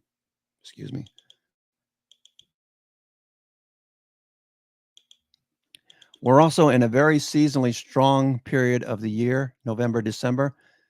So even though we are, for after the last, 8 trading days, we had, this is the first day, day 9 on the S&P. Day 9, we finally taken a breather. I mean, seriously, you don't think we're going to continue to just go straight up? I would love it, but I don't see it happening.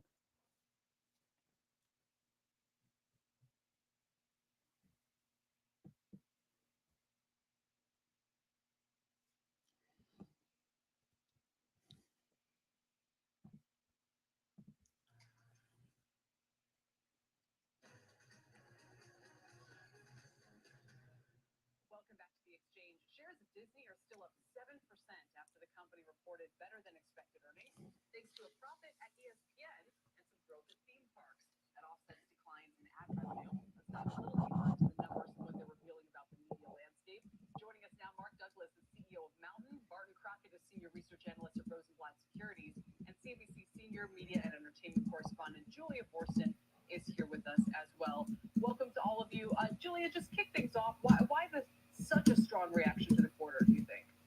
Well, look, I think there was so much uncertainty about what Disney would be reporting, especially because they have this new reporting structure where they break out ESPN from the rest of the entertainment business. Obviously, there are a lot of structural issues that the entire industry is facing, and when it came to those, there's a little bit of a bullish outlook when it came to things like consumer spending and even advertising. In our interview, he said that the linear advertising business was actually better than anticipated. We saw higher than expected average revenue per user at Disney Plus domestically. That was because of the stronger advertising. And he said he was very much bullish about the opportunity around addressable or digital advertising. So I think that was a key piece of it. And don't forget that the streaming numbers were much better than anticipated, 7 million sub ads. And then they just cut costs a lot more than they had previously said was their target. All right. So with all that in mind, Barton, what do you do with the stock? Well, look, I think that Disney has a long-term road to delivering value. And I think that road has one of two forks. One is they figure out the business, and they showed some hint of being able to do that last night. Or if they don't, then I think you have asset value that will be realized in some type of breakup. So I think, the way they get there is in their hands, but I think you have an iconically valuable theme park business that drives most of their cash flow today. You've got an iconic film library and, and a historical ability to create new hits that is very valuable. And then you have these distribution businesses, Disney Plus and the TV networks that are in transition. But I think if you look through that, you can find value. They can either figure it out themselves or they'll be forced to do some other steps. Yeah, and it was so interesting hearing John Malone kind of, again, talking about what a difficult business this is right now, the streaming business, at least if you're not Netflix. Mark, you thought that it was a bad... Just a reminder, I need to leave at 2:30 and go meet with this new school. My son is interested in attending gifted and talented program. So I'm going to leave it around 2:30. I need to be there by 3. So I want to make sure I'm early first day. And hopefully I'll be back before the close. But if I'm not, just remember we're in a positive gamma state. We did have a little bit of a dump there on the 30-year Treasury bond auction. We got Jay Powell speaking at 2. So hopefully he rights the ship and things look fine. But no reason to think the market's going to crash or retest the lows from a couple of weeks ago at 4,100 because we are leading into the seasonally strongest months of the year. So price action says that institutions are buying. It's pretty obvious. So we'll be looking for more of same after potentially a consolidation in this area.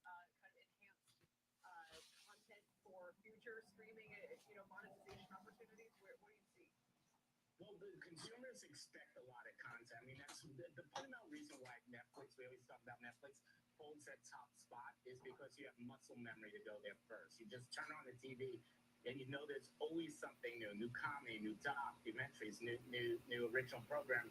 You always go there first. And so for people who want these kind of like franchises, you're thinking you just have to have a ton of content for it. So the investment in content diminishes at all. And in terms of properties, I think that it's a little bit of a price, just like, backfill content. And then get to where it's needed, but they don't become original sources of programming anymore. Something like ABC at all. Interesting. Barton, I want to ask you as well about the comment Malone made that Disney's problem is they're going to face escalating sports content costs for ESPN. And how do they deal with that? How do they manage that? Look, I think that for all of the big sports-focused TV networks, the problem is that Amazon says they're getting value out of Thursday Night Football. They're paying twice what Fox paid for it. They don't have the affiliate fees, and they're making money from that. That says that they have a different, better model for sports, and that really is concerning, I think, for the guys who want to make their future in sports. I think for Disney, their partnership process is their attempt to, I think, deal with this. So if they find a partner in one of the big tech platforms like an Amazon or an Apple or ESPN, then they've answered that question. But if they don't, I think the economics take sports away from them. So, I think they're just, biding time until the future comes, which is sports on big tech. That's where it's going. Oh, sure. And Julie, I can understand why investors would be nervous about that, because who wants to go up against deep-pocketed competitors like Apple and Amazon? I asked Iger specifically this question because the NBA rights are coming up. Obviously, NBA is very important to ESPN. And I said, are you concerned about the big tech buyers coming in and pushing up those prices? He said, remember that ESPN is also valuable to the NBA. And yes, the NBA is valuable to us. But the other thing to keep in mind here is that Iger is going around and they are talking to potential partners, including the leagues for ESPN to sell a minority stake. So while Iger says he's very much committed to sports, the question is what kind of strategic partner could come in, help manage not just the cost, but also transitioning those rights from purely linear to digital as well. So I think that there's a... Yeah, it is positive, and it looks like we have basically broken that downtrend. We're above the 50 SMA. What we might be kind of flirting with around here.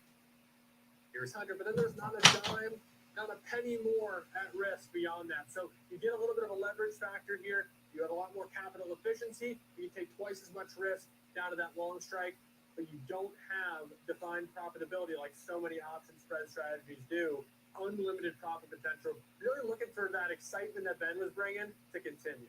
And I like that because the zebra. I'm definitely always going to use the acronym, not the long actual term it is. But we will leave it there. Now coming up next, it's time for FOMO. We're looking at MGM, which initially saw some strength. We've since completely erased that gain, and we're down about 0.8%.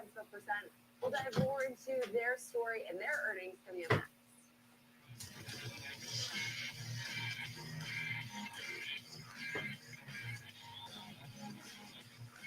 My dad was a hard worker. He used to do side jobs, installing windows, charging something like $100 a year. Other guys are charging $400-500. He didn't want to do that. He's proud of the price he's charging. My dad instilled in me always put people first. Be proud of offering a good product at a fair price. I think he'd be extremely proud of me.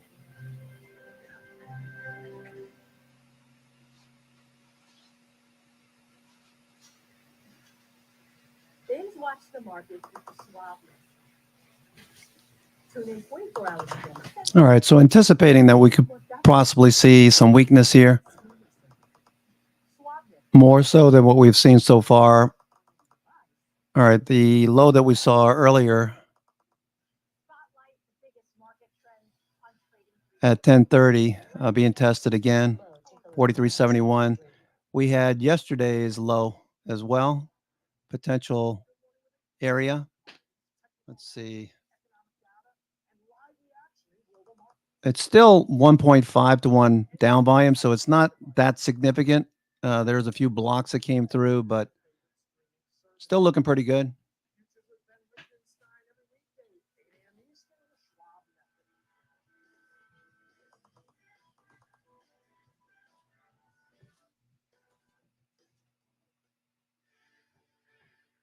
Wrap up the trading day with me, Oliver Rennick, for the biggest earnings coverage, 3 p.m. Eastern. It's Market on Close. No place better than the Schwab Network. Download the Schwab Network app and join in on the latest market trends. Anytime, anywhere, on any device for free. Schwab Network.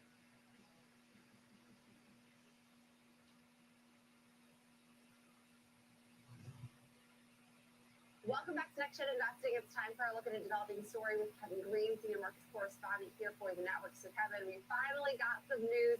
Tentatively, it does seem like this ongoing strike in Hollywood is coming to an end.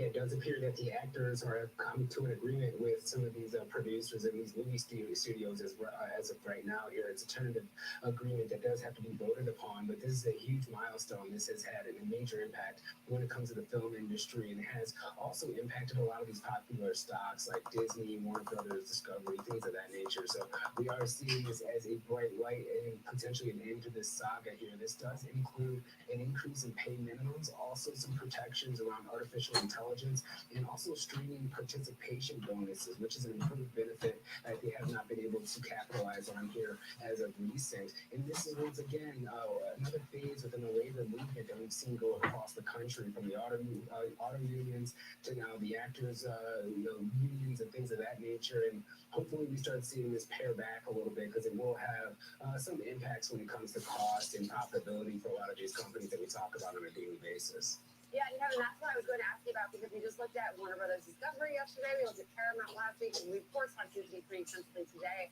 I mean, what is going to be the impact of this? What is that going to shape out to be? Because I think right now that's sort of the $1 million question. Warner Brothers Discovery actually discussed this a lot on their earnings call, but Disney not as much. And I have to think that we're going to see the content start to slow, because people have been out of work for 6 months. Yeah, so we've already heard some plans to delay some popular releases for next year, potentially delaying them by a year or maybe even 8 months here. So that will have an impact when it comes to their revenue projections moving forward. What we will also probably see is their guidance being adjusted as well. We've seen companies like Netflix and Disney actually reduce their cost when it comes to expenditures for production because of these strikes. Now they're going to have to obviously add those back on. So at the end of the day, it should be a little bit of a wash. Probably will increase the expenses here a little bit, and that's probably going to be the theme over the next couple of quarters here. And I think overall, if they're able to get over those headwinds and right size their business, it still could be a profitable one for them. So I'm glad to see that this is coming to a close and both parties were able to come to an agreement. Yeah, this really does feel like a win across the board, because those that were without jobs for 6 months, I'm celebrating this victory for them, as well as the fact that we'll get some content back on all of our various streaming services. Of course, that's also what I'm excited about. We'll leave it there. Really great breakdown, as always. Kevin Green, Marks correspondent for the network. And I'd like to bring back in Alex. It's time for FOMO, so we are looking at all things MGM. Low ticker at -800. And I've just been saying that all day. It's no longer higher. So that is, I was incorrect, first of all. But second of all, seeing some weakness today, and I would say this is really interesting, because we do actually get Wynn reporting its third quarter earnings today after the close. So right now, I mean, it's not like it's making a huge move to the downside, just completely erasing that initial optimism from its quarterly update. Yeah, you have to wonder how much of this is due to the overall market changing its tone a little bit, but it was down before the market shifted, so you can't totally ascribe that to the overall market's weakness. I mean, really, since the open at 8:30, this thing peaked out, or 9:30 if you're on the eastern parts of the country, 468 or 4068 is where this thing peaked out.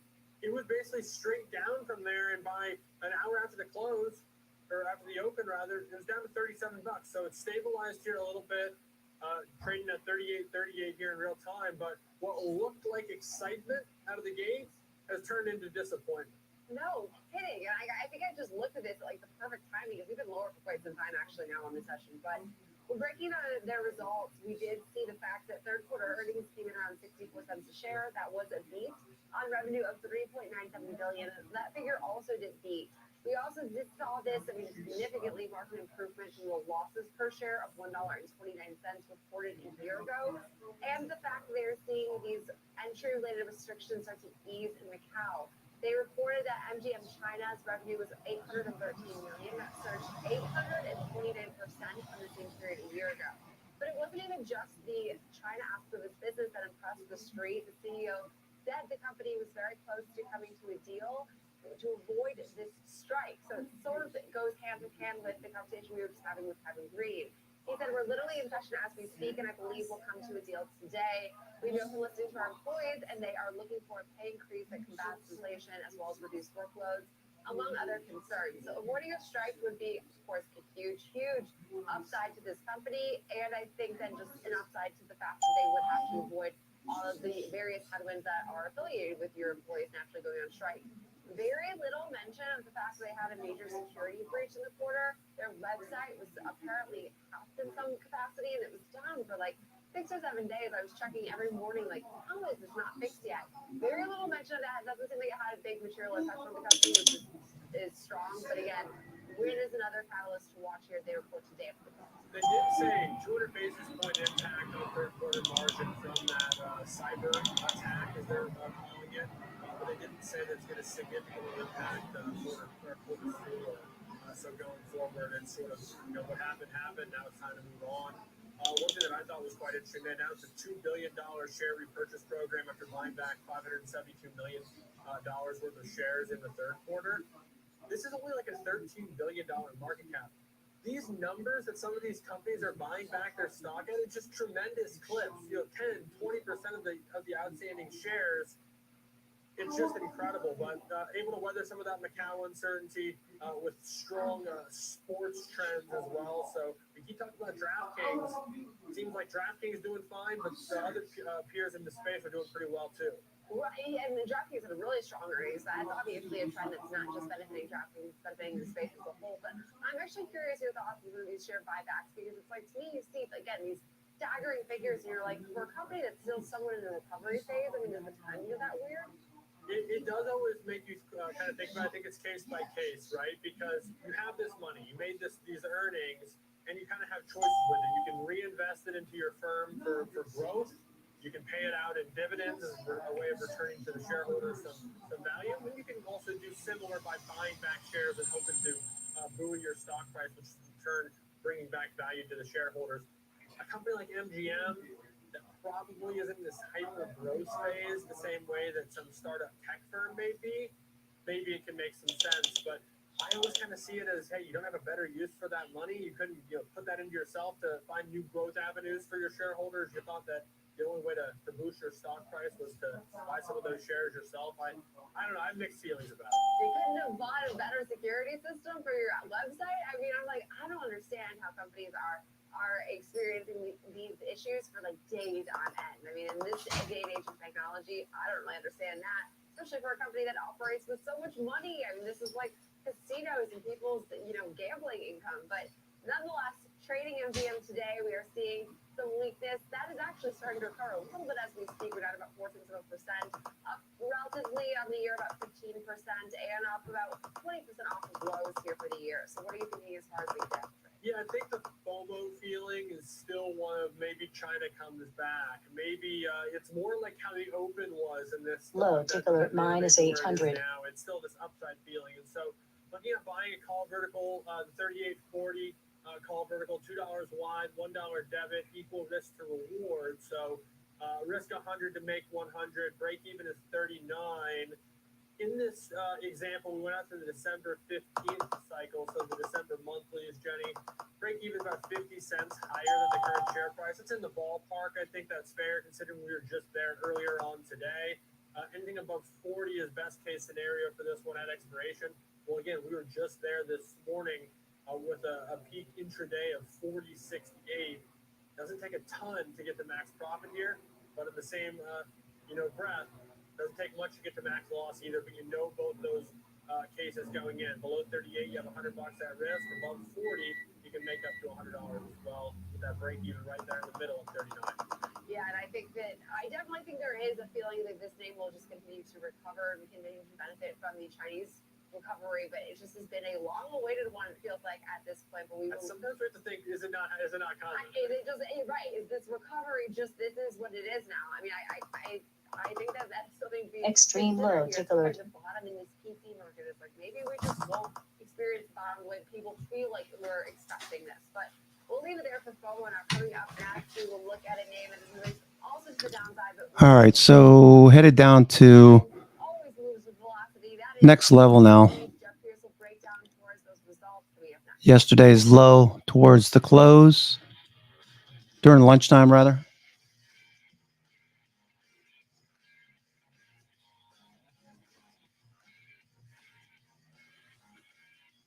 Young lady who was mid-30s, a couple of kids, recently went through a divorce. She had a lot of questions when she came in. I watched my mother go through being a single mom, the end of the day, my mom raised 3 children, including myself. And so once the client knew that she was hurt, we were able to help her.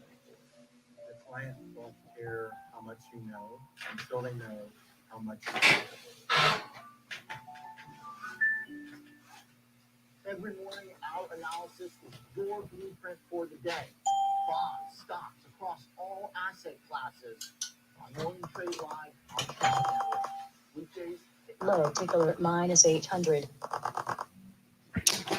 All right, so a little bit lower. This is similar to what we saw when we had the last 30-year auction, and we bounced the next day. Difference being we were in positive gamma this time. They were negative gamma last time.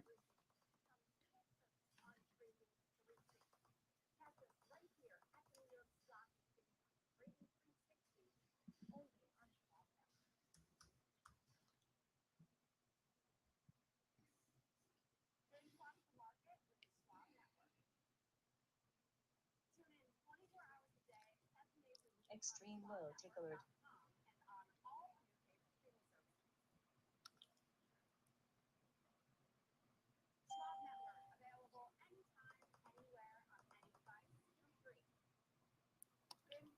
Okay, this is a 4-hour chart relative to the low that we put in on Thursday the 26th or the Friday the 27th. We've come a long way. 236 would be back down near 43.28.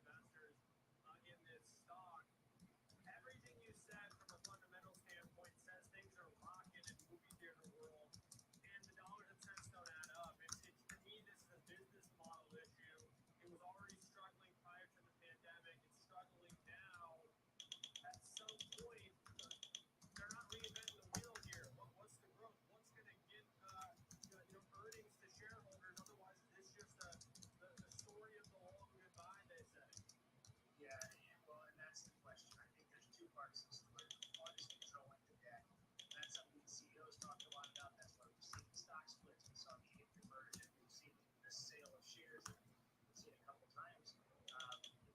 That is a major piece to their story. The other part is what is the future for AMC? And are they going to continue to see some of the attendance revenue that we've seen recently? I mean, if you think about the Barbie movie, the Oppenheimer movie, and some others, that has really driven attendance. And the Taylor Swift film, we've seen that break several records.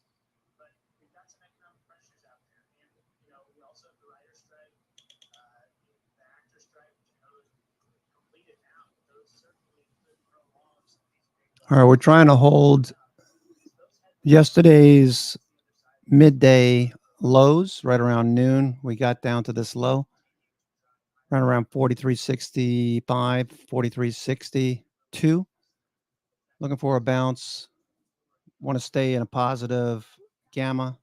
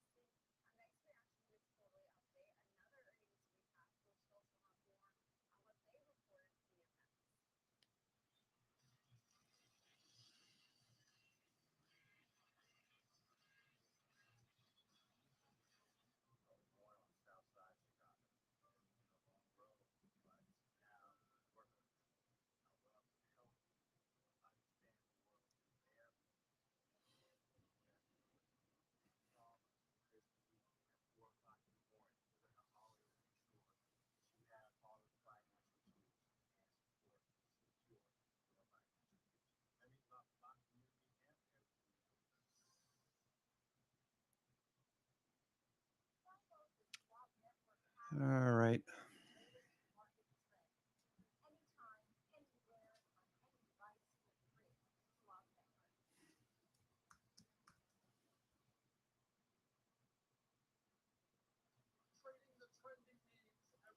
Pretty interesting. The markets are lower, but there's a lot of stocks that are still higher.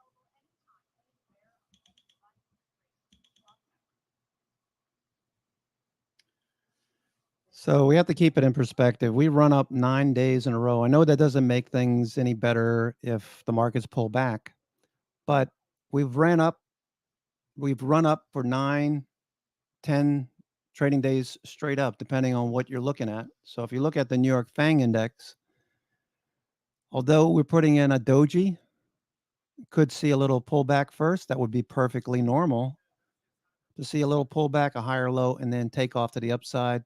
I keep thinking about the seasonality and the evidence that institutions have been buying over the last 10 trading days. Today is number 10, day number 10.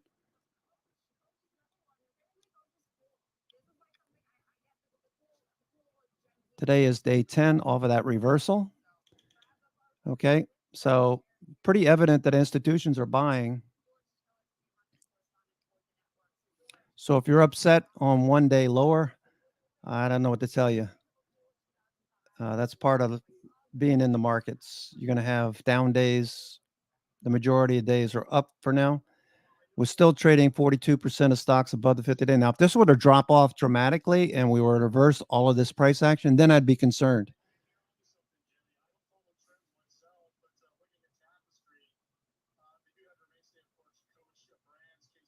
another one of their brands, and they're a luxury, retail apparel and accessories manufacturer. And it's a quite Advanced decline percent. Okay, it did get close to 30% and pulled back. So we look for those plus 30% levels. Not every time do we pull back. Sometimes we move sideways. I was hoping for that this week. Still possible. But over here in late March, you can see that we got above plus 30% on advanced decline percent. And price action just went sideways along the 50-day and then eventually started to grind higher. Once the selling dissipated into May, we started to take off late May into early June. So right now we're just seeing more stocks declining than advancing, and we are fading a bit on pretty low volume. It's almost 2-to-1 now, almost 2-to-1 down volume on NYSE.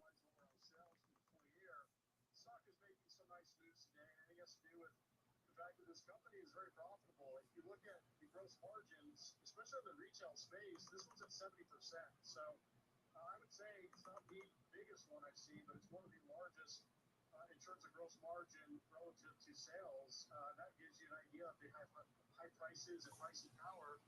And they do earn about 50% net income on their sales, and the stock is down 30%, and it's trading at a very low multiple, around 6 to 6.5 times forward earnings. I'd be interested to see what the analysts say on this because the call was not too bad. The guidance was relatively firm, and overall, they are expecting to grow. This is based on the companies, and it matches the consensus for 24's sales guidance, around 2.5% growth at the midpoint, with also EBITDA growth to be about 4.5%. So this is certainly one to keep an eye on. Most of the analysts that have weighed in thus far after the earnings, so we're not changing price targets or ratings, just reaffirming what they had. Vast majority of those that I'm seeing with the updates in that buy equivalent camp, with only 2 of them at a neutral. A $30 price target from Evercore, a 43 from BMO Capital. All the others that I'm seeing, all in the buy camp with price targets higher than the current share price. So even the low end from Evercore at 30 is still looking for a little bit of upside. To Jenny's point, I think Tapestry would really want Coach to be back and be cool. We talked about margins. It's by far one of their biggest, by 3 to 1 in terms of revenue, but it's by far the highest in terms of gross margin, at 75% gross margin as well. So this is their bread and butter, this Coach brand. Yeah, there's no doubt. I mean, they do have pricing power. They seem to have their manufacturing in check in terms of cost because their net income, like I said, is in the mid-teens. And that can certainly improve. I mean, just at the margin, if they improve that, let's say, by 1 or 1.5%, that could certainly create a situation where the stock starts to move higher from here. I'm not saying it's going to, but I do think this is certainly one. And if Jenny's right, I mean, trends make all the difference. All you do is follow trends. But it's not necessarily everything, because you could say that the same would be the case for BFC Corp. I'm just giving you an example. It seems like every household in America has a pair of Vans shoes, and that stock has done horribly. It's performed horribly over the last 5 years. So, again, it comes down to growth and profitability and trends. And it seems to have profitability. It's not growing. This company, Tapestry, is not growing all that much. And again, trends might pick up favorably for this name, but you also have to think about price points. High price point products in this economic environment may be something that people shy away from, even those who can certainly afford it. Yeah, George, I think that's a really good point because I also don't really follow trends. I might say I clearly haven't helped the stock at all, but the ETF also has more faith, which is not cool anymore. So that is something I know. I know these general things are cool, but I don't necessarily even follow them. But I do think that that's when we kind of see Coach more recognizable now. It's like all over TikTok apparently. That is huge brand power. That's actually something that we've seen better than names like Chelsea. It's been like the marketing genius going on all forms of social media and then gaining this really strong consumer. So perhaps that's adding some fuel behind Tapestry, but making a nice move to the upside today up over 3.5%. We will leave it there. Really great breakdown. George Tiller, Senior Markets Correspondent for the network, and that also does it for Alex and myself. Alex, unfortunately, it looks like some of these markets are creeping down towards session lows here. Not at session lows, but falling off a bit. Yeah, 30-year auction, biggest tail on record I'm seeing for the 30-year. So sending the bonds into a tailspin, and we know watch the bonds, you get the market. It's like Oliver's been right. Gosh, I hate to say that, but watch the bonds, I guess. But we will leave it there for our show now. Coming up next.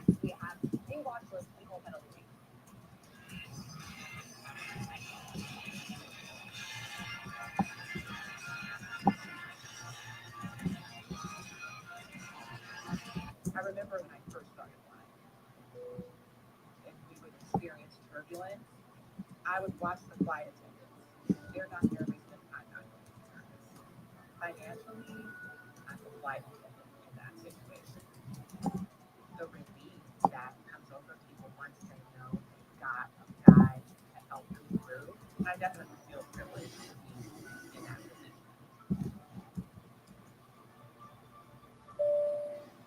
I'm Nicole Cavallini, live in New York Stock Exchange. Catch me on Schwab Network, available anytime, anywhere, any device, for free.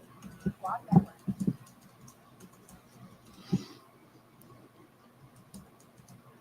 Trading and trending names every day. I'm Tom White, host of Fast Market, ready for you, ready to go at 12 p.m. Eastern on the Schwab Network.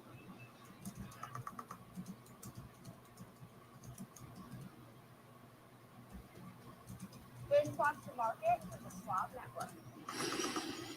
Tune in 24 hours a day, 7 days a week on SchwabNetwork.com and on all of your favorite streaming services. Schwab Network, available anytime, anywhere, on any device, for free. Binge watch the market with the Schwab Network. It's time to look forward. Find the next trend. From every click to every tick. So no fear of missing out on next gen investment. Available anytime, anywhere, on any device, for free. Empower your portfolio with the Schwab Network. He's Alex Coffee. I'm Jenny Ford. Low ticker alert -800. Oh, Schwab Network.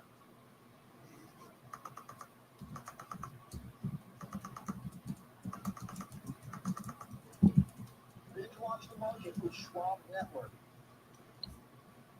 Tune in 24 hours a day, 7 days a week at SchwabNetwork.com on all your streaming devices. Schwab Network is available anytime, anywhere, on any device for free. No place better than the Schwab Network. Cut the cord on the way you get market news. It's Market on Close. Join me and all of the range for the biggest earnings coverage, insights from the smartest spots on Wall Street. Monday through Friday, 3 p.m. Eastern, available anytime, anywhere, on any device. Only on the Schwab Network.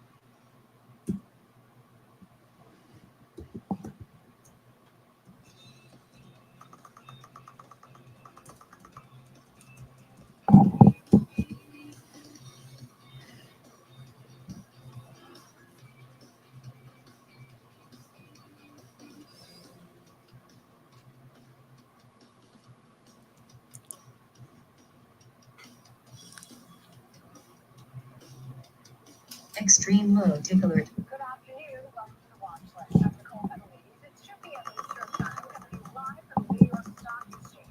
Thanks for being with us. Markets turned into the red. And we have a big show for you. We'll take a closer look at those lift earnings and the outlook for the line share this segment. Also, talking about mergers and acquisitions and how recent tech IPOs are fueling expectations of a jump in tech. Low tick alert -800.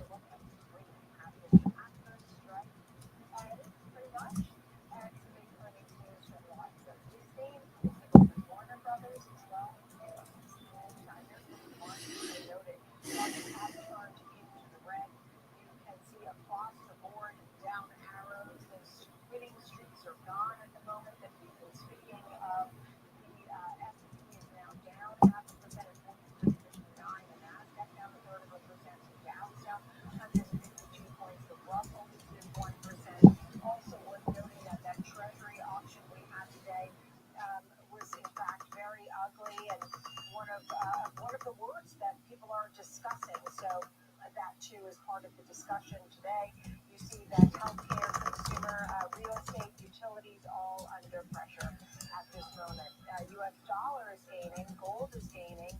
That's up about $9 at 1966 a troy ounce. Oil higher by 1% at $76 a change, and Bitcoin futures 36,585.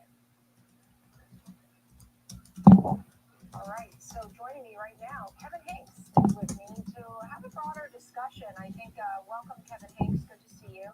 Just wanted to talk a little bit about the current environment. I mean, of course, we got a note about what's going on with the Treasury auctions, and we never talked so much about Treasury auctions the way we are and have been the last several weeks, some of which have been met with lots All right, we're making new lows here. cetera, but today's reportedly is ugly. What do you think about what's going on in this market? I can't start with extending the winning streaks because that seems All right, so we lost the low. Certainly, and it is right now. There's still a little bit of trading left to go in the day, Nicole, but we talked all week about the importance of this bond auction. And you're right, Nicole. In my career, it's rare that you've seen the significance of bond and note supply coming on the market affecting stocks. But here it is. We had a good 3-year auction on Tuesday. Yesterday's 10-year note auction went Extreme low, tick alert. just about in line. And today, like you mentioned, a very poor 30-year bond auction. That means, what's it mean by poor? It means less demand for the bonds, therefore lower prices and higher yields. Now, when noon hit and the results of that bond auction came out, you saw all the equities futures sell off and stocks sell off. You saw bonds sell off, so yields went higher. You saw the VIX spike higher. Even though the dollar is firm and close to unchanged, you saw gold go higher. So a lot of the risk-off assets firmed up here, Nicole, after a nice streak that the markets had for the last 7 or 8 trading days. So this is that tone change that we've been talking about, something that would change the direction of the market. I think we just found it, Nicole. Yeah, and the problem is that you want monetary policy and fiscal policy to sort of work in unison, and what they're doing is flooding the markets with these bonds, and so not getting the reception that some had hoped, and it affects the markets and trading throughout the day. In the meantime, how about we take a look at NVIDIA, which is up, it was up, I was going to say for the 7th day in a row, I haven't checked it the last few minutes, but it was sitting around 2-month highs, and some new talk pertaining to chips for China. So NVIDIA, as you know, a couple of weeks ago, the U.S. stopped them from selling 2 AI chips, advanced chips, and 1 gaming chip to the Chinese government. So Business 101 teaches you when they set up rules, you figure out ways to get around them. Low, tick alert, minus 800. NVIDIA will come out with 3. All right, so we got a pretty decent amount of selling. You wouldn't be surprised. 15, VIX moving back up to 15. Extreme low, tick alert. These altered chips now to the Chinese government. It was going to be a big number. As you know, it hurt their sales. So NVIDIA doing the work and getting these chips acceptable to the U.S. government. Pretty good news for NVIDIA today. All right, great. Good to see you, Kevin Hayes. Thank you so much. Appreciate it. Let's take a look at the bigger picture. Daniel Altman is with us, chief economist at Instowork. Thank you so much, Daniel. Good to see you, Dr. Daniel Altman. Your thoughts on the current market environment? Right now, I think we're seeing a loosening of the labor market, and that's coming in tandem with some of these fears about what might happen in financial markets. The loosening of the labor market's not really that surprising. We know that we're going to have to see some effects of these higher interest rates percolating through the economy. We know that we're no longer seeing such urgent demand for labor as there was during the pandemic when we had labor shortfalls of millions of workers in some industries. And at the same time, I think we're waiting for some extra shoes to drop in the financial markets. But the overarching thing is just folks getting used to higher interest rates. We have had so many businesses that were kind of addicted to a low interest rate environment. Some of those businesses have folded, some of them have shrunk. That's been one of the factors loosening the labor market. But I think that we're going to start to see more reactions in other types of securities as well. Because, for example, I mean, you probably can't sustain PE ratios around 29 or 30 if you're going to have 10-year rates around 5% for a long period of time. Fed Chair Powell saying we expect GDP growth to moderate in coming quarters, but remains to be seen. Also saying greater share of profits and inflation ahead may actually have to come from tight monetary policy. Extreme low tick alert. What say you to that commentary from Jay Powell speaking today? I think he's right that economic growth is likely to moderate somewhat. We don't have as much support for the consumer. The excess savings that they built up during the pandemic, even with the recently revised estimates from the Fed, are probably going to be gone in about 6 months. So we expect that to have some effect on spending. But I don't know if there's that much more that monetary policy can do right now to fight inflation. One of the big sources of inflation is housing costs. And if you raise interest rates, you might actually be cutting off oxygen to the housing market. That's not necessarily going to bring those prices down. So I'm not really sure that there's that much more he can do. What you have to realize, though, is that monetary policy continues to tighten just because the Fed is still shrinking its balance sheet. So they can hold interest rates high for a long time, and that has a cumulative effect, but they don't have to raise interest rates anymore to continue to tighten. They've already taken more than $1 trillion off the balance sheet, and that balance sheet is still double where it was just a couple of years ago. So I think there's still a lot of tightening to happen in the background. Yeah, and maybe an interpretation of this when he says a greater share of progress on inflation ahead may have to come from tight monetary policy. Maybe he just means the current environment where we have a policy that is restrictive, and maybe it's alluding to all you folks out there waiting for some cuts. You better hold your horses. Maybe that's just what, instead of higher for longer, it's just high for longer. Yeah, do you remember when folks were talking about pivots all the time? I mean, 6 months ago, 12 months ago, everybody thought every little sign of dovishness was the sign of a pivot. And I kept saying, first of all, stopping an increase in rates is not a pivot. A pivot is when you actually start to cut rates and move towards more expansive policy. We're way, way far away from that because, as I said, even if we just hold rates high, that's having a drag on the economy. And on top of that, the Fed continues to tighten by shrinking its balance sheet. So you don't hear much talk of a pivot anymore. And I think people are coming to terms with the fact that that long period of extremely low interest rates may have been a bit of a historical anomaly. There's a feeling that the stock market is now selling off after hearing some of the comments and reading some of the comments from Jay Powell.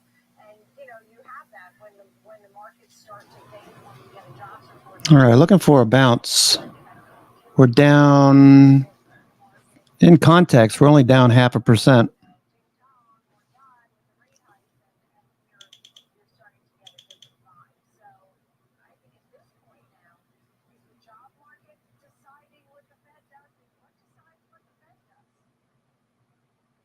Well, Jay Powell has said in the past that he doesn't really see wage increases as a big source of inflation. He's not in love with the wage price spiral idea. So I don't know if he's really looking for the job market as a signal of where inflation is going. We know that the job market is going to continue to cool for some time. I think that given what's happening with consumer spending, there's little doubt about that. But, I just don't think that folks can justifiably expect a pivot or much lower rates without some sort of external shock to the economy, whether it's a war in the Middle East or things getting worse between Russia and Ukraine, as though they could, or something else that we just can't really forecast. When we think about where these low interest rates came from, it's kind of started with Alan Greenspan trying to make sure there wasn't a recession before he left the Fed chair. And then we went into the global financial crisis, and it was all hands on deck to stop the repercussions of the Lehman failure and everything else. And those are really exceptional events, and there was no reason for that to last so much longer into the future. So, like I said, I think it's a new reality, which is a bit more what we were used to sort of pre-2000. Yeah, understood. You said it's not housing. In fact, we actually see mortgage rates coming down. We're around 7.5% at this point. So we're not as concerned about wage growth. And I sort of feel like, well, then what is it? Are we just waiting for the lag effects of the rate hikes to sort of kick in or something to change? Are you concerned about a recession even? Like I said, I think a recession will probably be caused by some types of shocks. There are some rumblings in certain corners of the financial markets that there are credit issues there, that they might be close to a crunch. That could lead to some unanticipated consequences on the part of the Fed. But when I think about what the sorts of inflation really are right now, I think that we still have some issues in commodity markets. The supply chain is looser, but as manufacturing picks up, that could start to tighten up a little bit again. We still have energy prices as a source of inflation. And the pricing power that a lot of companies equities have wielded rather ruthlessly in the last couple of years, I think they continue to test the limits of that because they kind of want to get as many price increases as they can while they're getting cover from all of these issues elsewhere in the economy. I think that's kind of tapering out as well, though. So, as that pricing power starts to dwindle and doesn't get used quite as much, especially with the consumer not having quite as much to spend, and as those energy prices stabilize, hopefully the geopolitical situation stabilizes as well. Low tickler at -800. Those are all a bunch of supply side factors that could actually contribute to lower inflation. So, if the Fed holds tight where it is, as I said, there's a cumulative effect that will continue to drag the economy, and some of these supply side factors may help out as well. So maybe I'm a little more sanguine on that than Chairman Powell. Dr. Daniel Altman and Vince Stewart, thank you so much. Good to see you. Thank you. Coming up next, have the El Nino weather pattern is creating fierce competition for the Panama Canal. Jeffrey Kleintop will explain. And we'll take a look at some global trends that we all need to watch. Schwab Network, we'll be right back.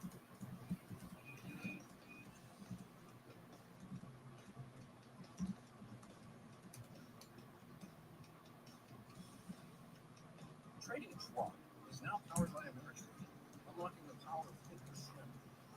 Award-winning trading platforms bring your trades into focus on thinkorswim desktop with robust charting and analysis tools, including 400 technical steps.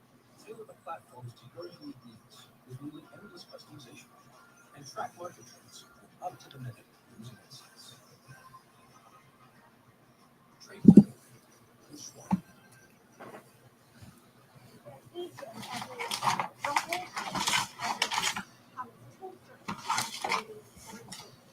catch us right here at the New York Stock Exchange.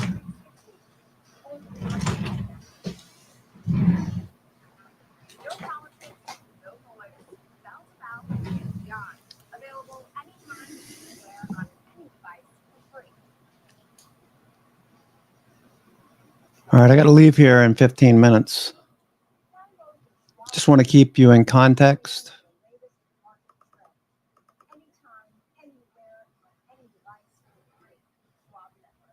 Low tickler at -800. Download the Schwab Network app and join us to follow all the market trends. Schwab Network is available anytime, anywhere, on any device for free. Schwab Network.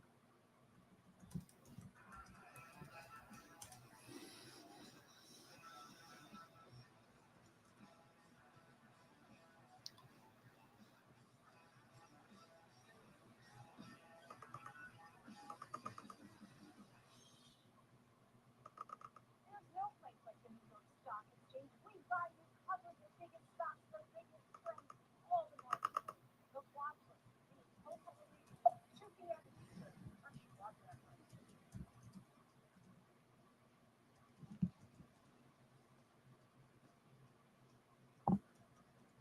Welcome back to the Watch List, friends. I'm Nicole Kennedy. Line on the floor of the New York Stock Exchange. Quick look at some more market movers for you. How about shares of a firm? Firm holdings jumping to 52-week highs. Had a strong earnings report in its fiscal first quarter. Firm posted smaller loss, higher sales than the analysts had expected. Buy now, pay later company also saw strong year-over-year gains. 5 of the 6 analysts who cover a firm raised their expense targets on the report. They've had some good deals with Amazon as well, having given this boost. Bearish analysts take as shares of Tesla hit today. HSBC covered the automaker who reduced trading meaningfully. So All right, BIX holding on to the highs.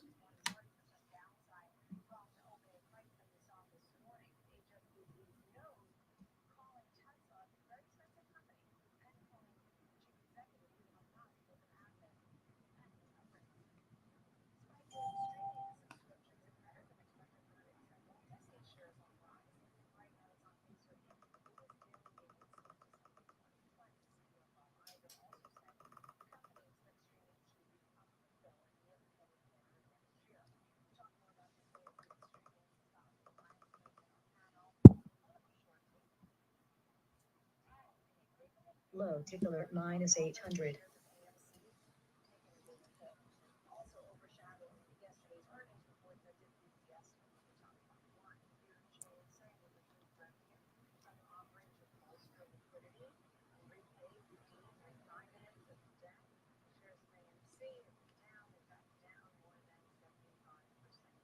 Okay, we're down 1% off the high.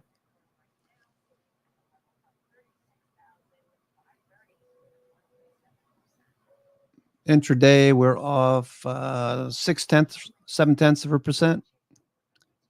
Futures are off 0.7%.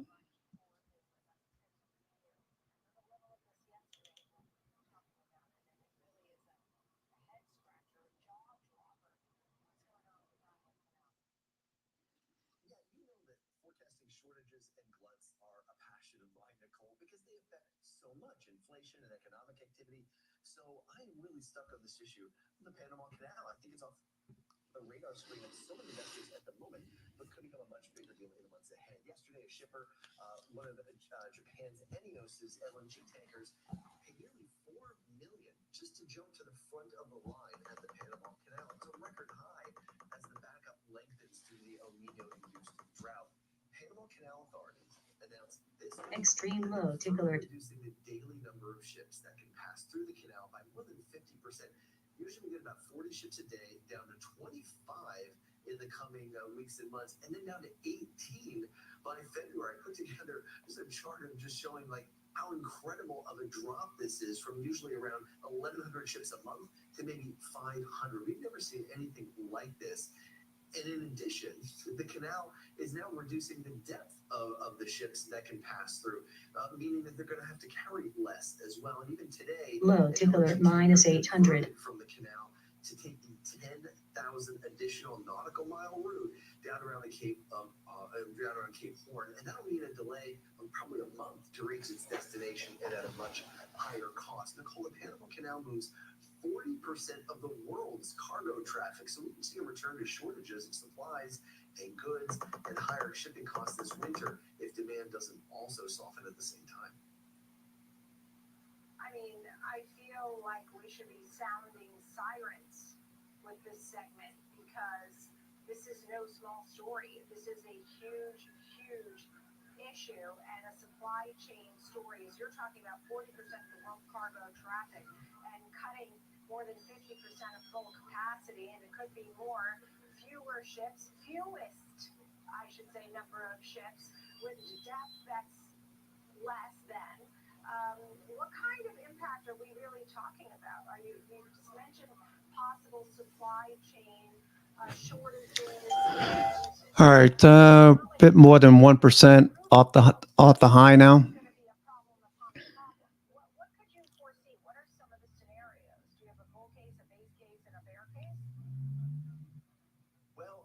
I guess I don't have bull case, bear case, and base case, but I do feel like this is a factor that's going to be affecting not just energy commodities. I mentioned LNG tankers; they're very heavy, and their cargo is very timely, and so that could be an issue.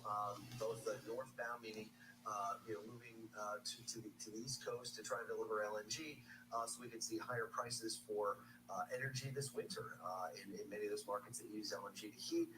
We can see the grain, a lot of grains move through this as well. That could affect imports and exports for the U.S. And then just cargo in general. It may be that this backup, well, it's already been in place for a couple of months and is building, might not affect store shelves as much into this holiday season, but could certainly begin to affect things as we get deeper into the winter months. So again, we can see another upward inflation pressure, not just on commodities, but for finished goods as well. That can just throw another curve to a Fed that's trying to figure out the direction of rates, and a bond market that clearly isn't quite sure which way inflation and demand is going to go. So I just think this creates more noise around the economic backdrop, but we can see today what happens when bond yields back up. It's certainly not good news for the equity markets. Yeah, and look, it's like pieces of a puzzle. All right, this reminds me of the last time we had that 30-year bill auction where we dumped and everybody got real bearish and we wound up moving higher.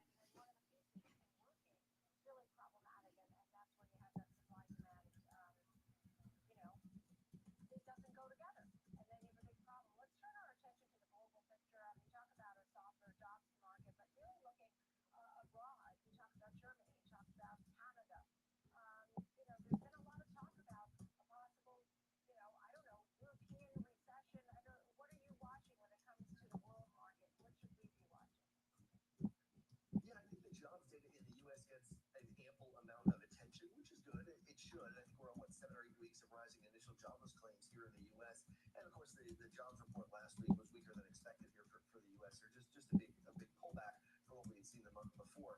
But overseas, it's a much weaker picture. I think in part because the global economy, particularly Europe's economy, didn't see the boom in services and travel and entertainment spending. Didn't have that Taylor Swift boom to the third quarter growth, and so we saw a services growth in employment was even weak overseas. In Germany, we saw unemployment rise by 30,000 in October. That was more than double what economists had forecasted. Now we've seen 9 straight months of rising unemployment claims. They do it monthly in Germany. The unemployment rate is now the highest level in 2 years. Canada last week also had their jobs report for the month, and they saw a weaker than expected gain in jobs and a rise in the unemployment rate to 5.7%. And next week, we get the UK's job report. It might show us it's 4 months in a row of job losses. So we've really seen a deterioration in the labor picture globally. It's maybe the first time we're seeing a real lagging indicator showing a major slowdown. I know that the Purchasing Managers Index employment component of that fell to about 50 in October. That's the threshold that divides growth from contraction. So all this points to a global economic weakness finally. All right, I got to leave here in about 7 minutes, folks, just so you know. Consumers and consumer spending. So I worry a little bit about the consumer here as we get into the next few months as they begin to get concerned about their job prospects.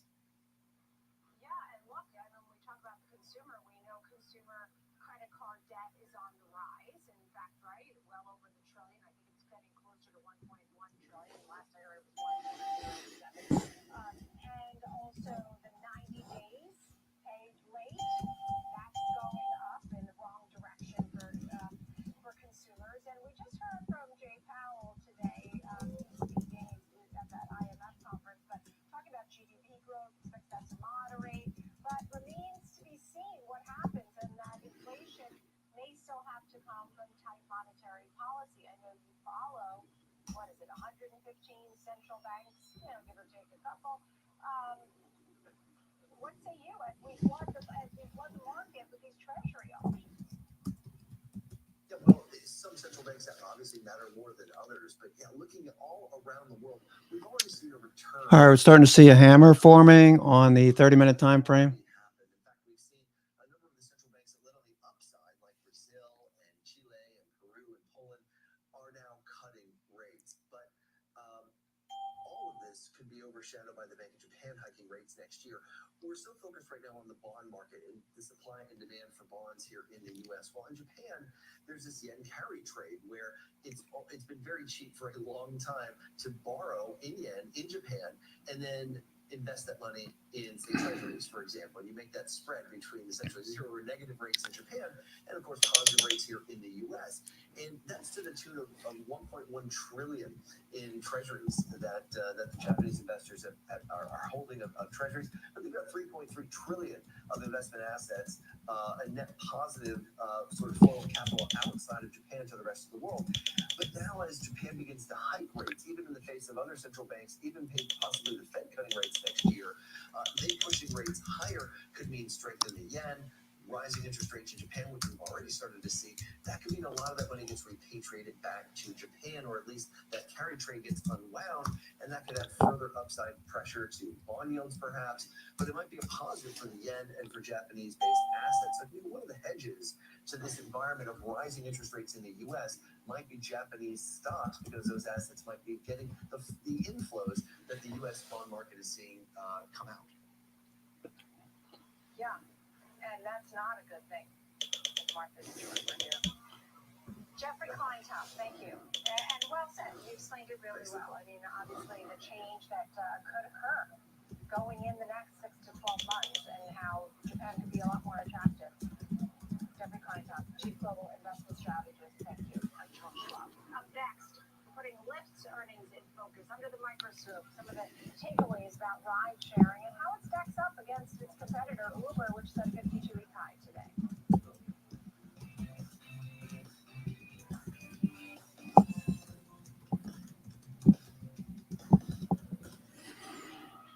It's time to look forward. Find the next trend. From every click to every tick. There's no fear of missing out on Next Gen Investing. Available anytime, anywhere, on any device. All right, 3 minutes to go. 3 minutes to go. Just so you guys know, I have to go and meet with my my son's potential future principal at a school that he wants to go to mid-session. It's a private school for gifted and talented guys. The kid's bright, so need to get him into the school. So I got to meet with the principal at 3:00. I got a 3:00 meeting. It's about 20 minutes from here. I want to make sure I'm early, make a good impression, be early on time. So I'm going to leave here at 2:30. I'll be checking in, but just keep in mind that the last 30-year bond auction, we had a similar fate, yet the market's bounced and we're higher. So just keep that in mind. We're shy of 1% now and starting to bounce.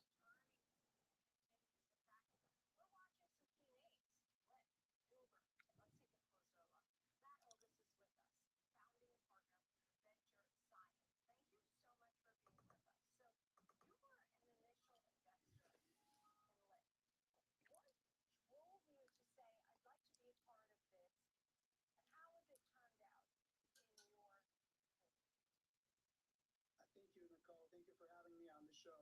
Yeah, we were earlier investors in Lyft, and to get a little bit academic in this, you look at Lyft and Uber. Are they in what's called the Bertrand duopoly? And Bertrand duopoly is a concept introduced by the French mathematician Joseph Bertrand, and it essentially says that there are two companies selling the same exact thing, and if you're in that duopoly, then the consumers will ultimately purchase the product sold at a lower price point. So at the time when we got involved in Lyft and built a position, we felt like Lyft's product experience was superior than Uber's in several different ways. But after that, we have to also look into the All right, folks, I will see you shortly.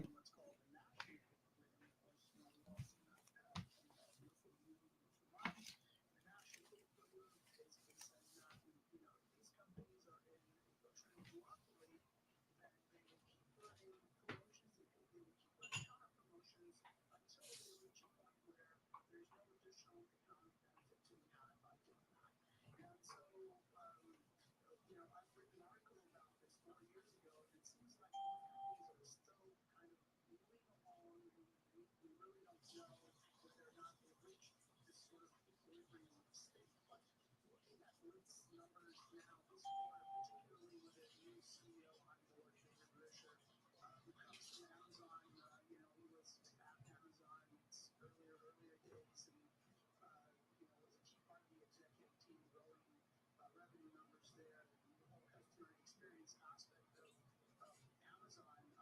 Now he's over at Lyft, and I think he joined in, and the first thing he did is just clean up some house. Essentially, here we can see the numbers that their overhead had dropped significantly. They cut down $100 million of general administrative expenses, over $100 million of R&D expense.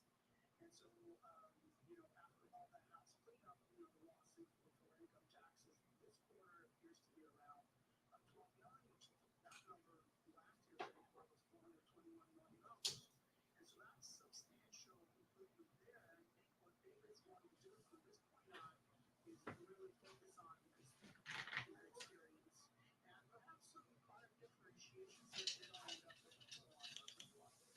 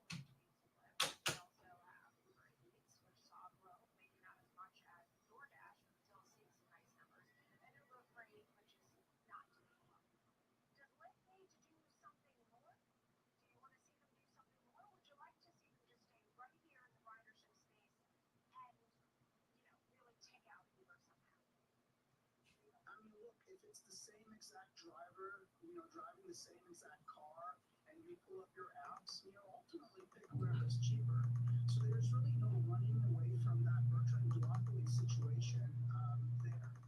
The thing to do is perhaps to expand or try to diversify the offerings.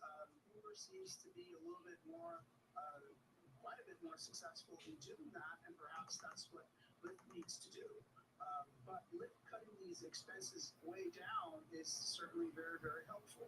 So from here on out, we're going to see what they would do actually on that same exact rideshare experience. I mean, this is ultimately to the benefit of the consumer. Of course, the consumer gets lower prices in situations where there's inflation, but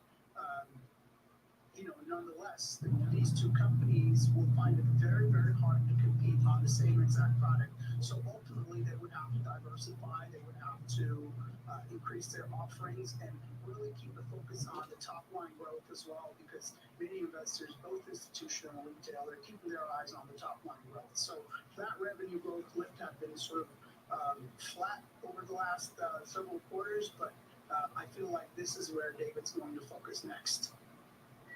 Yeah, and so they both have their work cut out for them because, as you noted, this is really the competitive space. I mean, I can't even think. I think there was another one that came in for a short time. Or was it Evo or something? I don't even remember what it was called. There was a third one that didn't last a day.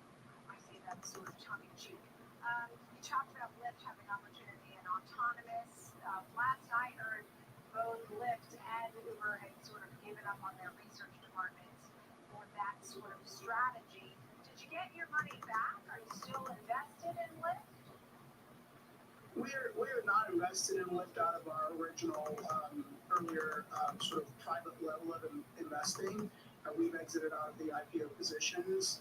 But as far as the autonomous driving is concerned,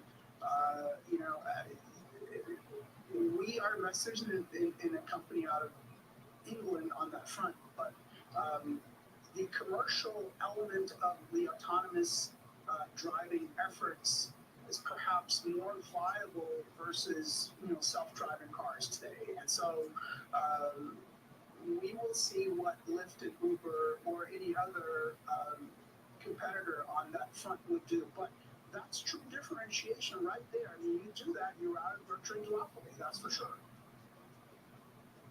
I don't know. I'm going to have to leave it there. Would you buy Lyft here today at 10:28?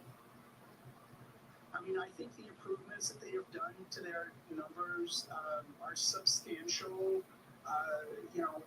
If you improve, your loss before income taxes to the tune of, $400 million something dollars, and the stock price stays sort of stable. I mean, I would be leaning towards building up a position in Lyft today if these numbers are actually true. I mean, I guess they're still unaudited numbers looking at their releases yesterday. But if that's really what happened, that's substantial improvement. So I would buy today. And to your point, Lyft is balancing its Low tick alert -800. Extreme low tick alert. player in the rideshare space, and autonomous could bring in great wealth in the future one day. Though it feels a little far away. It's great to chat with you, Matt. Come back to the show soon. Thank you so much. I like your know-how. Yeah, I like the inside look here at ridesharing. Matt Ogus, Venture Science. Appreciate it. Still ahead, the second half of our show. Recent tech IPOs. What does it mean? Does it mean that we might see more M&A deals?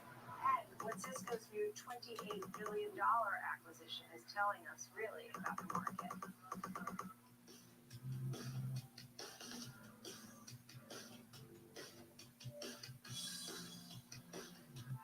Ameritrade is now part of Schwab, bringing you an elevated experience tailor-made for trader minds. Go deeper with Thinkorswim, our award-winning trading platforms. Unlock support from the Schwab Trade Desk, our team of passionate traders who live and breathe trading. And sharpen your skills with immersive online education crafted just for traders. Also, you can trade brilliantly.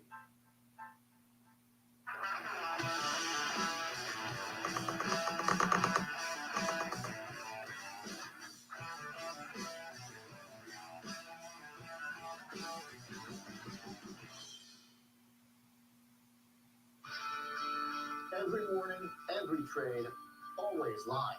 Expert earnings analysis, in-depth technical insights on every changing trend in markets. Available anytime, anywhere, on any device for free. Welcome to Morning Trade Live on the Schwab Network. I'm Oliver Renner.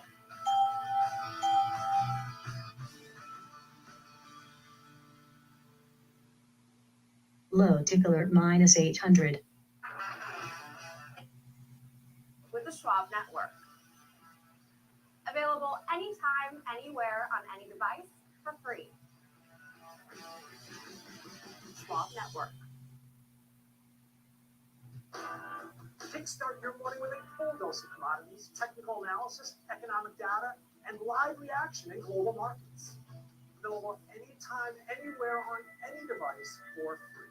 And available on all your favorite streaming services. Futures with Ben Lichtenstein every weekday, 8 a.m. Eastern on the Schwab Network.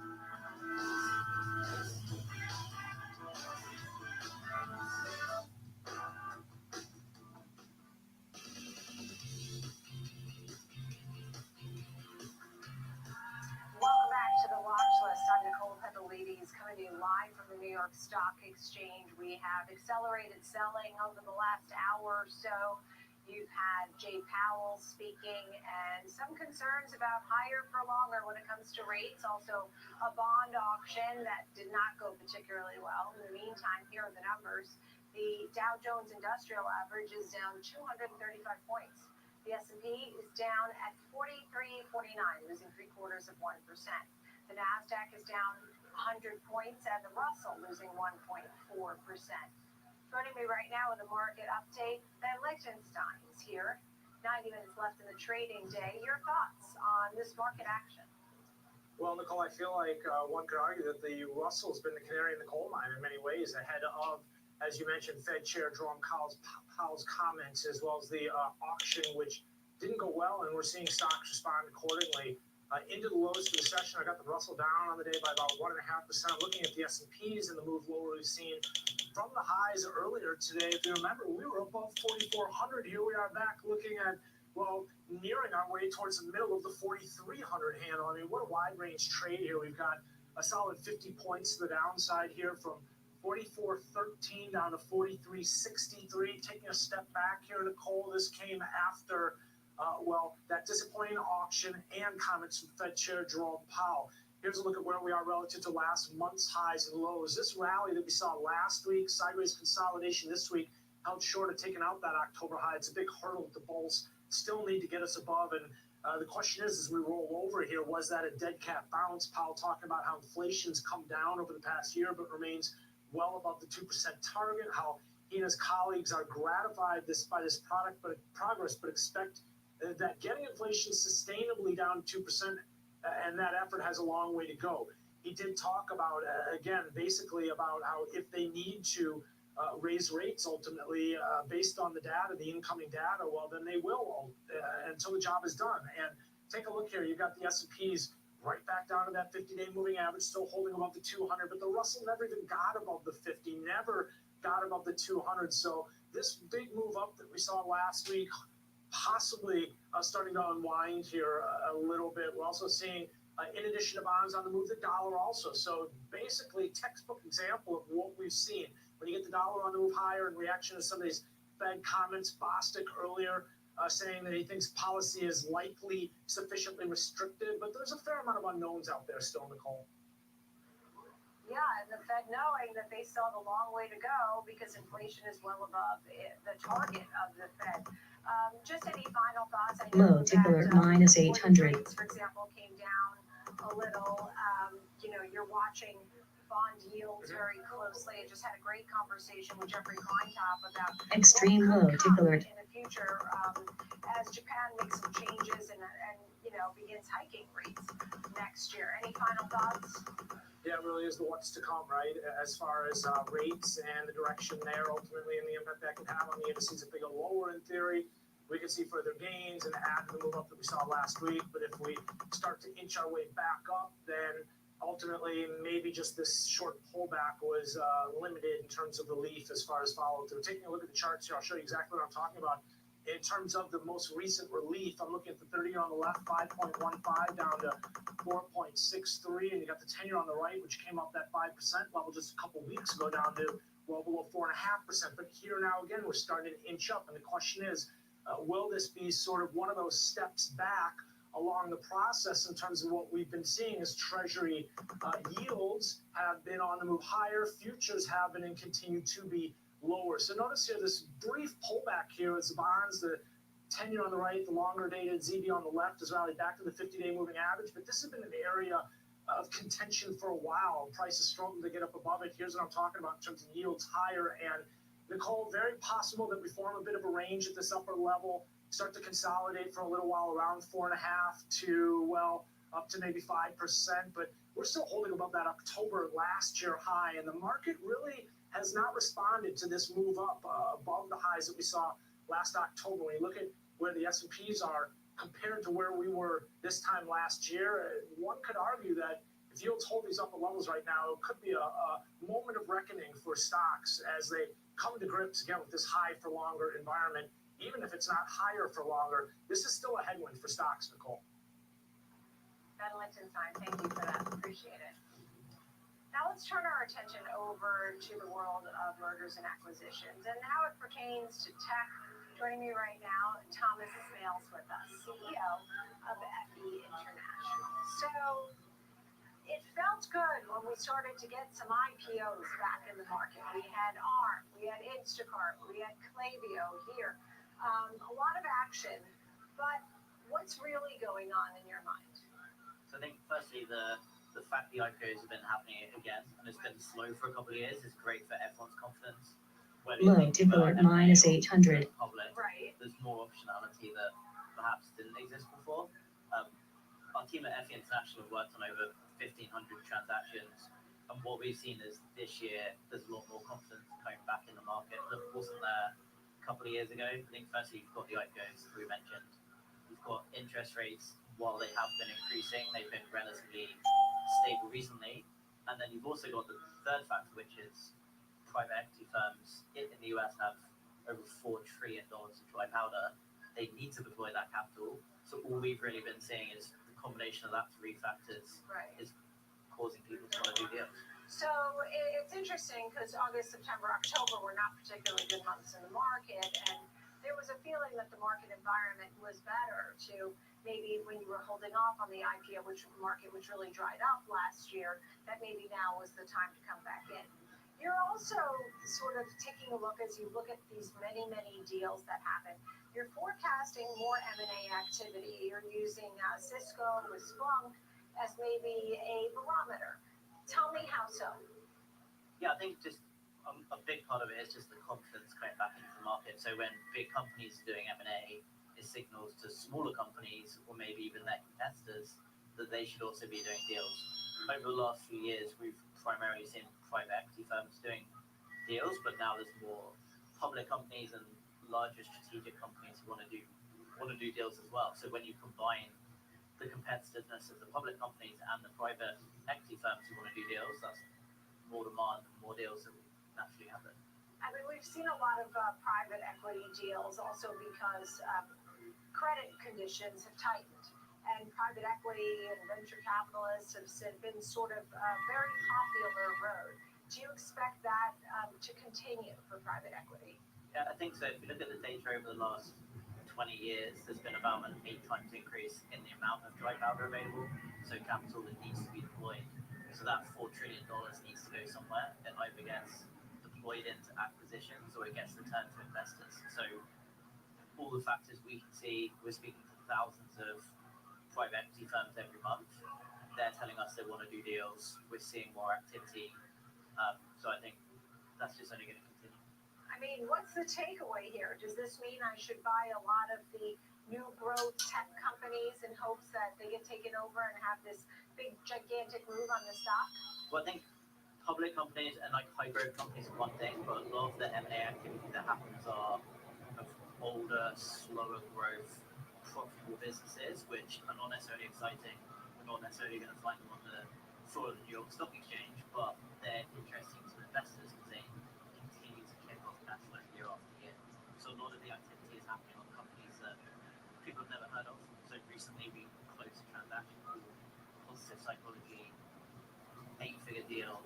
Most people would never have heard of that business, but it was profitable, it was sustaining a team of people, and it was attractive to a private equity firm who raised about $1 billion. So there's lots of those deals happening as well that people generally don't hear about. Right, understood. And as big tech is on the prowl, as you say, and we talk about a deal as an example right there. How about the transition of big tech? As you said, a lot of these companies that were older have had to transition, right? Whether they're going from little PCs to cloud and data management and AI, right? And AI really plays a factor here, right? Why?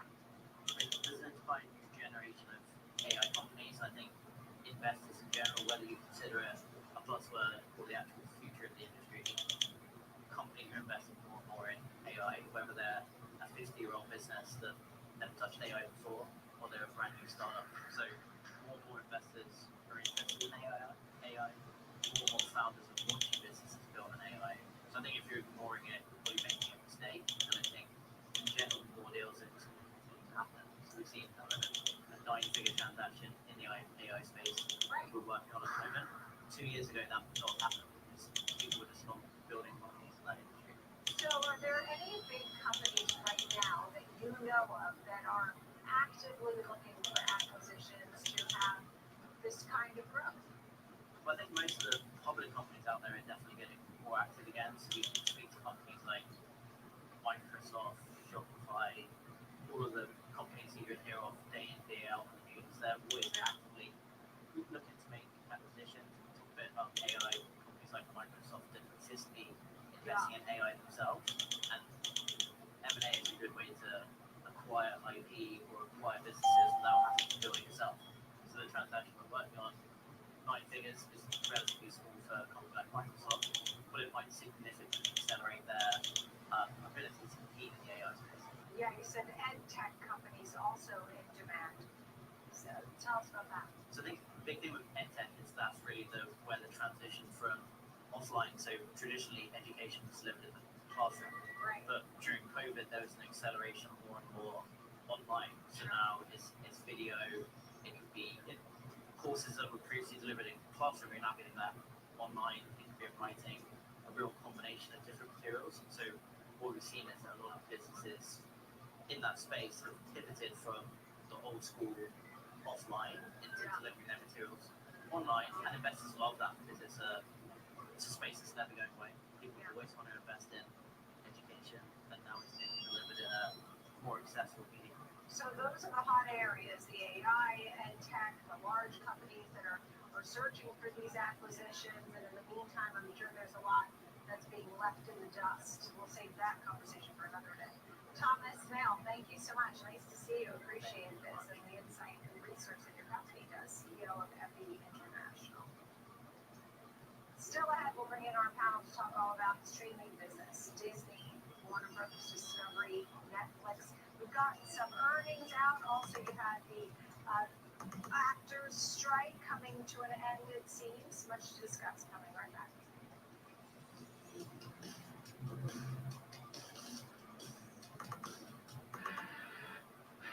Cut the cord on the way you get market news. It's Market on Close. Join me, Oliver Rennick, for the biggest earnings coverage, insights from the smartest minds on Wall Street. Monday through Friday, 3 p.m. Eastern, available anytime, anywhere, on any device for free. Only on the Schwab Network.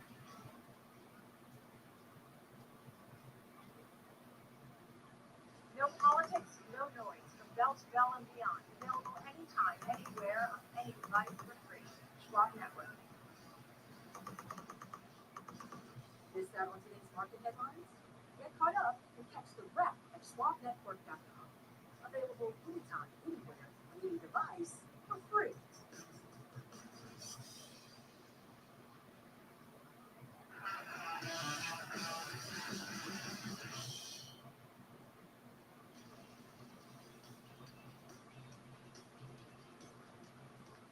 Welcome back to the watch list. You see Disney jumping today.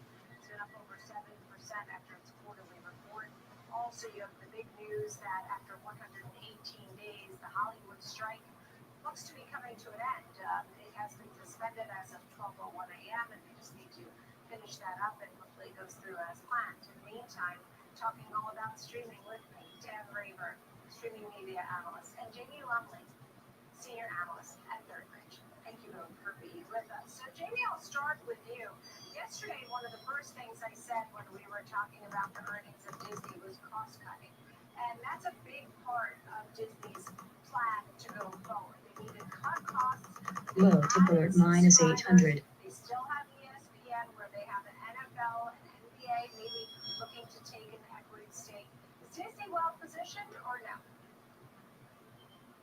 So if we look at Disney, there are definitely a lot of moving parts. And as you highlighted, the cost cutting is one of the things which is front of mind. At the start of this year, there was a $5.5 billion cost cutting target. And yesterday, Bob Iger talked about that they're now raising that up to $7.5 billion. And as the business looks to turn its streaming side profitable, make some progress in that area, there are definitely some encouraging signs about where they are today. And if we look about or at how the company now segments its revenue across entertainment, experience, and sports, all of those segments were delivering profitable quarters, which definitely is encouraging for the folks at Disney. So as it goes on this next step of making different segments within that profitable, it's definitely moving in a positive direction. Yeah, you said that you've had a lot of remarks and series of discussions pertaining to this and some of these key takeaways. Those seem like good news. At the same time, Dan, when you looked at Disney's numbers, what stood out to you, and do you like what you see? Was it good enough? Hey, Nicole, good to see you again. Well, the DTC business still lost $420 million in the quarter. Disney has said that they're going to get to free cash flow by the end of fiscal 2024. It's interesting to see that in the quarter, ESPN Plus generated $33 million in positive EBITDA. So that's the first time that's happened. But, at the same time, what are they going to do with Hulu? They don't really know as of yet until they own 100% of it. They have to figure out what they're going to do with ESPN Direct. But my concern, Nicole, is this is a cost-cutting play, as everybody knows. And when the new CFO comes in, they probably cut even more costs. But you can only cut so much cost to where it impacts your content inventory.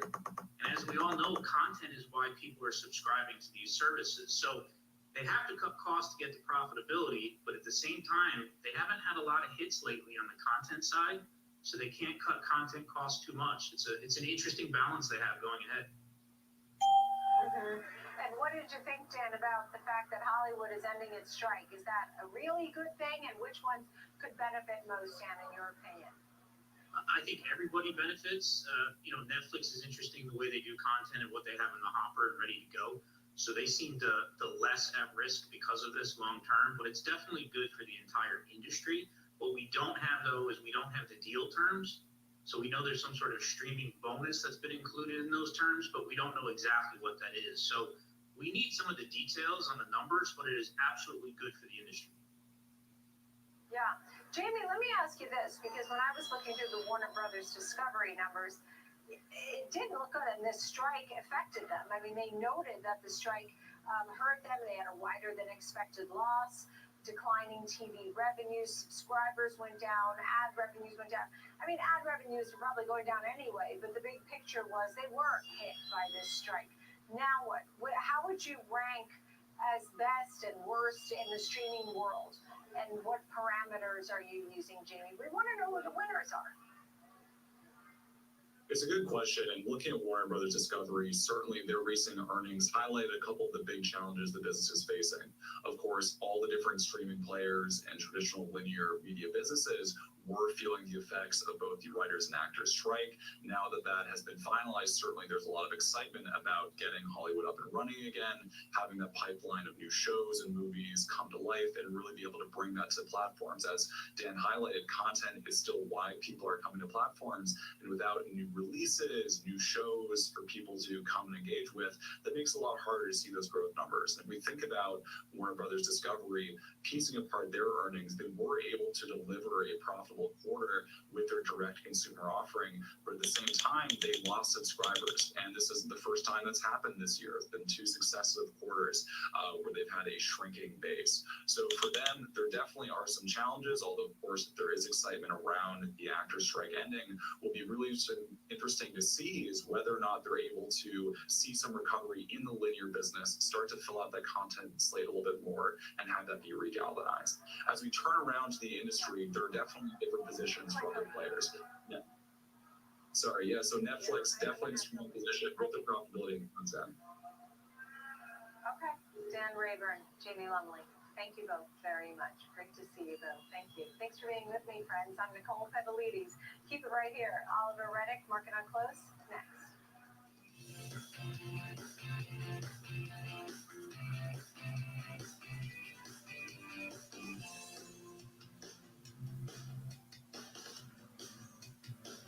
Knock, knock. Number one broker here for the number one hitmaker. Thanks for swinging by, Carl. No problem. So what are all those for? This lets me adjust the bass, add more guitar, maybe some drums. Wow, so many choices. Yeah, like Schwab.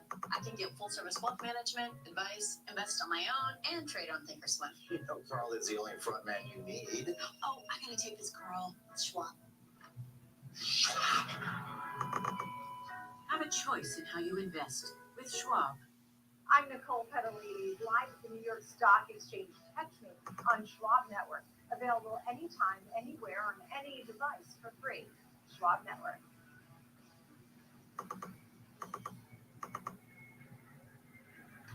Trading the trending names every day. I'm Tom White, host of Fast Market, ready for you, ready to go at 12 p.m. Eastern on the Schwab Network. Get each and every angle, the whole picture. Everything comes full circle on Trading 360. Catch us right here at the New York Stock Exchange on Trading 360, only on Schwab Network. Welcome to Schwab Network, Daily live exclusive content tailored to today's investors. broadcasting 24/7 from our studios in Chicago. And from the heart of Wall Street at the New York Stock Exchange. Up-to-the-minute market insights. Example trades and stock-specific analysis featuring the smartest minds in the business. No politics. No noise. Analysis ahead of the biggest events for the economy. From bell to bell and beyond. Watch live and on demand. 24/7, 7 days a week on schwabnetwork.com. And on all your favorite streaming services. Available anytime, anywhere. On any device for free. Schwab Network, empowering every investor and trader. Every market day.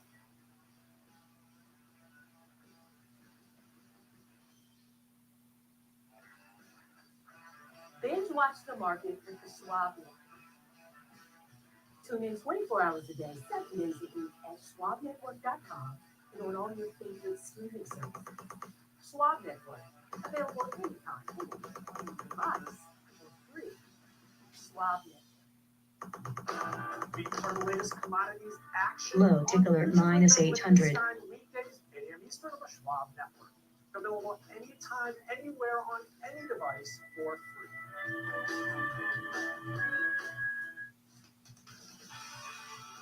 I'm Oliver Rennick. Get ready to cut the cord. Market on Close is coming up.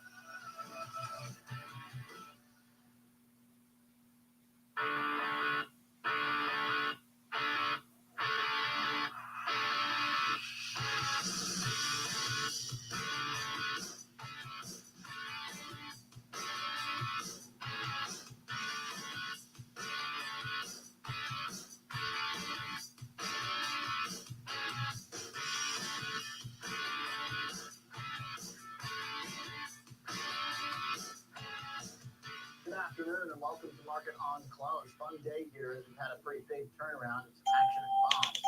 I'm Oliver Rennick. You're watching the Schwab Network. Hour left in the session. Stocks have lost their gains. It was kind of a choppy morning from the get-go. The Russell 2000 was the strongest, right? The opening fell. Maybe that was a sign that it wasn't the real deal when the big laggard of the past year tries to get out in front. Bit of a head fake that turned out to be.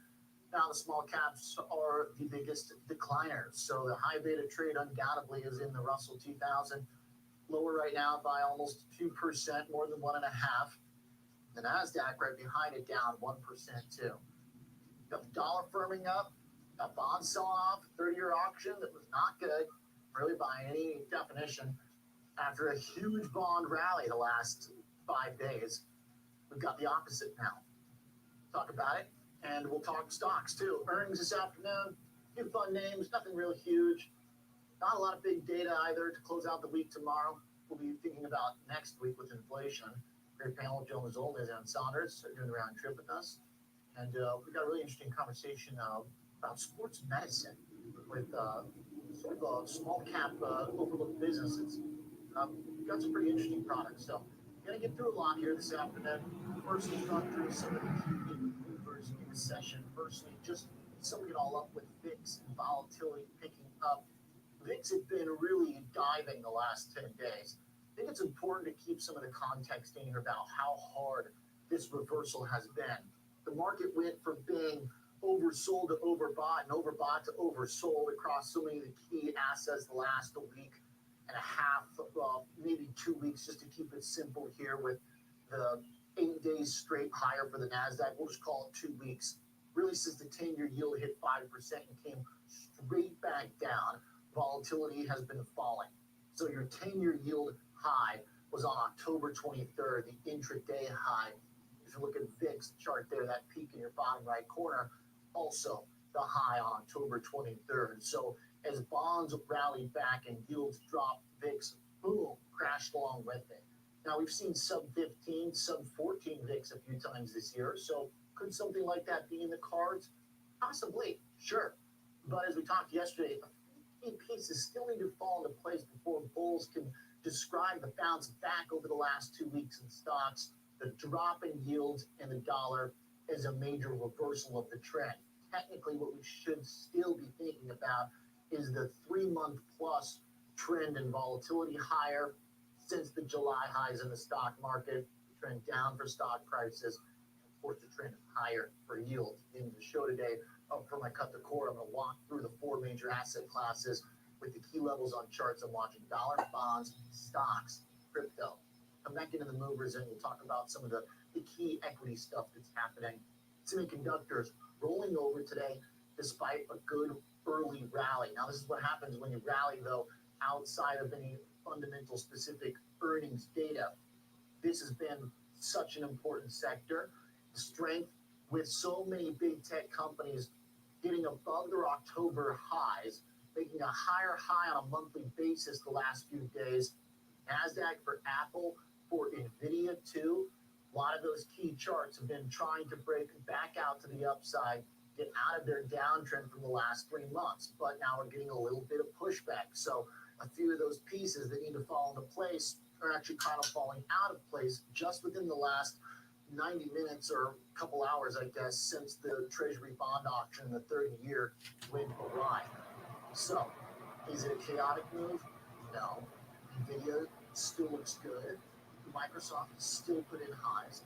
Apple's still above the October highs, but the two-way trade and the battle does rage on here. Bears live to fight another day when the bond market freaks out like this. Now, there's still some optimism lingering. Disney's held on its gains throughout the day. Disney shares still up just shy of 7%. Nice big comeback there. As we talked to Liz Ann this morning, even if you just move away from the macro discussion for a second, which is hard to do because it is overpowering, but one important thing this earnings season has been the separation of winners from losers, progress and lack thereof, profitability and not.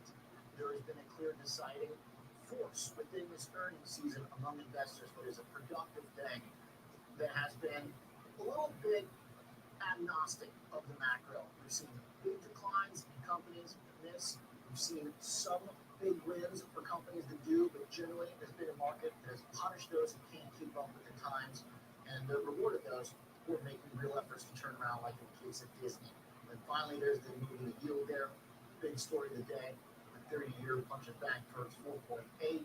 But again, you have to keep some context, okay? It is a chunky bond sell-off here. But the last week was a huge rally, according to bespoke data. 10-year move downward and the rally in the long bond segment represented by the TLT ETF was top 99th percentile. So it was a huge rally.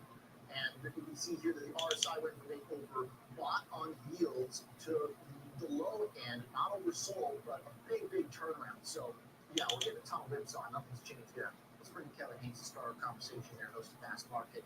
Clearly, this is the story of the afternoon, Kevin.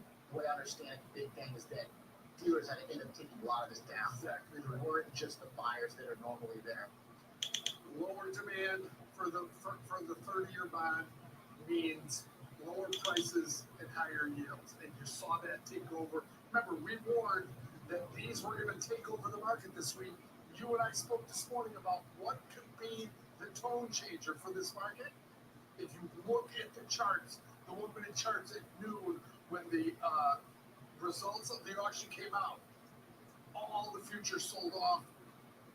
The VIX spiked, bonds sold off hard, TNX spiked. The 1-minute charts went crazy as this market just flipped from risk on to risk off. It can happen that quick. That was a pretty 180-degree change because it wasn't just weak, it was extremely weak. Yeah, it was no mystery what happened here. There goes the stock market too. Here's the thing though. See the 1-minute chart, look at that dip. Yeah. But we've had so much back and forth, that one could say stocks got overextended the last. I mean, we went up not 8 days straight for the NASDAQ. We were heading for what, 8th or the 9th today? I mean, nonstop.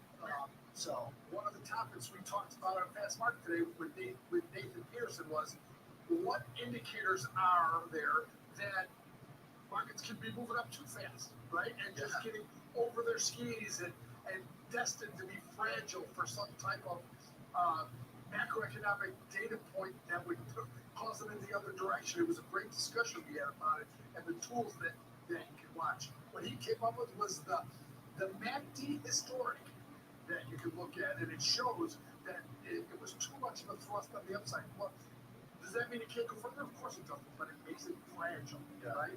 And any tone change, market was fragile. So are we seeing that now weeks where there isn't a lot on the calendar in terms of economic data, as we were talking about this morning? We need to be breaking the auctions pretty highly up there because given the rally, the way yields have come down, there was a potential here that this could have gone a little better. Sure. There was some change in sentiment. The buyers feeling more comfortable, the way yields have pulled back, but instead, I guess they took it as a selling opportunity essentially by not showing up to buy. Yeah, it's interesting kind of evolution. Tuesday's 3-year note auction went actually pretty well. Wednesday's 10-year note auction went average. We'll call it right pretty close to in the middle, and then this one was horrible. So you basically hit the whole spectrum. And Tuesday and Wednesday, the market firmed up off that auction news. Today, not so much. So maybe there's some implicit confidence that the Fed still doesn't have to hike if the short-term options are going a little better. 2-year yield though is moving here today too, and the dollar bounces as well. So I guess there at least is some solace that even when our own bond auctions don't go well, the dollar acts as safety. A little irony in there, but hey, it works. Good news, bad news. It all has to be consumed and digested. Let's see if there's follow through tomorrow in the market, or this is just a one day where people may look at the end of the day and start making choices. I do have this kind of like Occam's razor simpleton approach to market sometimes though, which is if you're sniffing for something wrong, look at Tesla. This morning, Tesla been down all day. Yeah. Tesla has been really sensitive to a kind of like, interesting note out, but that could have been a little bit of a yellow flag this morning. That when one of your big high beta leaders is getting crushed like this, maybe the market's not so stable. I saw the HSBC note on Tesla, basically saying it has 34% downside. He's got some of it's a little odd though with this. Why? They start coverage of Tesla now with accelerating. Why? Valuation. Well, valuation's always been scary about Tesla, and they say sorry.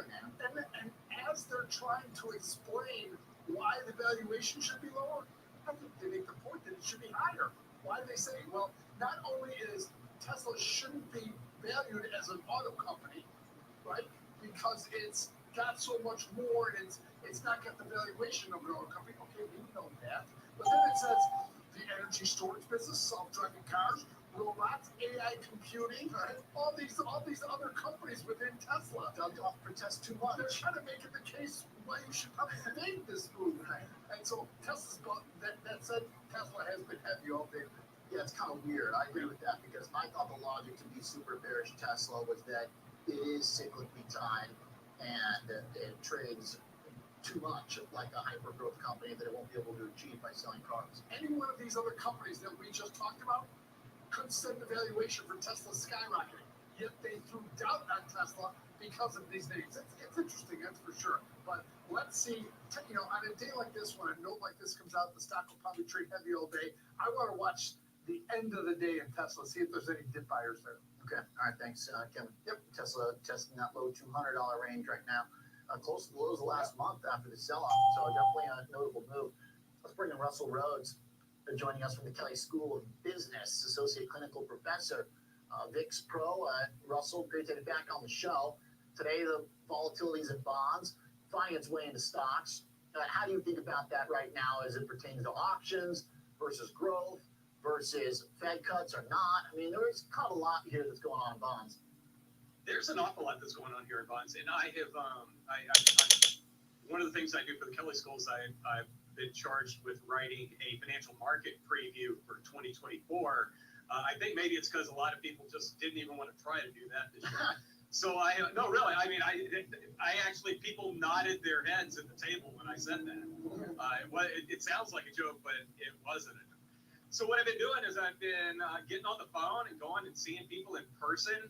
And today is a perfect day to talk to me because I probably talked to a dozen people earlier this week about what do they think in going into 2024. And I'm supposed to be talking to people about equities, and it's all about fixed income. It's all about rates. And just to kind of continue on with what you were just talking about with Kevin, the rally we got last week really was sparked by the announcement that they were going to issue a whole lot of bonds this week. And the feeling was that they wouldn't have made that announcement unless they felt like those auctions would go particularly well. And they're not. In fact, right now, the 2-year yield is up and the 10-year yield is down, which means we're getting more inverted once again, which can definitely indicate some concerns for the overall equity market. Also, that 2-year going up, that coincides with not getting a cut, which I heard people late last week saying we might get a cut as early as March. Never saw it moved up as far as the derivative markets go to earlier than May, but I think it's back to June, July now, about where it was when we started to rally. But the catalyst behind the rally was interest rate oriented. You made a comment when you were starting out about, and I know that I'm going to butcher it, but hopefully the point gets across, that the stock prices and the fundamentals are not exactly doing the same thing.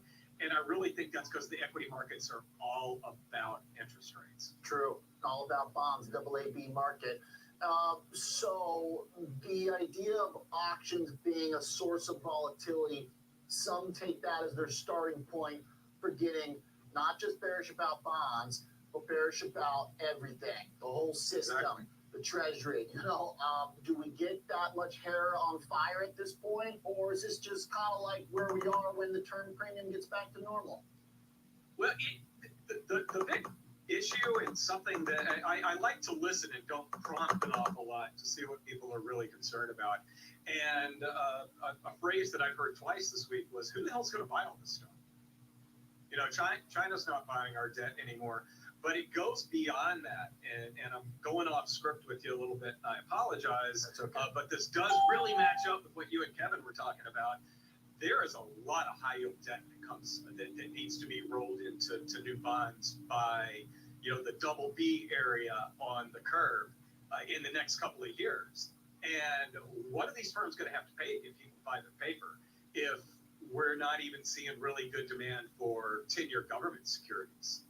There are going to be a lot of companies that wish they had done something as far as borrowing goes a couple of years ago, are very hopeful that rates start to come down to the point where I wonder if the Fed is hoping they have the opportunity to cut rates as well, just so that the corporate market is able to continue to raise money and we don't fall into to some trouble there.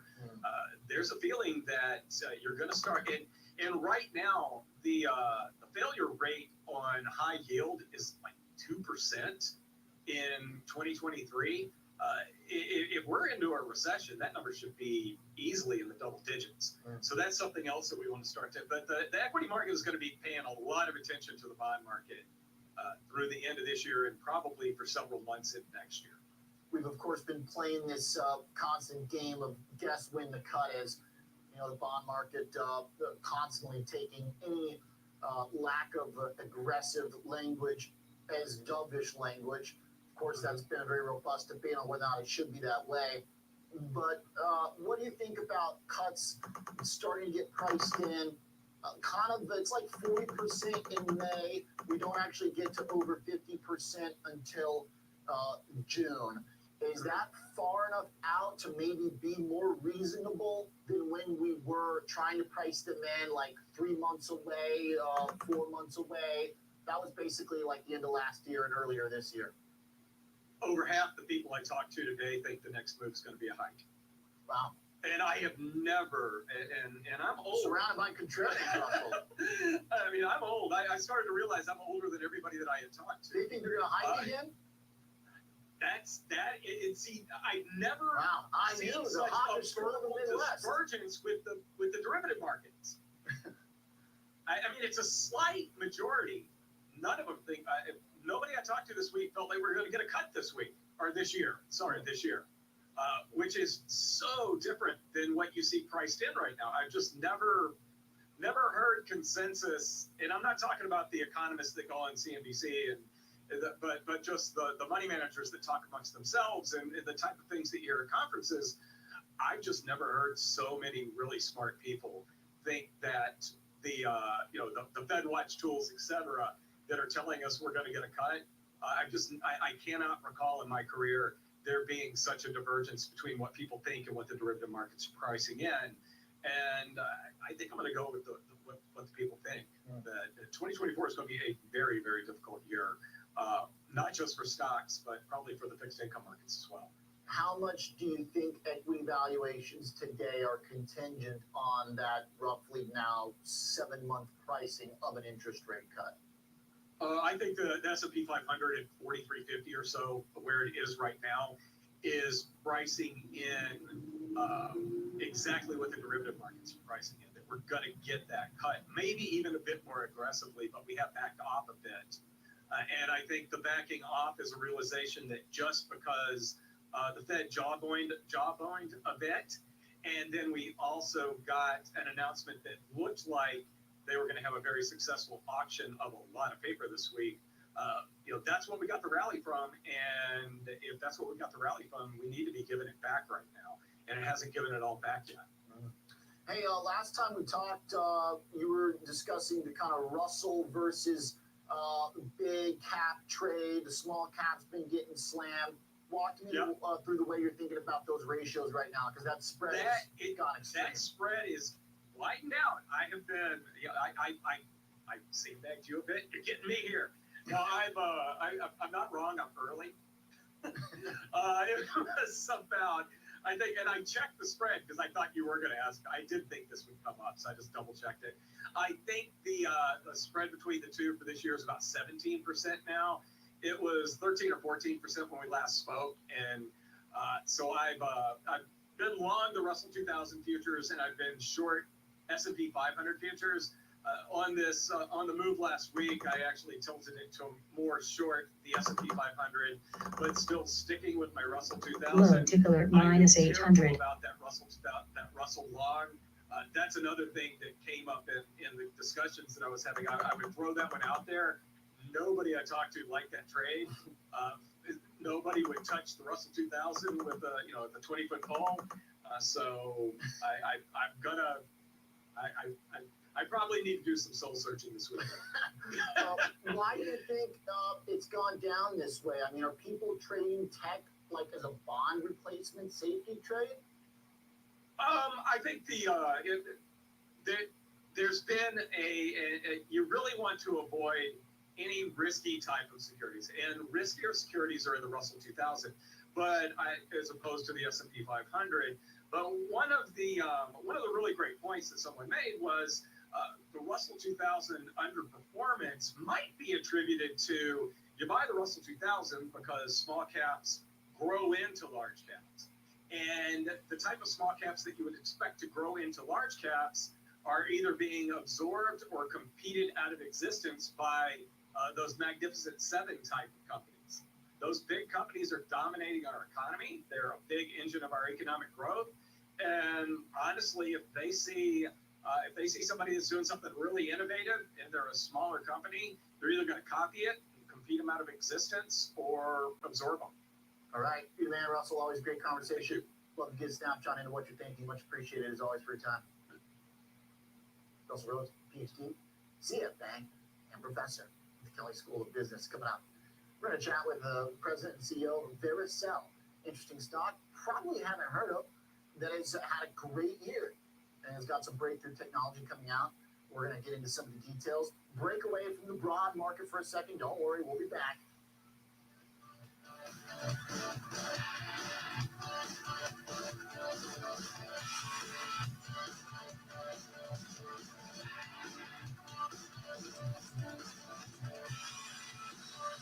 My dad was a hard worker. He used to do side jobs, installing windows, charging something like $100 a window. And other guys were charging $400 or $500. He just didn't want to do that. He was proud of the price he was charging. My dad instilled in me, always put the people before the money. Be proud of offering a good product at a fair price. I think he'd be extremely proud of me. Yeah.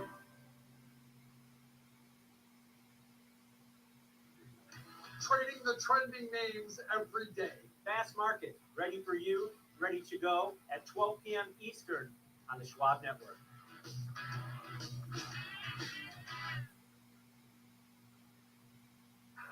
Empower your portfolio with the Schwab Network. Schwab Network is available anytime, anywhere, on any device for free.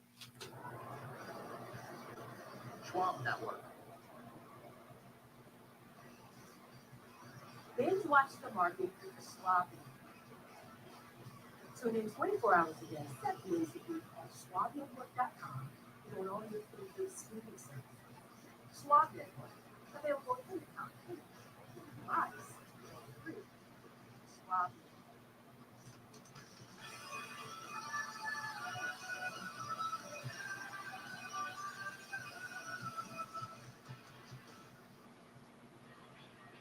It's time to move forward Find the next trend. from every click to every tick. There's no fear of missing out on next gen investment. Available anytime, anywhere, on any device for free. Empower your portfolio with the Schwab Network. He's Alex Coffee. I'm Jenny Ford. Join us for Next Gen Investing. 1 p.m. Eastern, only Schwab Network.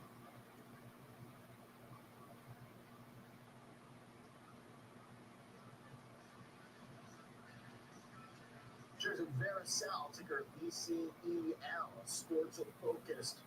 Maybe a biotech company is what we should describe her. 85% on the year. Joining us, the president and CEO, Nick Colangelo at Vericel Corp, joins us. A little bit of a drop after earnings from yesterday, but still a huge year for your business. Nick, thanks for joining us. Introduce us to what you guys do. How should we describe your business? Yeah, thanks, Oliver. It's really great to be here. So Vericel is a leading provider of advanced therapies for the sports medicine and the severe burn care market. We have a portfolio of highly innovative advanced cell therapy and specialty biologics that are really focused on changing the standard of care for patients that have cartilage injuries and severe burns. So our lead product is MACI, which is an advanced cell therapy that uses a patient's own cells to repair damaged cartilage and restore function. And we launched this product in 2017 for the treatment of cartilage defects in the knee. And MACI has become the leading restorative cartilage repair product in the sports medicine market and the only FDA-approved product in its class. In the burn care market, we're really focused on hospitalized severe burn patients. And for these patients, the treatment pathway entails first removing the damaged tissue, or what's called eschar, and then covering the wound so that it heals. And we have two products in this area. Nexibrid, which we just launched in the United States, is an orphan biologic product, which is indicated for removing eschar in adult patients with severe burns. And Epicel, which is a product we've had on the market for a number of years, is a skin graft product. It's made from a patient's own cells. And like Macy, it's the only FDA-approved permanent skin replacement for adult and pediatric patients with these large, full-thickness burns. So, with these two products in the burn care space, we absolutely believe we have the premier portfolio for severe burns. And I would just say that our portfolio is highly unique. Both Macy and Epicel are regulated by the FDA as combination device biologic products, and so there's no established generic pathway or 510(k) pathway. So we really have a lot of competitive barriers to entry and no near-term competition. And similarly, Nexibrid, which is an orphan biologic, as I mentioned, has not only patent protection, but biologic data exclusivity and market exclusivity. So we just think this is an exceptionally strong portfolio and a great foundation for sustaining high revenue and profitability growth in the years ahead. Very interesting. The connection between the sports-focused cartilage repair of Macy versus the burns. How did you find that connection in the business process and the product development? Is the burn cure or fix a cell focus, like a stem cell focused process as well, so it just kind of naturally overlaps? Yeah, so these are, this is actually a business that we purchased from Sanofi that was formerly part of Genzyme Biosurgery. So Macy and Epicel were part of that portfolio. And yes, they're both cell therapies. They're not stem cells. They're actually the structural cells for each of those tissues. So Macy is made by taking a small biopsy of a patient's healthy cartilage, and then we expand the cells, put those cells on a resorbable collagen membrane, and they're surgically implanted to fill the defect in the knee. Same thing with Epicel. We take a small biopsy of healthy skin. We're able to culture those cells, create skin grafts that cover the wounds for those severe burn patients. So that's the underlying technology platform. And then, of course, we're selling into two different therapeutic areas, which is common in our industry. Is the cartilage in the knee procedure something that everyday folks will do if that area is damaged, or is it cost prohibitive? Is it limited to professional athletes? Where's the main market coming from? Yeah, so, we typically, our Macy patients are young, active, kind of weekend warrior, athletic types of patients. And a cartilage injury is basically like a pothole on the surface of the knee. And unlike most of the other tissues in your body, cartilage doesn't have intrinsic healing properties, so it doesn't get better on its own. And if you don't repair that cartilage injury, you basically are on a path to obviously pain and dysfunction, osteoarthritis, and ultimately partial or full knee replacements. And yeah, this is kind of the everyday, athletic, young, active patient, as I mentioned. Macy has great medical policy coverage by all the payers in the space. So really, more than 90% of the cases for these patients are approved. So really good medical coverage for Macy. 90% of the cases for the Macy need are insurance covered? Is that right? Correct. Oh, wow. Plus, yeah, all the major payers in the country have a medical policy that covers Macy for the appropriate patients. Oh, interesting. So the cost of that then becomes something that's available to everyday folks. I saw a report putting the average cost around like $30,000 to $50,000. Does that sound right? Yeah, that is in the. Yeah, it is covered by insurance. Okay. The growth from here, do you get growth in the skin repair category, or is it still mostly Macy going forward? It seems like Macy's like 85% of the revenues right now. The burn category, that seems like a pretty, correct me if I'm wrong, it seems like a really extreme situation. Is there a big market for that? Yeah, there is. So, Macy's been obviously a very strong growth product, and actually both franchises have grown. Since we launched Macy in 2017, we've had a 20+% annual growth rate from a revenue perspective, really driven by the growth of Macy and Epicel. So Macy, we reported our third quarter earnings. Macy's now had 5 straight quarters of 20+% growth, 21% in the third quarter. So really on a strong growth trajectory for Macy, driven by a very strong expansion of the surgeon base of sports medicine surgeons and orthopedic surgeons that are using Macy. The burn care space, now that we have both Nexibrid and Epicel, also offers a pretty attractive addressable market for us. So there's about 500,000 burns in the U.S. each year. About 40,000 of those patients are hospitalized. Those are the patients that we focus on. When you think of the addressable market funnel, about 30,000 of those patients will have to have some kind of eschar removal, which is where Nexibrid comes into play. And that represents about a $300 million market opportunity for us. The larger burns, which is where Epicel is used, 30% plus body surface area burns, it's a smaller patient population, about 1,000 patients a year.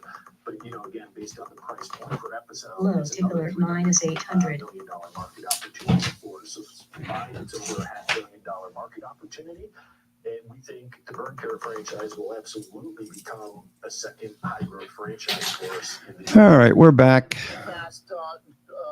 Markets are off 0.8% on the day, 1%, a little bit more than 1% from the high. Not only strong revenue growth since we've launched Macy, but as we reported yesterday, we've had our 13th straight quarter of positive adjusted EBITDA and operating cash flow. So we had operating cash flow for the quarter of about $7. All right, so I didn't miss much. The market's a bit lower. In cash and no debt. So from an adjusted EBITDA perspective, we've been profitable for quite some time. So it's a really unique story to be both high revenue growth and a profitable company in our business. Okay. Nick, thanks for the explanation. We'll definitely keep our eyes on it going forward. Great. Well, thanks, Oliver. Really happy to have the opportunity. Absolutely. Nick Cotangelo, President and CEO at Versal Corporation, hanging on to big gains on the year. All right, coming up, we got some options. We'll go back to that chip maker volatility today with a look at. All right, let's see if we can get a 3-candle reversal here. Bearish trade there ahead of its report.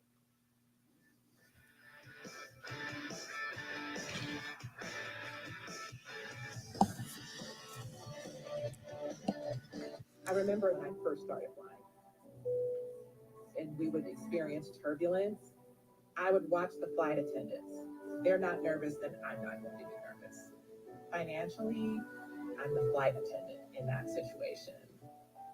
The relief that comes over people once they know they've got a guide to help them through, I definitely feel privileged to be in that position.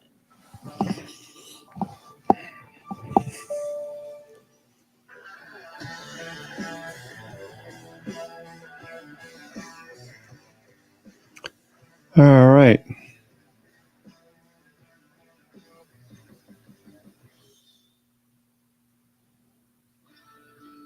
Every morning, every trade, always live. Expert earnings analysis, in-depth technical insights on every changing trend in markets.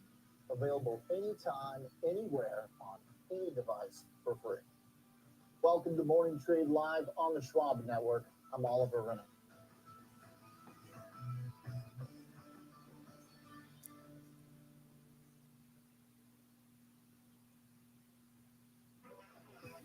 Empower your portfolio with the Schwab Network. Available anytime, anywhere, on any device.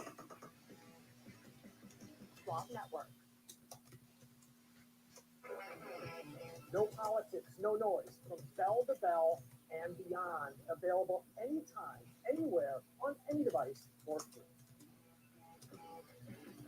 Schwab Network. Get each and every angle, the whole picture, everything comes full circle on Trading 360. Catch us right here at the New York Stock Exchange on Trading 360, only on Schwab Network. Stocks are down. We got some options today. All right, let's see what we can manage here. VIX off the highs of the session. Yeah, they announced some new chips today in the memory space based on AI. These are going to be more efficient. 32 gig monolithic die-based DDR5 new chip announced by the company. That's why we're seeing the pop.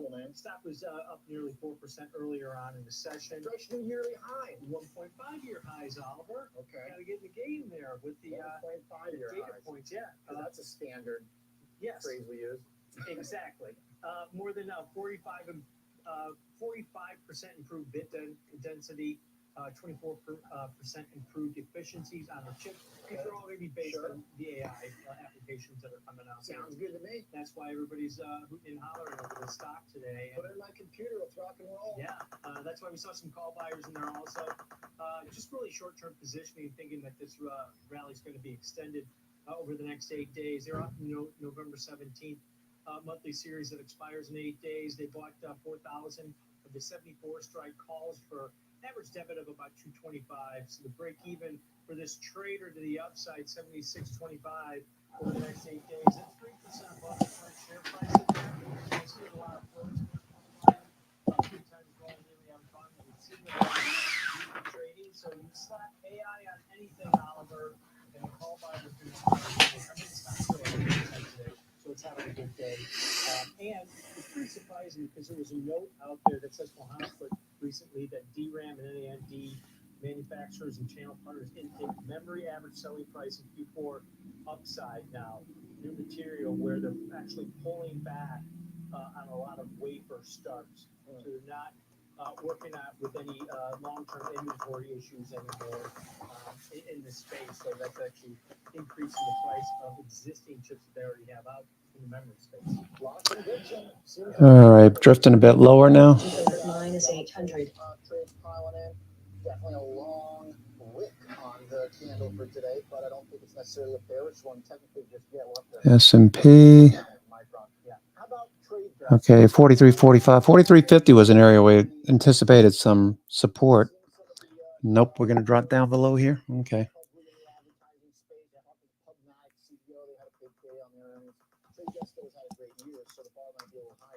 Yeah, over 70% gains so far this year going into the report. Option market's pricing about a plus or minus 11% move in the share, closed earnings over $8 either way. So implied volatility elevated in this name. Consensus expectation.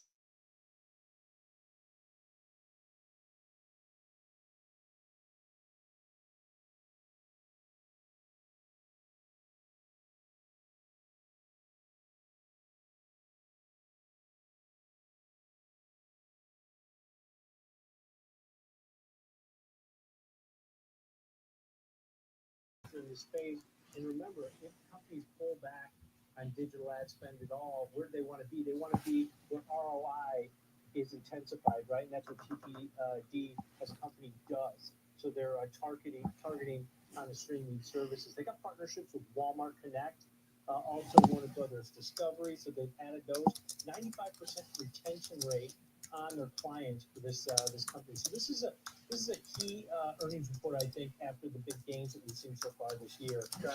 But somebody taking an opposite view because valuations on this company really expensive at this point. So if they come in line, maybe a little bit higher, maybe guide in line, this stock could get hit just because of the rally and valuation. But Trader was in there buying the November 17th monthlies, 8 days from expiration. They bought 8,000. All right, let's see. October 12th was the last 30-year. That's about 10% below the current share price. Okay. Standard deviation move at the option market price. And then October, when was it? October. 65 strike put. So they just redirecting the strike. October, where are you? October 12th. Okay, October 12th. Okay, so we pulled back for looks like a day or two.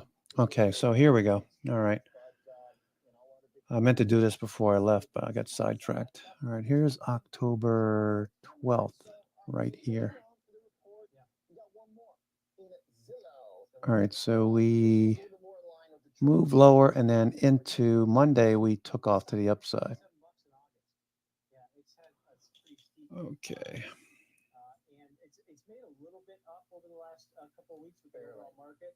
But remember, mortgage rates went up, or mortgage rates went down last week. Biggest drop since July of 2022. And Zillow didn't get that big of a rally because now it's selling back up 4.5%. Not that big of a rally at all. It's still up 13% this year, but there are put buyers in here too. Real short-term positioning also. November 17th. Okay, it helps to reference what we did the last time we had a week 30-year auction. That was on the 12th. That's right here. Right here. Okay. That's the low. And this is the high. Okay, so let's see. What do we have there? We have... Yeah, that should be a bonus for them, but it really hasn't participated in the rally that we've seen over the last 2 weeks. Should be a red flag. Okay, so that was over a couple of days. We went down 1.75%. Okay. Thanks, Tom. Interesting trades. Okay. Bearish and trade desk has a report. Bearish on the drop in Zillow, but soon Ben Micron continues to rally with the tech trades that are up near multi-year or 1.5-year highs. Let's bring in Scott Bauer, CEO of Prosper Trading Academy, for a little check-in on some of the market action here. Pretty ugly fade today, Scott, but we had a great, 8 days in a row? So how do we kind of fit that context in? Okay, so we're down a little bit more than 1%. So we could see a little bit more tomorrow. So this little blip up, I shouldn't even say little because it's a pretty major move in the 10 and the 30 today. But this move up kind of freaked out the equity market today. Now, let's as you said, it's been a nice run. Let's take this with Okay, let's see what that is. All right, so we're pretty close to what we saw last time. We still have, a week left or so of some other earnings. But from here on out, really until the next Fed meeting, which is basically a month away, this market will be following what the bond market is doing. We've got CPI and PPI, and then we've got a jobs number, at the beginning of December. That's what we're going to be trading off of. And so I think people have to realize that. If you're in the equity market here, it is not the leading indicator right now. It is going to follow, in an inverse way, what the bond market is doing. You think the stocks are still so myopic, Scott, that they don't care why yields go up? There's a lot of reasons they could. Better than expected data. All right, so that's 10, 12, 23. The reasoning for why it's happening? Right now, no, it doesn't. It is still, pretty much a sell-first mentality out there. Even though a lot of people got caught short over the last week or so, this is still sell-first. So if we see bonds ticking up, prices going down and yields going up, Let go of that. it doesn't matter the health of the company, it doesn't matter growth stock, what it may be. That's still the narrative. I'll get rid of this. Okay. Today, we got a double whammy right about the same time between Powell's remarks, which sounded like he really wanted to walk back some of the dovish-ish comments that he made after their meeting, and at the same time, that awful 30-year auction. Okay, so there you go. There you go. So that's good to have. We're off 1.1.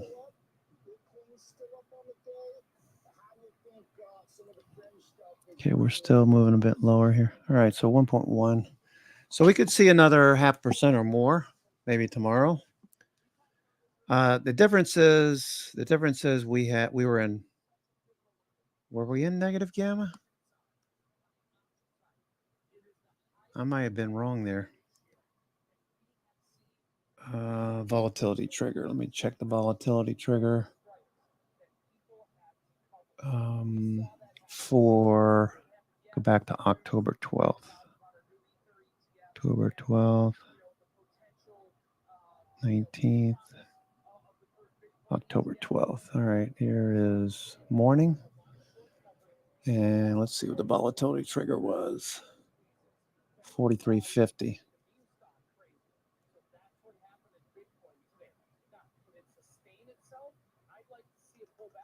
43.40 was the trigger. 43.40.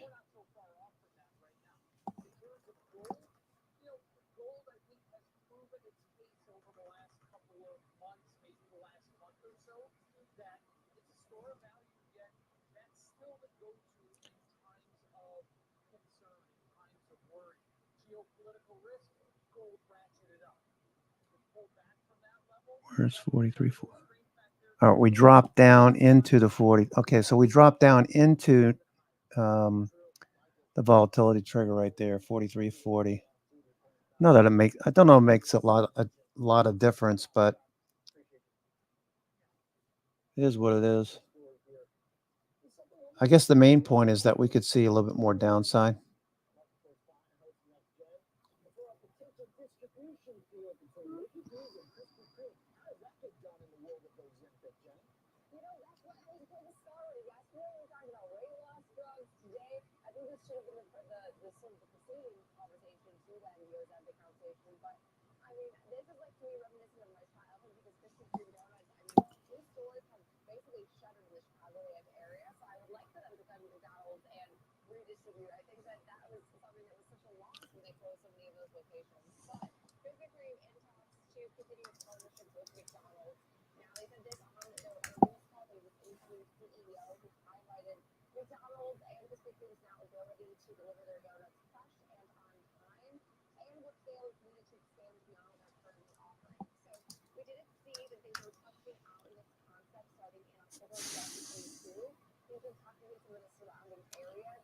Okay, we dropped into negative gamma the day after. So we're close to that now.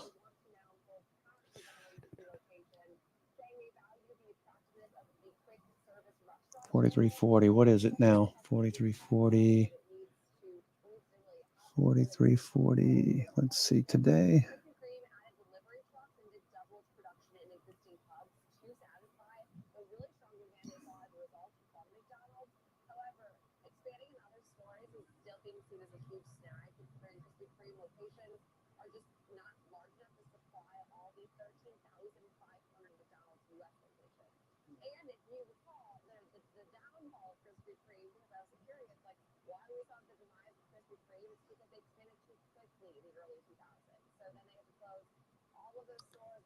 Okay, volatility trigger now is 43.70. So, and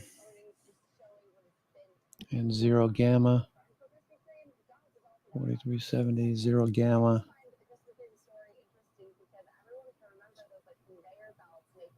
Zero gamma. 43.25. All right. The main thing is we had the last time around 30-year auction, 2-day drawdown was 1.75%.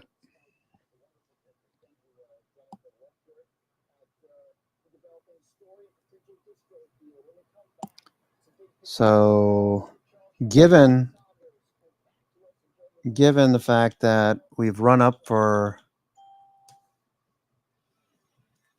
as 9 trading days, I'm not surprised.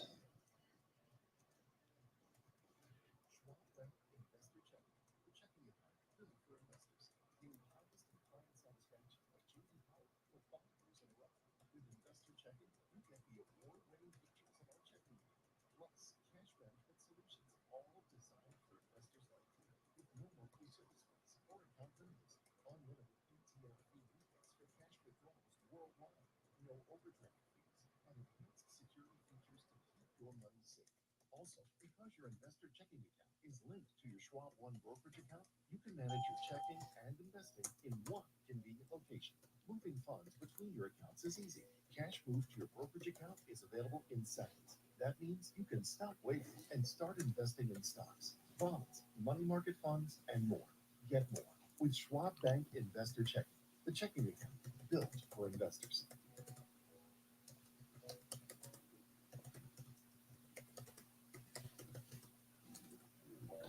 Accelerate your market knowledge and shift your perspective into full view. Real-time example trades in 4 hours. We really want to stay above 43.40. Fast Market, ready for you, ready to go at 12 p.m. Eastern on the Schwab Network.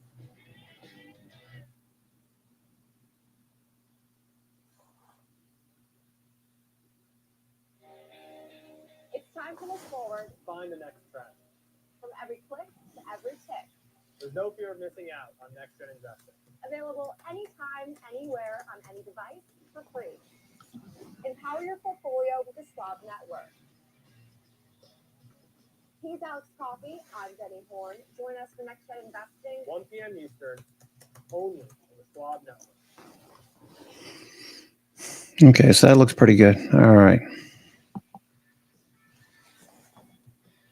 Got less than 2 minutes left in the day. Stocks in the opposite direction from where they were this morning when we spoke with Liz Ansana, who's joining us for our big picture panel alongside Joe Mazzola, Director of Trading Education at Charles Schwab, Liz Ann's Chief Investment Strategist. Good afternoon, guys.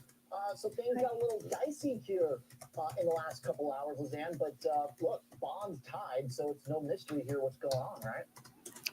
Yeah, I think maybe on the margin, it was a function of Powell's comments, which were seen as a little more stern, maybe a touch more hawkish. But I think that's just the nature of the beast these days. You know, going into the Fed meeting, you had the spike in yields, you had a strong equity market. There was a reason to sort of push back a little bit and maybe come across as a little bit more dovish. But you've had the retreat in bond yields, you've had a rally in the stock market, and maybe on the margin that said, okay, we don't want looser financial conditions. Okay, so we know what is possible. What happened the last time, potentially. Yields are still in the driver's seat, but I think any commentary from the Fed can be a needle mover on an intraday basis too. That's a good reminder, too, that before he was ushered, there were some comments from Powell as well, before we got the off-the-cuff comments, which aren't quite as TV appropriate here, our family-friendly program. Hey, Joe, so all right, options didn't go so well. I mean, we had this big rally though in bonds. Should we keep a cool head here as we try and figure out what's going on? Because, you know, there's a lot of people out there that are frothing at the mouth anytime an option goes wrong to pitch their preferred alternative to the bond market.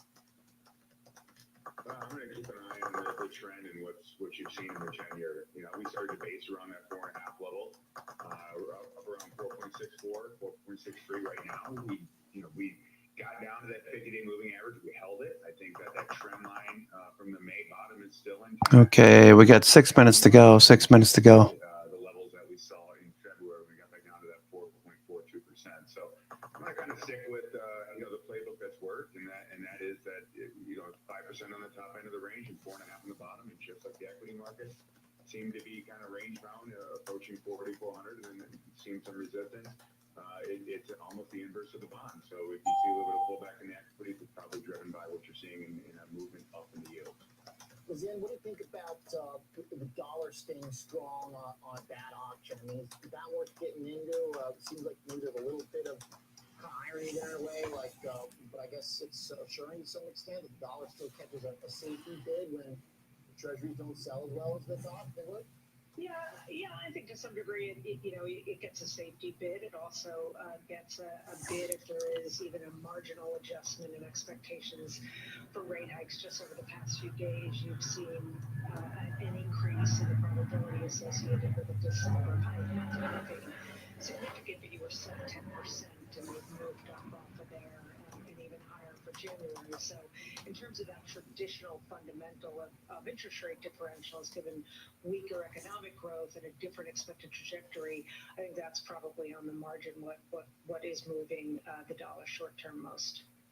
So then maybe to your point about some of the language from Powell airing a little bit more stern, because is there a connection between an option going poorly and the need for a rate hike, Lizanne? Because how are those two things connected? Or if just the long end sells off hard enough, we should expect short end sell off too, which then kind of pushes up the bond pricing for hikes? I don't know if there's a direct relationship to the auction. I think what Powell is keeping an eye on are financial conditions, and when you were in a correction mode in the stock market and spiking yields, that had the effect of tighter financial conditions, which is what the Fed wants to see. But when the opposite kicks in, that loosens financial conditions, which at this point the Fed doesn't want to see. So I think that is what is maybe driving some of the marginal shifts in commentary that you're getting from Powell and others. Got it. Okay, so you get a little yo-yo effect and some of this.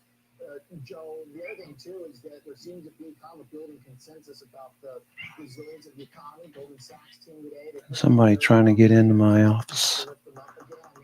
Somebody's trying to get in my office. For so long before consensus does start to form about better than expected outcomes. I think it depends upon what parts of the economy you're looking for. I mean, Lizanne and I were talking about this Monday on her show. Is that look, there's cracks, right? There's cracks in the employment. Okay. So I think it's hard to paint a swath across the whole economy and say it's doing much better. I do think as Lizanne called out quite a bit with the idea of the rolling recession. All right, so we got 3 minutes to go. 3 minutes to go. Not much left to do today. We'll reassess the markets tomorrow. I think we're going to be fine. 1-2 days doesn't make a trend. Just saying.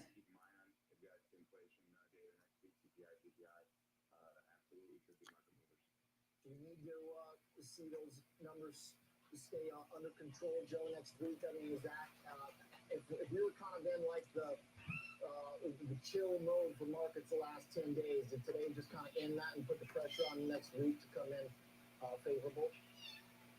I'm not necessarily positive that today.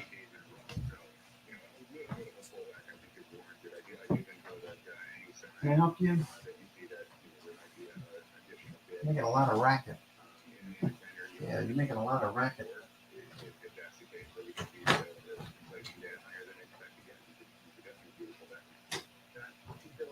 Definitely have some exceptions. They being one of the nice guys. Appreciate the councils and sounders. And Joe Rizzo, good stuff. We'll come back to a few earnings this afternoon, including the trade basket. We saw that Bears trade in earlier. Over this panel, some earnings. A couple of interesting overlooked things too. We'll be right back.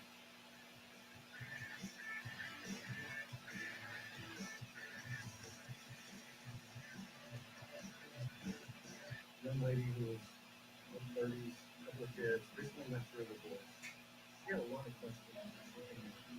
I watched my mother go through being a single mom.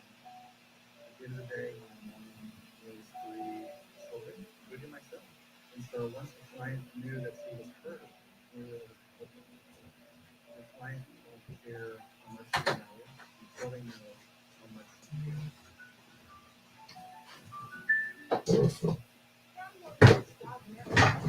Join in on the latest market trends. Anywhere, advice,